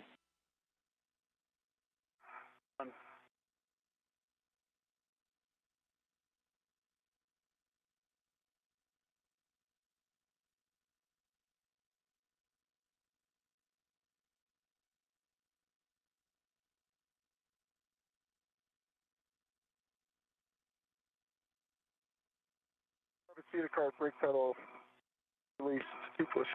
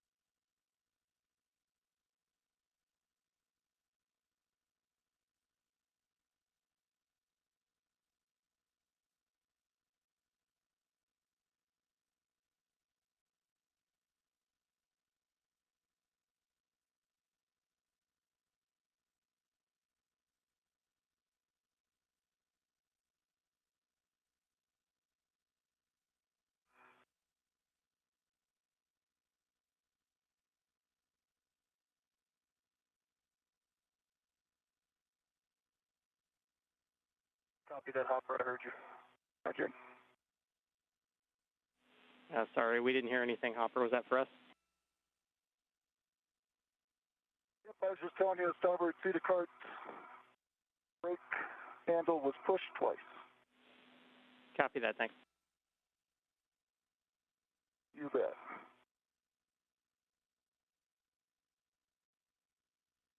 Hey, Farmer, I have the bag.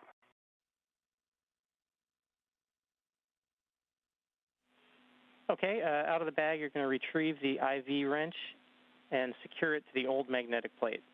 So just let the magnet pull the wrench. Yeah, the magnet's not very strong, and the force of the red is actually pulling it off. I'll lock the red out, but that magnetic force is not very strong.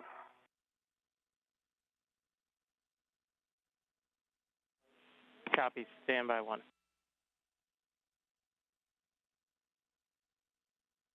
Goodbye.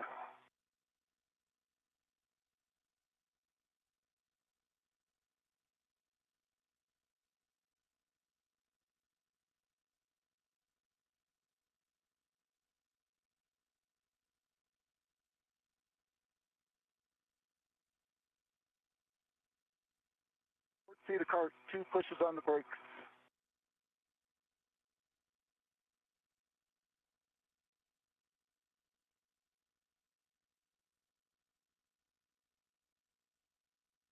Astronauts Mike Hopkins and Victor Glover have been on their spacewalk now for 4 hours and 43 minutes. They have moved into get-ahead tasks after completing all of their major scheduled tasks for today. I'll keep an eye on it. I'll go slow, and I'll just make sure to tend to it. So it is weak. It's not as strong as the one that's in the bag, is the new magnetic plate. But I'll keep that in mind. But I'm ready to take it off if you are.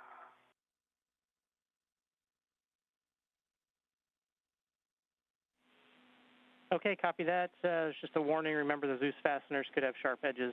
And as you're looking at it, note the position of the fastener alignment markings. Copy. Kind of points towards the center of the hatch opening.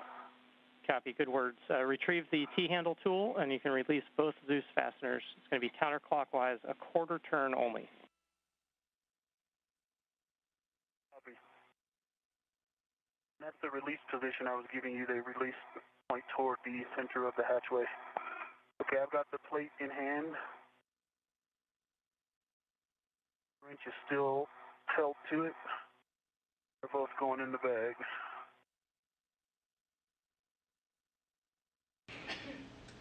NASA astronaut Victor Glover, you can see his helmet camera view on the right-hand side is at the airlock. Retrieve the new magnetic plate. Also being careful with that one. Lock out the ret as needed to alleviate the side loads. Glover is working to remove and replace a magnetic plate that helps the thermal cover, which you can see open at the airlock. It helps the thermal cover stay in place.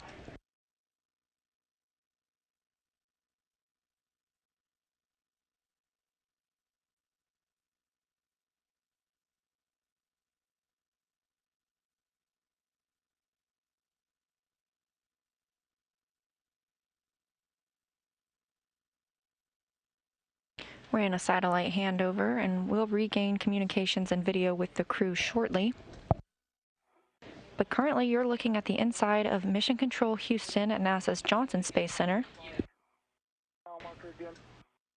This room is staffed 24 hours a day, 7 days a week, 365 days a year, as all of the flight controllers manage, maintain, and help improve the systems aboard the International Space Station.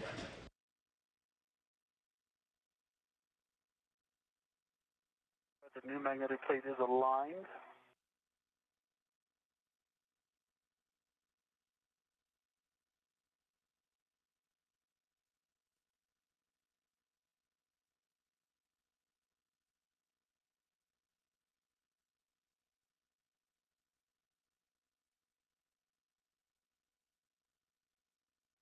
Okay, hoppers at base 6. Copy that. Standby 1. Ike, for the Zeus fasteners here, you're going to go counterclockwise slowly until the Zeus fastener drops in, and then you're going to go clockwise to a quarter turn to fasten it. B2.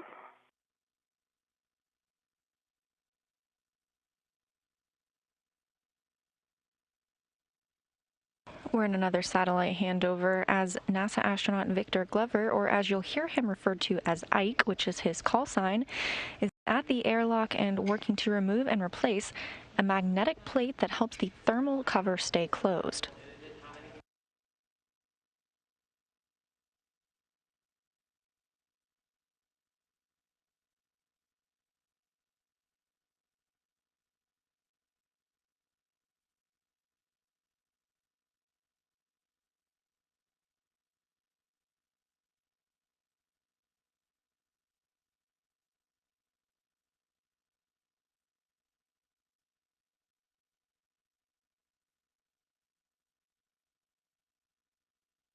Fastener 1 is installed.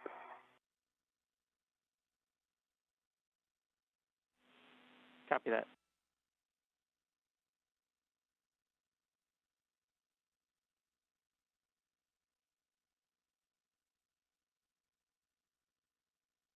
Fastener 2 is installed. The full test, both sides are solid.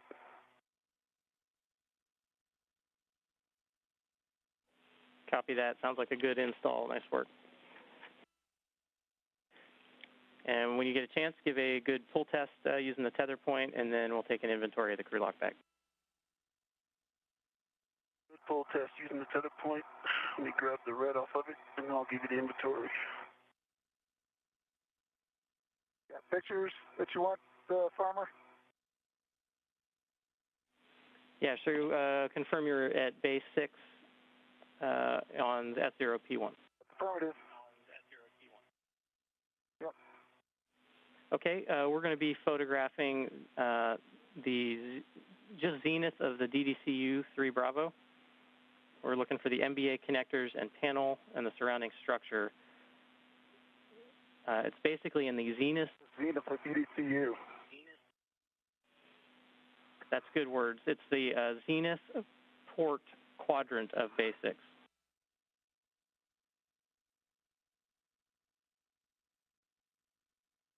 See a nitrogen tank.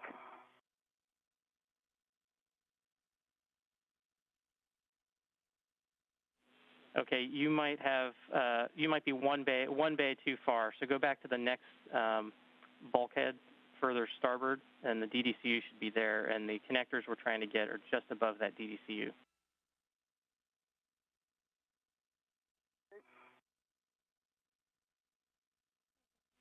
Was that mile marker we gave you too far along? I think it might have been. That's okay. Okay, sorry about that.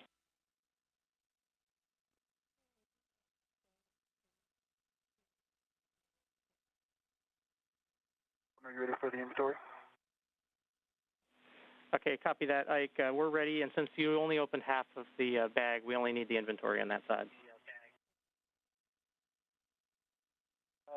Okay, but I stuck the wrench, I stuck the IV wrench and the magnetic plate on the other side to keep it in, you know, with a closed door while I was doing the other one. So they're on the other side, and on the side I used, I have a ret, the T-handle tool, and then an empty ret,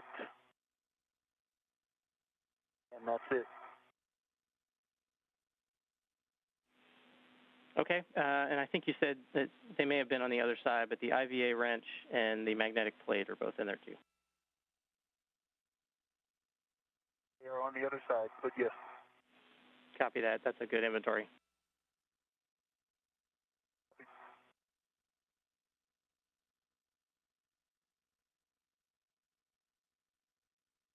Okay, I'm at the port zenith, right above the DCU. Yeah, it looks like the right spot up there. So we're basically looking for good imagery of those connectors and the surrounding structure that are just zenith of the DDCU. Roger. And if you see TA clamps or P clamps, those are the kinds of things we're also trying to get in the picture. Roger.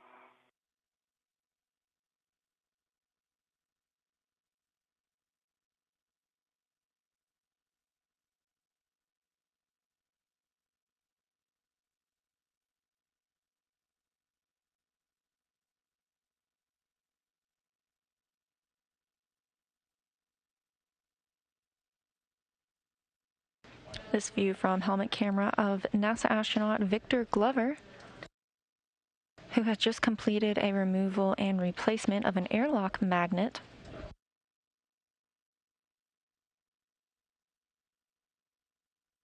This new magnet will help keep the thermal cover on the airlock closed.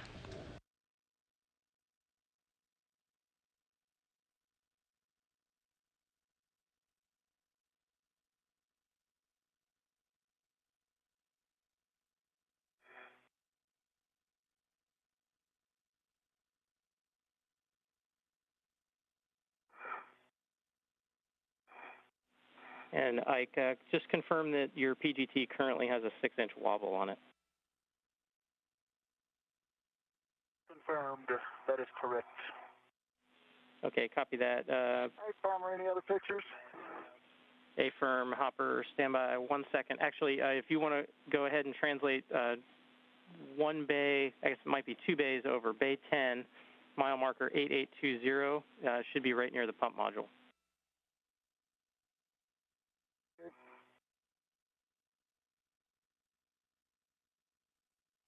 And how are you feeling, Hopper, or Ike?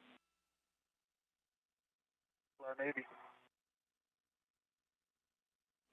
It's unclear. Is that good or bad? Well, what are you thinking, Farmer? Well, what are you thinking, Farmer? Funny. Yeah, Hopper, so we're looking at the port side of the pump module. We've got some more photos there. There's the MOI attachment and then Bay 10 overview. Yeah, no, I copy that. I'm just saying, what are you guys thinking from the get-aheads? Because we had a good day. Yep, totally agree. There are 3 more photo sites that are kind of in line here, just along Phase 1, that would be part of this get-ahead that you're doing. And then for Ike, we were going to send him out to do the MMOD bolt release out at P4.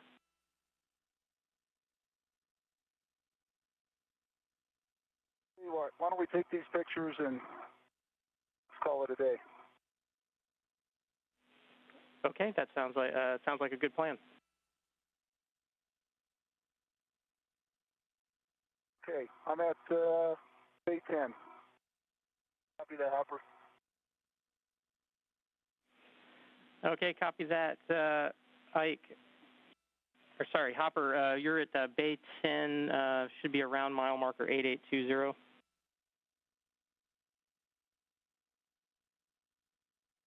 8880 is where it starts. Okay, and basically we're just looking for a photo of the MOI attachment points along the MPM. Along the MPM. Along the pump module? Yeah, so if you just get just port of the pump module and then take the picture as you're looking aft and starboard along that side of the pump module. Roger.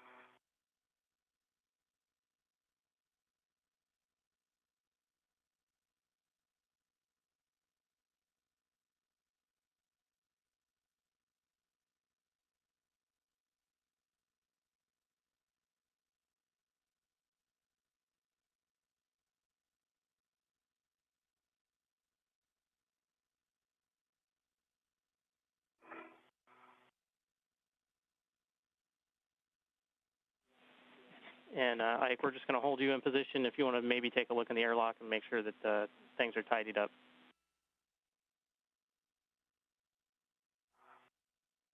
Tidy is not a word I'd use to describe the airlock right now.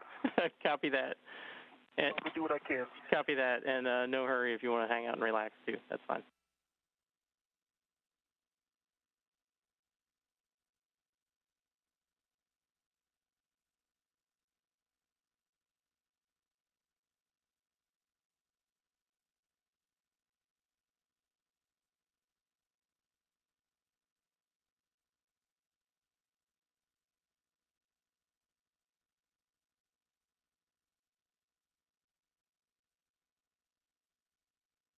If I can put some of these bungees to use.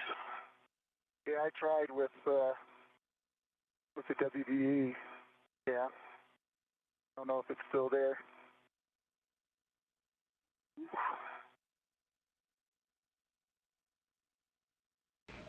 4 hours and 57 minutes into today's spacewalk, and the International Space Station is flying 265 statute miles over the southern coast of Ireland. This view is from the helmet camera of NASA astronaut Victor Glover on his second spacewalk today. Okay, This is the helmet camera of Mike Hopkins. My apologies. He is taking photos of the external portions of the space station to document its current state. Meanwhile, Victor Glover is at the airlock, having just wrapped up a removal and replacement of an airlock magnet to help the thermal cover stay in place. These were both get-ahead tasks on today's timeline, the astronauts having completed all of their major tasks, moving swiftly and ahead of schedule the entire time.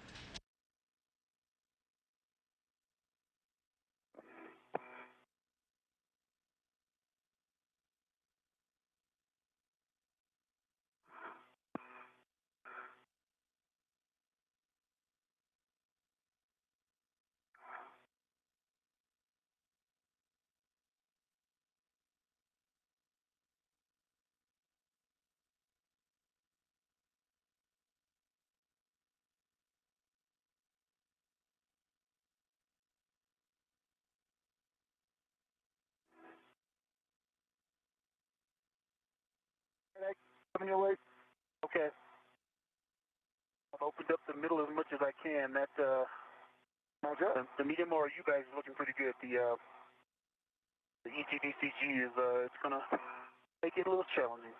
You got it up forward against the hatch? It is aft and against the hatch. Yeah, okay. All right, and I'm banging out in my usual place, aft.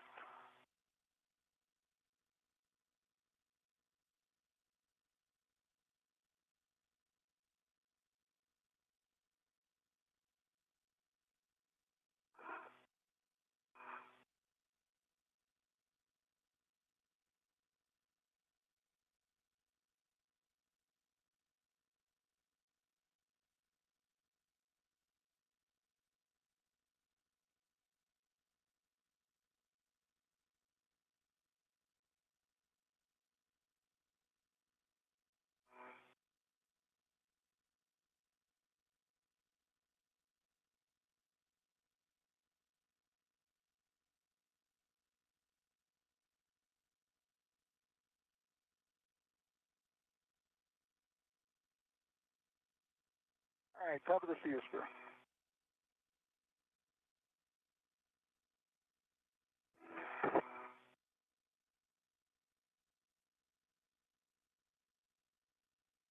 See ya.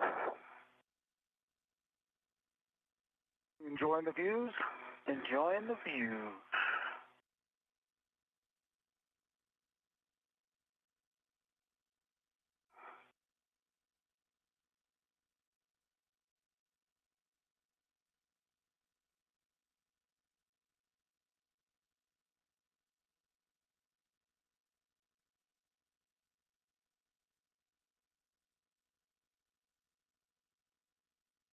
Both of our astronauts coming into frame now. In the left, you can see Mike Hopkins with the red stripes around his spacesuit, who was EV1, or extravehicular crew member 1, for today's spacewalk, his 4th.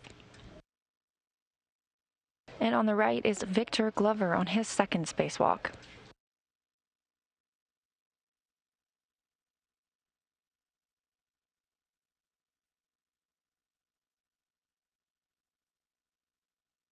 Okay. We are both at the airlock, and I think it's time. I'm going to take one last look around, watch the sunset.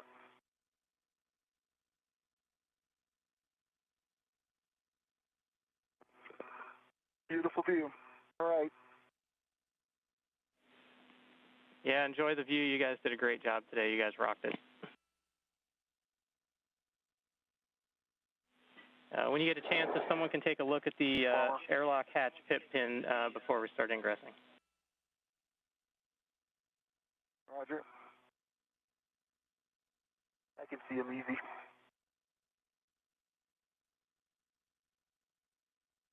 Okay, my waist tether is to the D-ring in the airlock.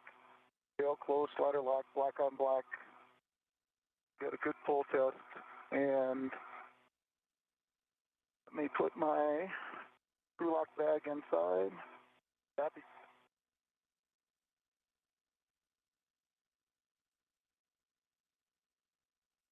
Thank you. Okay.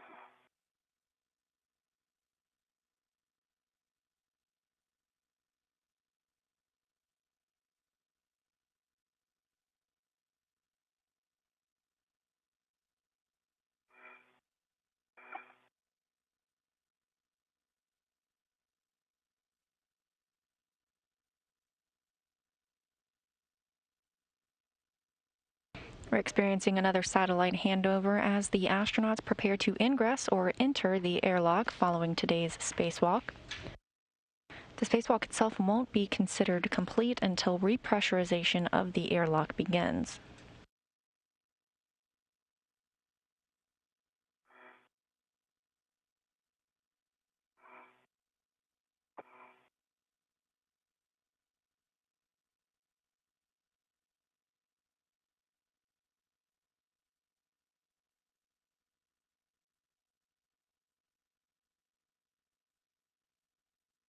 Okay. EV1 is in the airlock, and I am transitioning to Hopper and EV2. EV1 for ingress, Ike copies. And confirm, so you got a good safety tether chain for your waist tether? I do, but just let me get a double check on it.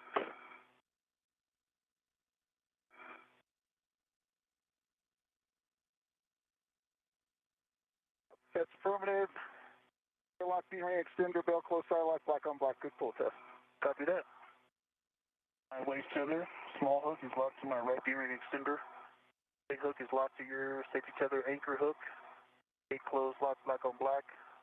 I've got your safety tether anchor hook. Off the handrail, locked to my hook, black on black. Good pull test between the two. That is now my chain. Isn't that in the airlock? And I will grab my safety tether anchor bolt hook off the forward starboard.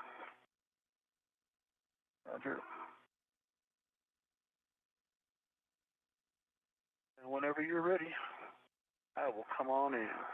Come on in, Ike. No.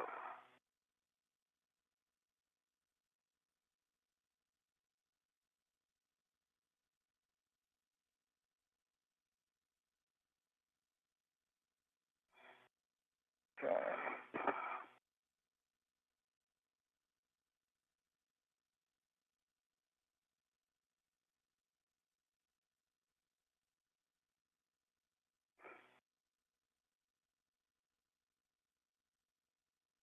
Got the camera group. It is on the aft side, but I've got it held low. Okay. If you're able to come up high. Copy that.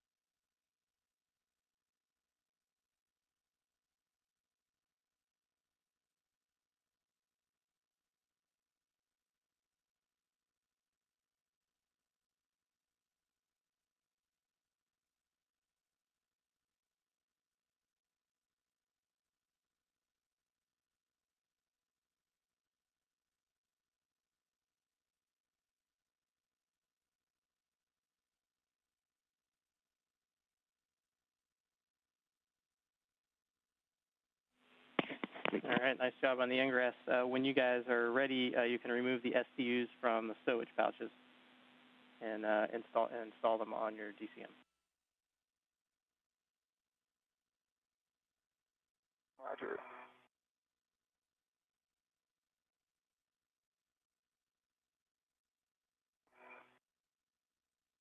Okay.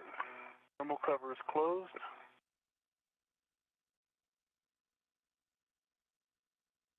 Bring my feet up a little bit more. Yeah, you hitting it? You want me to pull it down? Maybe I'm hitting something else. What is that? How about that? That's about as low as I can get the light. Camera group. How's that feel? Okay. I think I'm going to need to come further aft. Okay. Further towards the hatch. From here.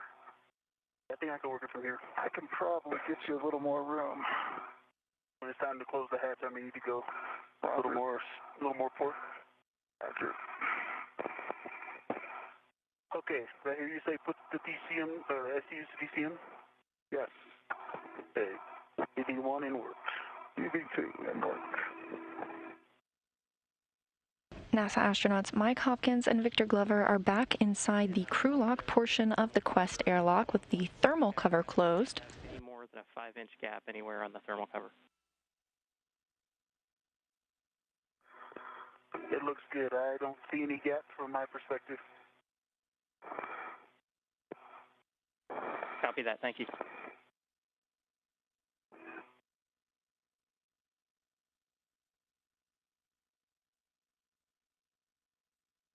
Welcome. EB1 SCU to DCM. Locked. Full test. And by for EB2.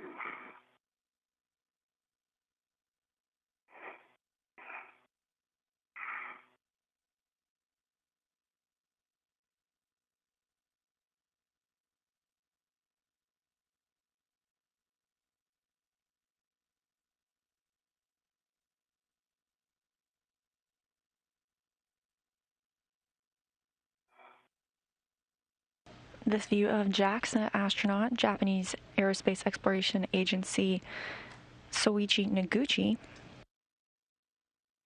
and NASA astronaut Kate Rubins. These two were maneuvering the Canadarm2 from inside the International Space Station today and helping Victor Glover reach where he needed to be on his various work sites. And Hopper confirmed your SCU is connected? Nope, not yet. Copy.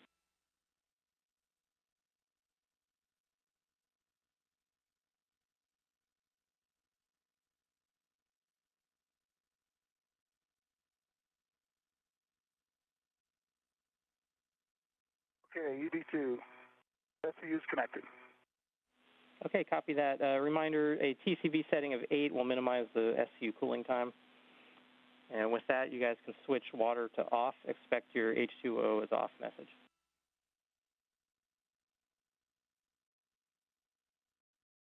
EB1, water off. EB2, water off.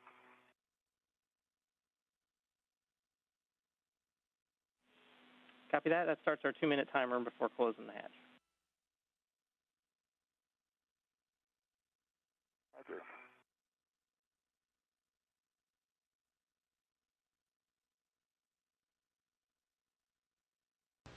Rubins and Noguchi in your screen now are standing by to help the astronauts out of their suits after depressurization of the crew lock portion of the Quest airlock.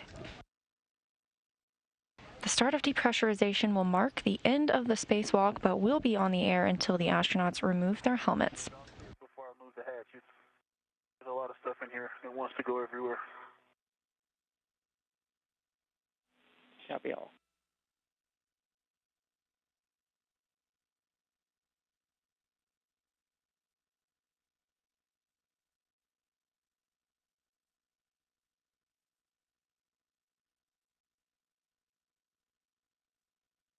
Okay, Farmer, now I'm seeing a little bit of a gap in the thermal cover, but it's maybe 2 inches on the forward side. Doing a little potato chipping.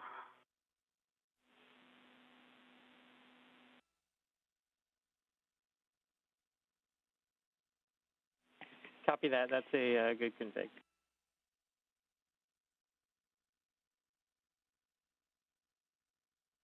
EB1.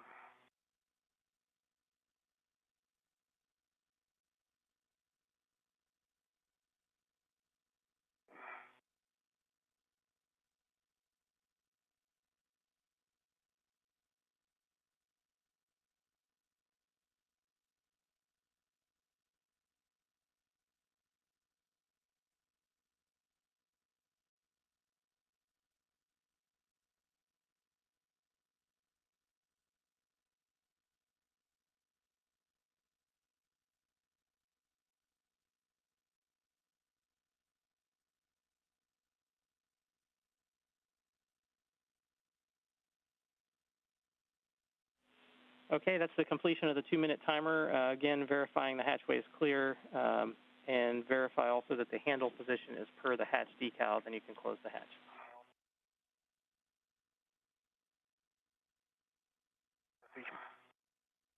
Work.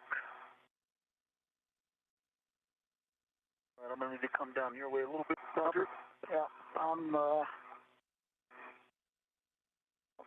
first forward as I can get. Stand by, I can give you maybe a little more about that. Perfect.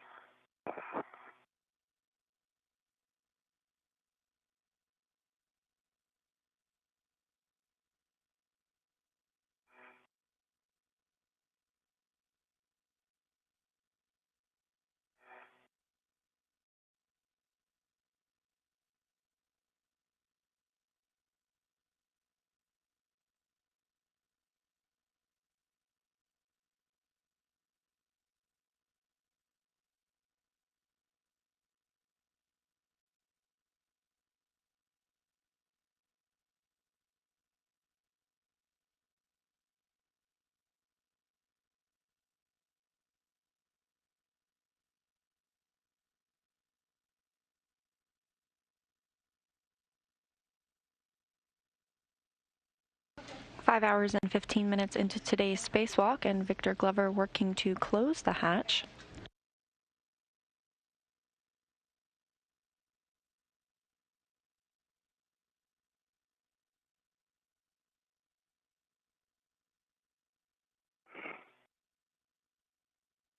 I might need to go down a little bit more. My foot's caught or something. Okay. The left foot.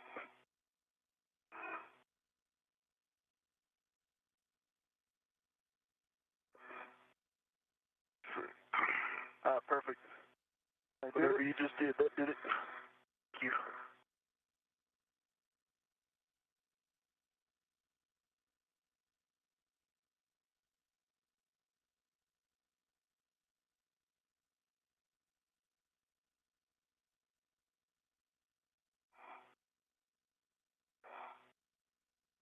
All right. They're closing decal. There is not. Interesting. Or at least I didn't see it, yeah. Okay, so latched. Put it in the locked before you move it? No. Once you put it in the locked position, or the latch position, I put it in locked. Yep. Copy. Okay, going counterclockwise. Latched and locked. Sweet. Full test. Hatch is closed. Pad is closed.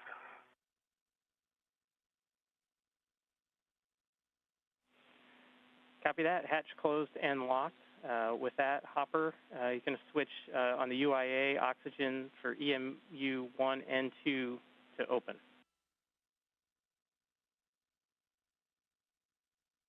And that's a check. Oxygen EMU 1 and 2 are already open. Yep, good call. Next, switch power EV1 and 2 to on. Power EV1 is on with a good light, volts 18.6. Power EV2 is on with a good light, volts 18.6. Good words. On your DCM, switch power to SCU. Expect a warning tone.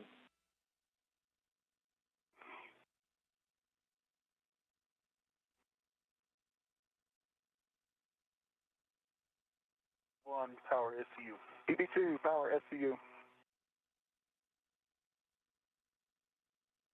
The Quest airlock hatch is now closed as the astronauts prepare for repressurization.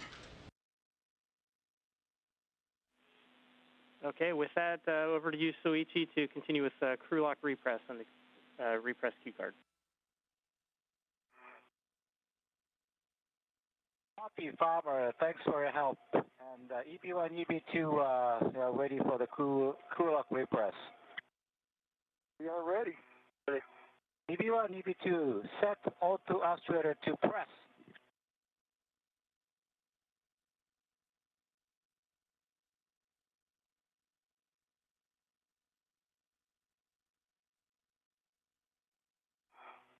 Press. Oh, EB1. EB2, press. Copy. And the number 2, check the EV hatch MPEV closed. MPEV closed. Okay, check. Great. Okay, now we are starting to repress IB hatch equalization valve throttle off to norm, and we'll keep it very, very slow. If you guys are ready, we're starting the repress. EV1, EV2.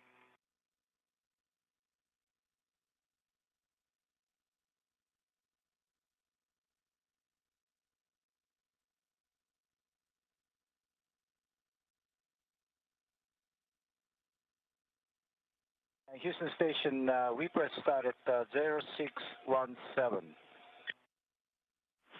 Houston copy, 0617.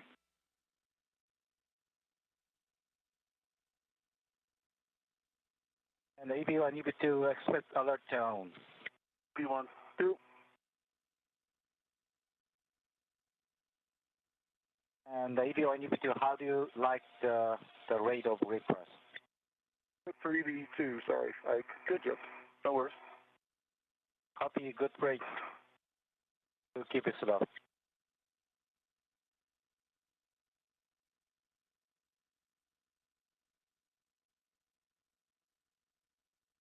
The beginning of repressurization marks the official end of the spacewalk at 12:15 p.m. Central Time,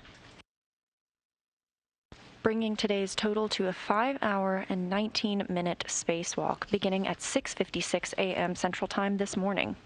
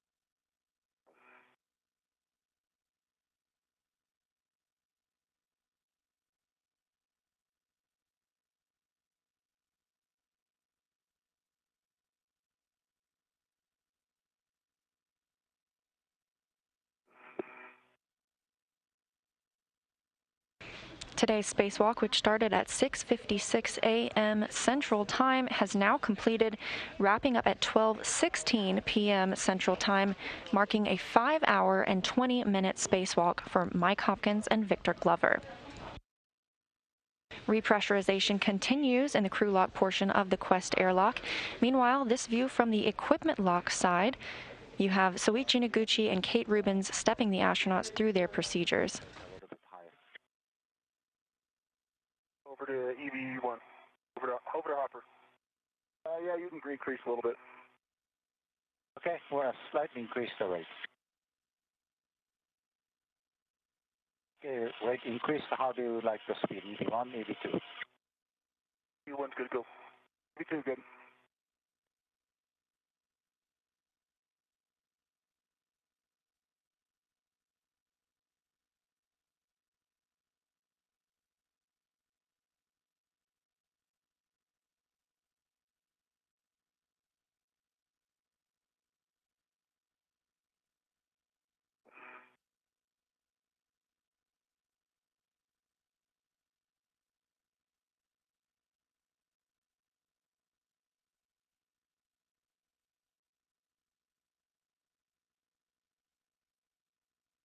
And EV1, EV2, the next action is when the crew lock at 4.0, you will hear the alert tone. And the crew lock at 5, we will close the equalization valve to off. And you guys expect under that alert tone. I'll copy. EV1. 2. Thank you.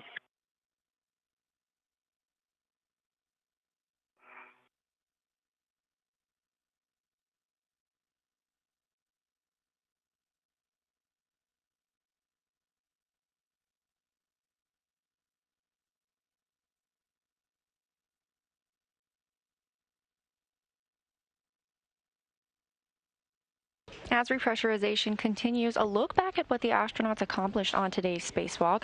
Mike Hopkins and Victor Glover completed the battery replacement work that began in January 2017 by securing the final lithium-ion battery to the International Space Station and installing the final adapter plate that completes the power circuit.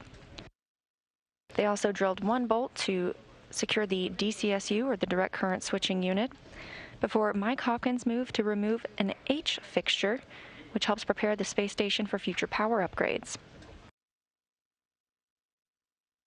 Victor Glover moved on to a CP3 HD camera installation on the starboard truss, and Mike Hopkins completed the Japanese experiment module remote manipulator system upgrade for a new camera there as well.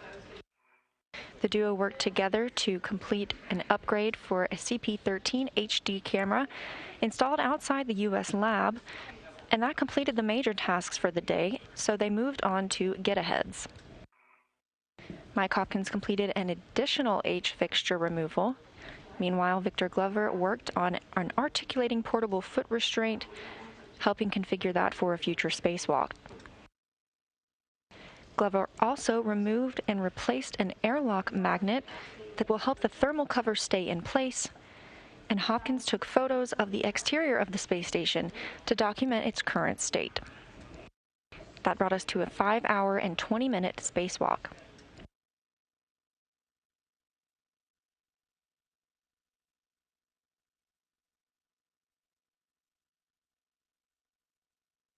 EV1, EV2, how do you like the rate? Okay, if you want to go up a little.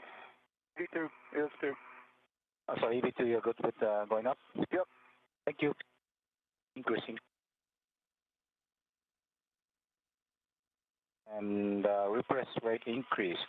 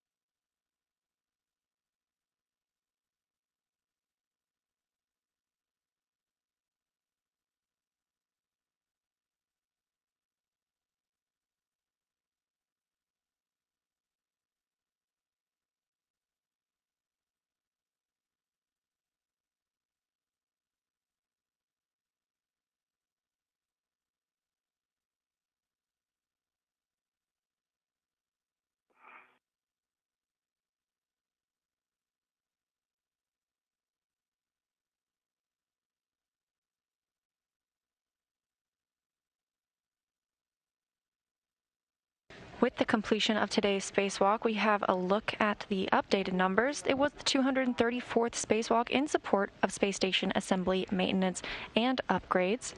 It was the second spacewalk conducted this year and the third for Expedition 64, one of those being conducted out of the POISC module and 2 out of the Quest module, which you saw today. This was the 4th spacewalk of Hopkins' career for a total of 25 hours and 14 minutes. It was the second spacewalk of Glover's career for a total of 12 hours and 16 minutes. Today's spacewalk lasted 5 hours and 20 minutes in total, And of the 234 spacewalks that have occurred in support of station assembly maintenance and upgrades, totals 61 days, 7 hours, and 7 minutes of spacewalking time.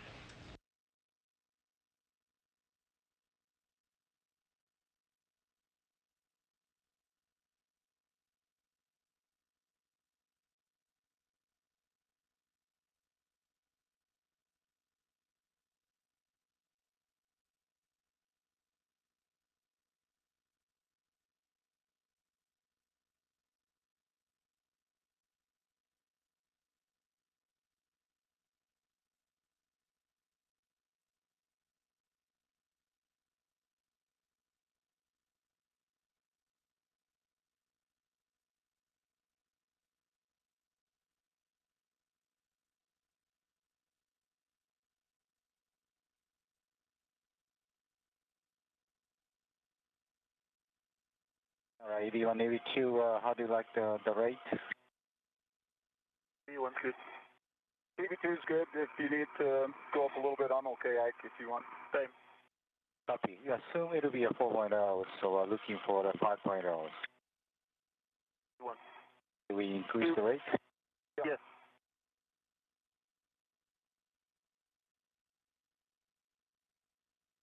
All right, I see 4.0 EV2. Copy 4.0. We'll stop at 5.0.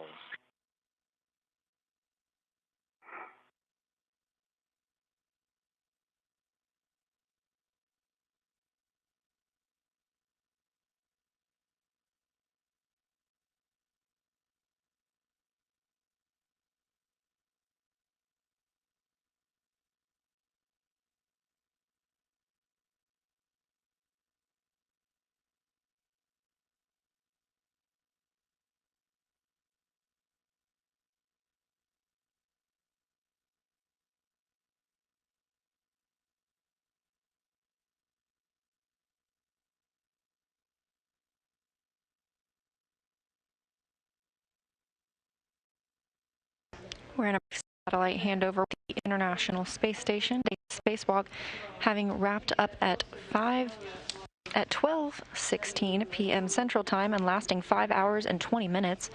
Repressurization continues in the crew lock portion of the Quest airlock.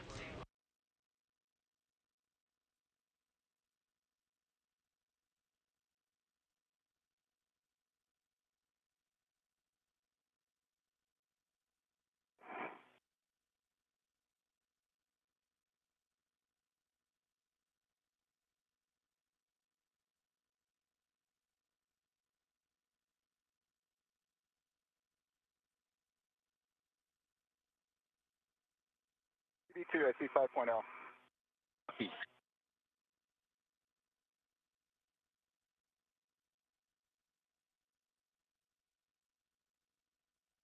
EV1, EV2, ID hatch equalization valve is off, and now we're starting 2-minute timer.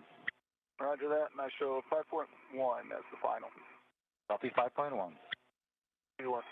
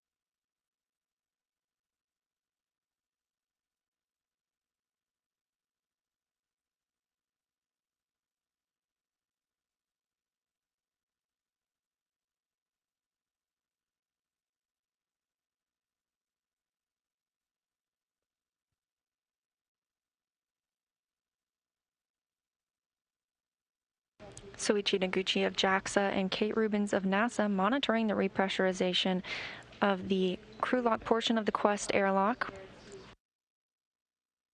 Again, today's spacewalk lasting 5 hours and 20 minutes.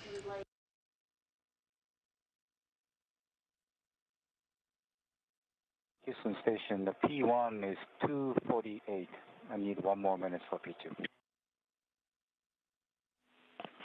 Houston copies and concurs.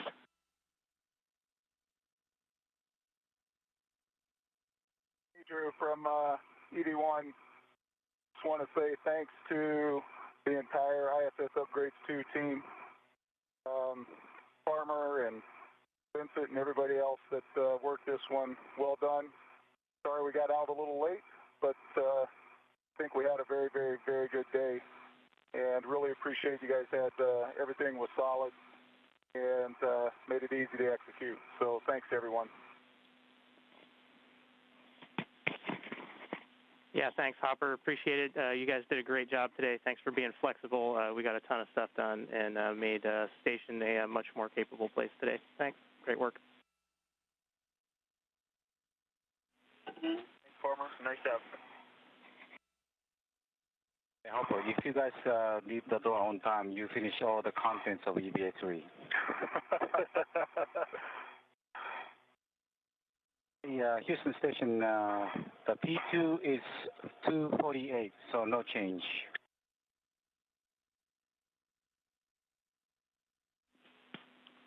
Airlock Houston copies. You are go to continue. EV1, EV2, check switch glove heaters OFF. EV1 OFF. EV2 OFF. Great. EV1, EV2, check gloves for contamination. EV1, no change on my gloves. EV2 20. Copy. Okay, there's a warning about the CAF checklist, obviously doesn't apply to us. Okay, next is action. EV1, EV2, auto actuator to IV.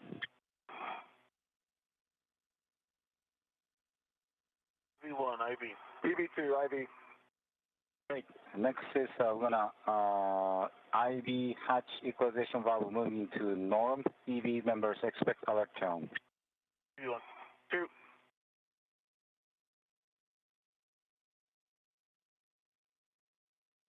And equalization valve is open slightly. How do you like the rate? EV1 good to go. EV2 good to go.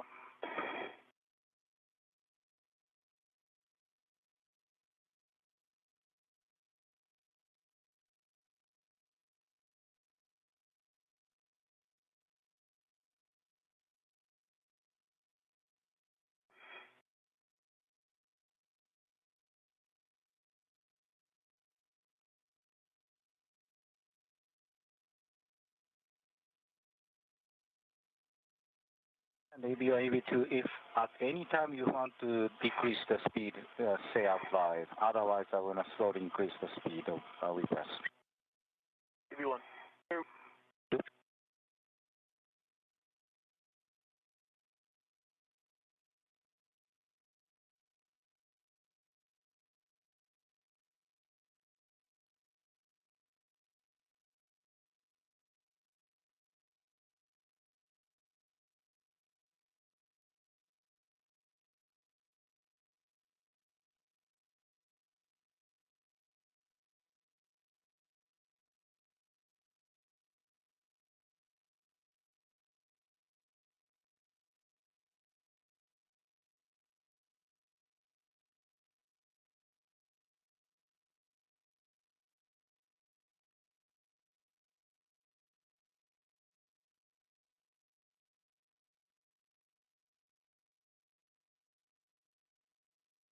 EV1, EV2, we're going to slightly increase the rate.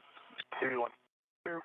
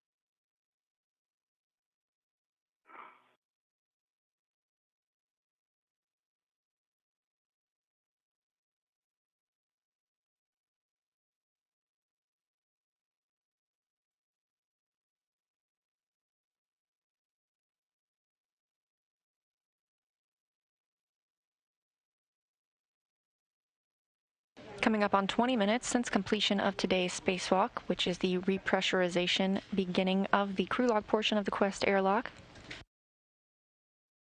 Repressurization continues. EV2, we're going to increase the rate. EV1, 2. Thank you.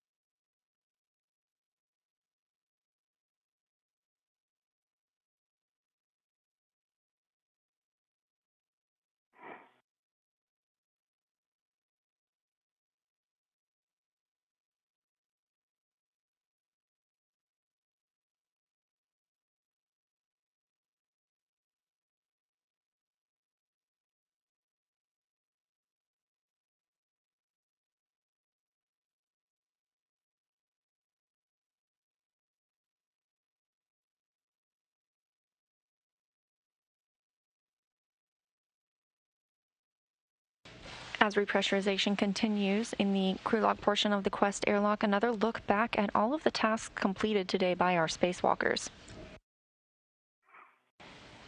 The battery upgrades that began in January 2017 were completed today when a final lithium-ion battery was secured to the International Space Station and a final adapter plate was installed, completing that power circuit.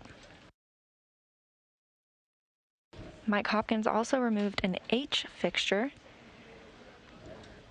and 3 cameras were installed as well. A CP3 camera, an HD camera that is, on the starboard truss, the Japanese Experiment Module Remote Manipulator System camera, and a CP13 HD camera installed outside the U.S. lab.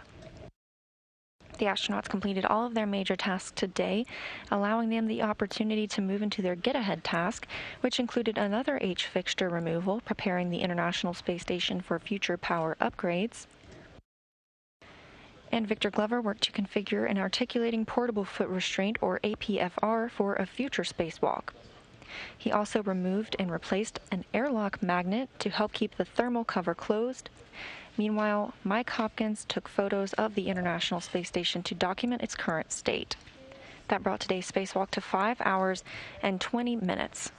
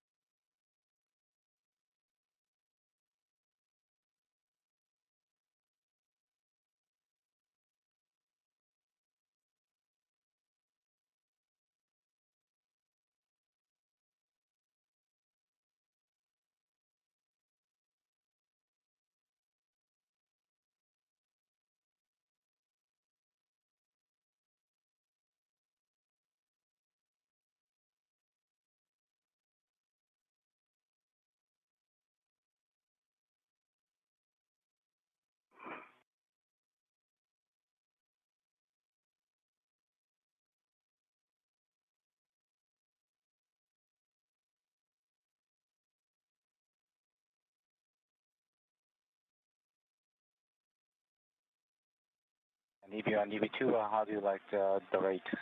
You're almost coming to a 600. Copy. EV1's good. EV2's good.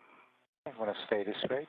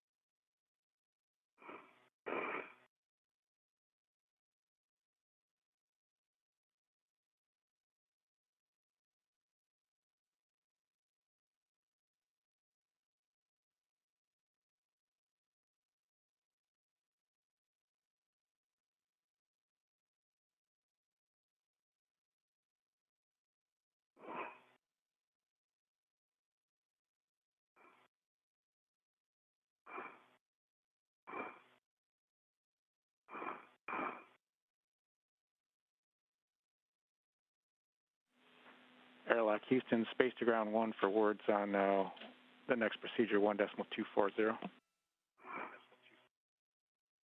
Yeah, 1240, go for it. Okay, Suichi, we don't think you're going to need step 1. We will take care of step 4, and you do not have to perform step 5 or 6 as well. Copy. Skip step 1, and you take 4, 5, and basically 6 as well. Okay. All right. Okay, we don't have to do 5, 6. Copy.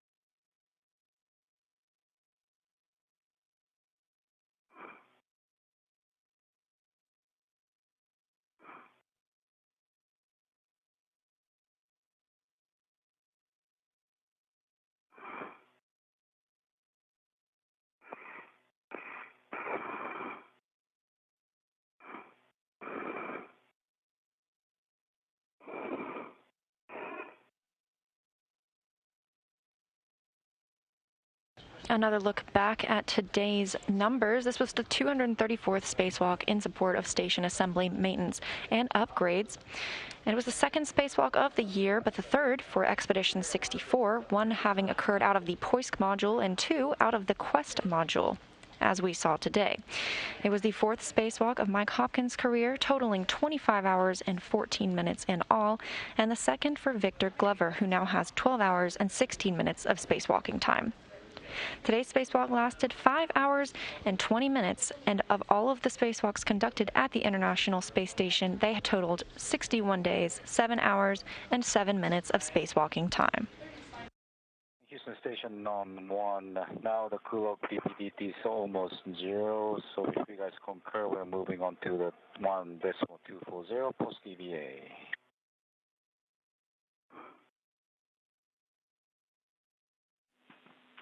Airlock Houston, we are tracking and we concur. Copy. So moving on to out of the Q car, we're moving on to post DVA.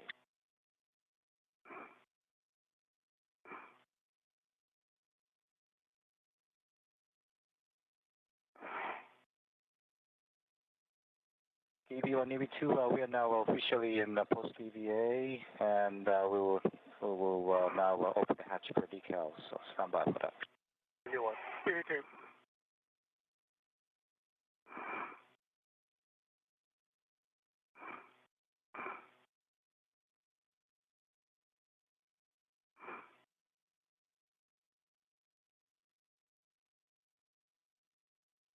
With repressurization complete, JAXA astronaut Soichi Noguchi prepares to open the hatch between the crew lock and the equipment lock portion of the Quest airlock.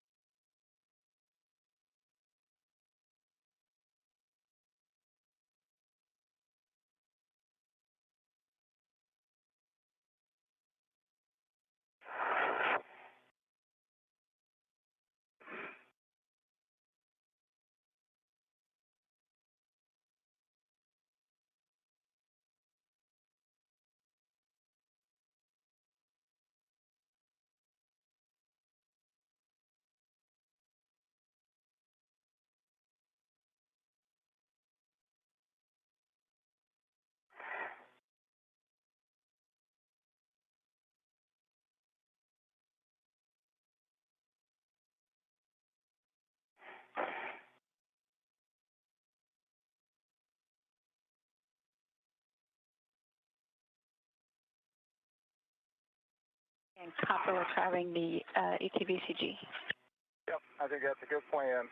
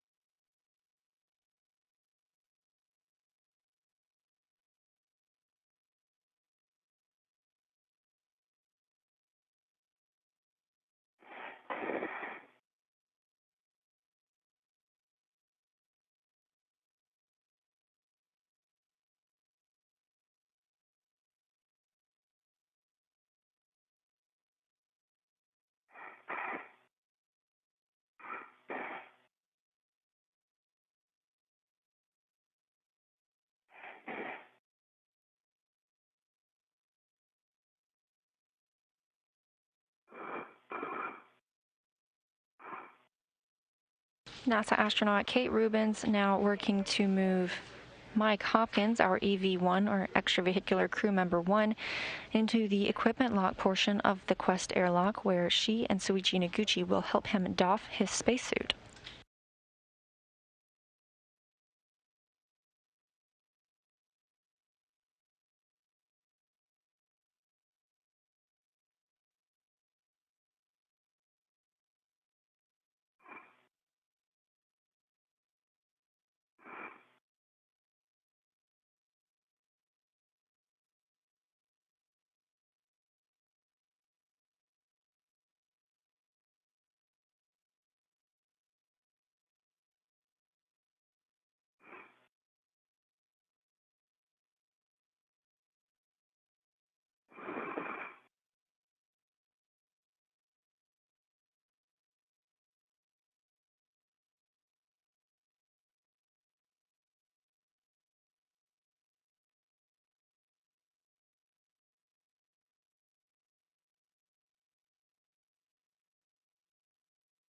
Yeah, EV2 Hopper, I want to take your safer from here, so can you grab onto the 100? 100? Yeah, that's good.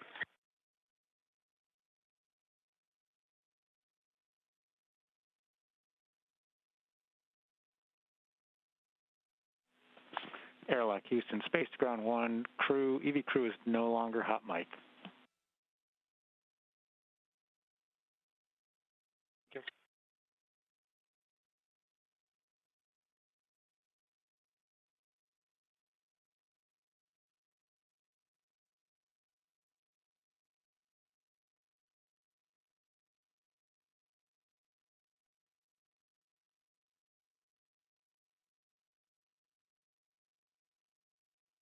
Soichi Noguchi has removed Mike Hopkins' safer or simplified aid for EVA rescue. And as you saw, we didn't need that today, but always useful to have just in case. That would help the astronaut maneuver back to the International Space Station should they become detached for any reason. However, they are always using tethers to stay attached.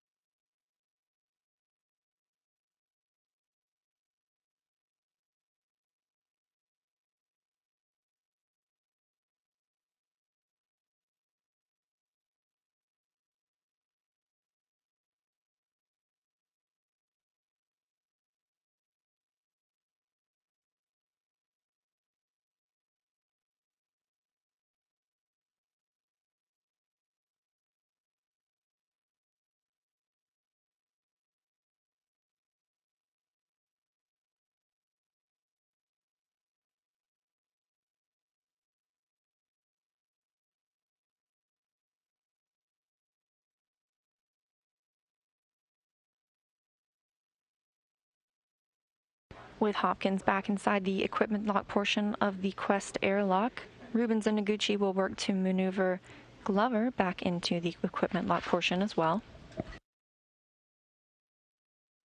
This is where they will help the spacewalkers doff their spacesuits after today's 5-hour and 20-minute spacewalk, starting at 6:56 a.m. Central Time and ending at 12:15 p.m. Central Time. 12:16 p.m. Central Time, that is.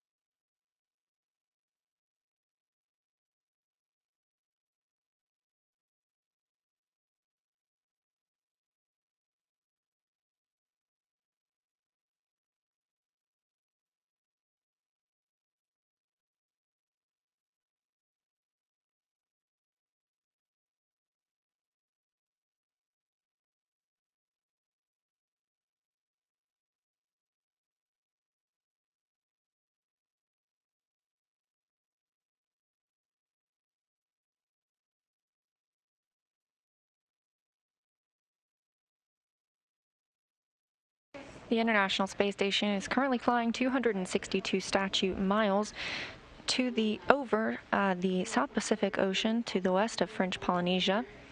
As you can see, both spacewalkers are now back inside the equipment lock portion of the Quest airlock. And NASA astronaut Victor Glover's safer or simplified aid for EVA rescue has been removed as well.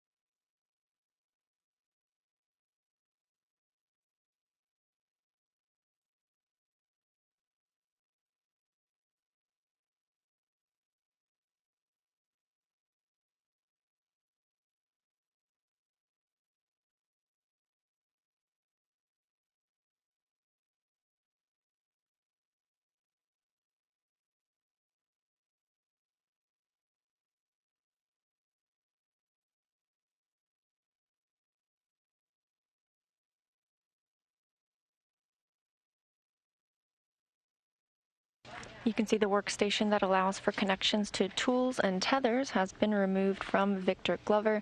The astronauts now preparing to doff their suits. Another look back at everything they accomplished today, completing all of their scheduled tasks and even several of their get-ahead tasks. First, the spacewalkers completed the battery upgrades that began in January 2017 by driving a final bolt into a lithium-ion battery and installing a final adapter plate to complete the power circuit. They also installed a bolt into a DCSU, or direct current switching unit, before Mike Hopkins moved to remove an H fixture. That prepares the International Space Station for future power upgrades. There were 3 cameras upgraded or replaced today. The first was a CP3 HD camera at the starboard truss. There was also a camera replaced on the Japanese experiment module remote manipulator system, and a CP13 HD camera installed outside the U.S. lab. That completed the main scheduled tasks for our spacewalkers, and they moved into get-ahead tasks, beginning with another H fixture removal by Hopkins and APFR, or articulating portable foot restraint configuration, for a future spacewalk by Victor Glover. Glover also removed and replaced an airlock magnet to help the thermal cover stay closed, and Hopkins took photos of the exterior of the station to document its current state. From the time the spacewalkers switched their suits to internal power at 6:56 a.m. Central Time this morning, it took them 5 hours and 20 minutes to complete the aforementioned tasks, concluding the spacewalk at 12:16 p.m. Central Time.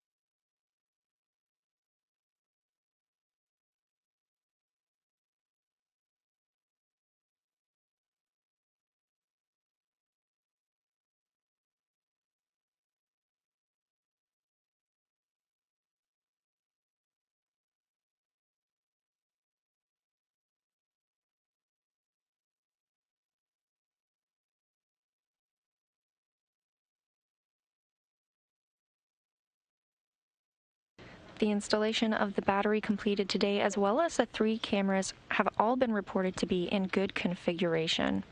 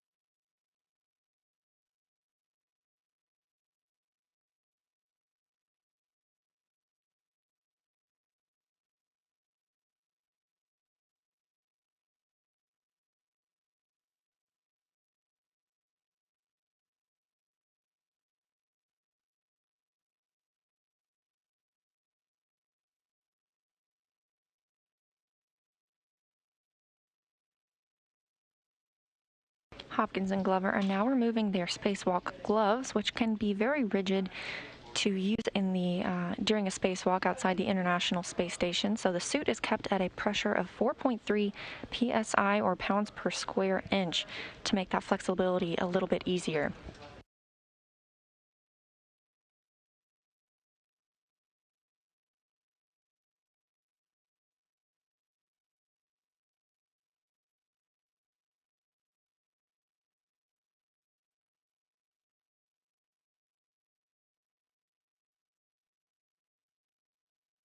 And Victor Glover is all smiles after having his helmet removed, today being his second spacewalk after completing his first just last Wednesday.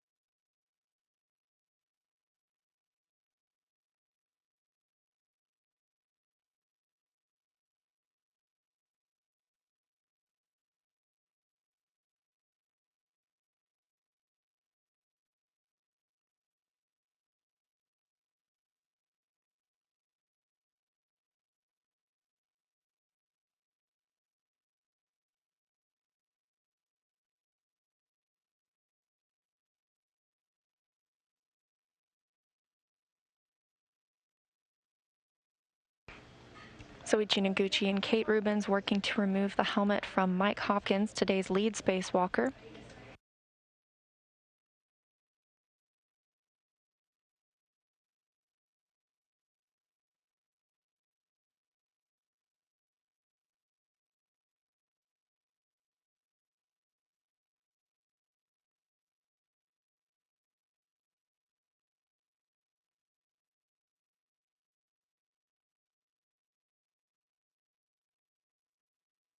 Now that both astronauts have their helmets removed, we are going to wrap up today's coverage.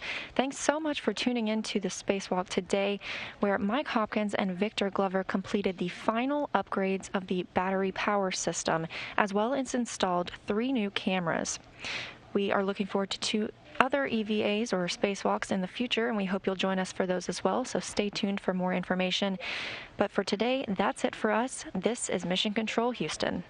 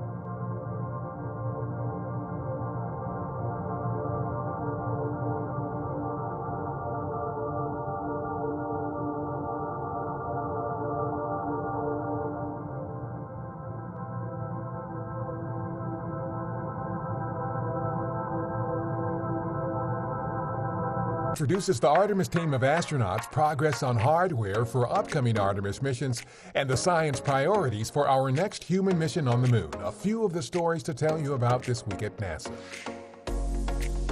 On December 9th, we announced 18 NASA astronauts that will form the Artemis team to help pave the way for the next astronaut missions on and around the moon as part of our Artemis program.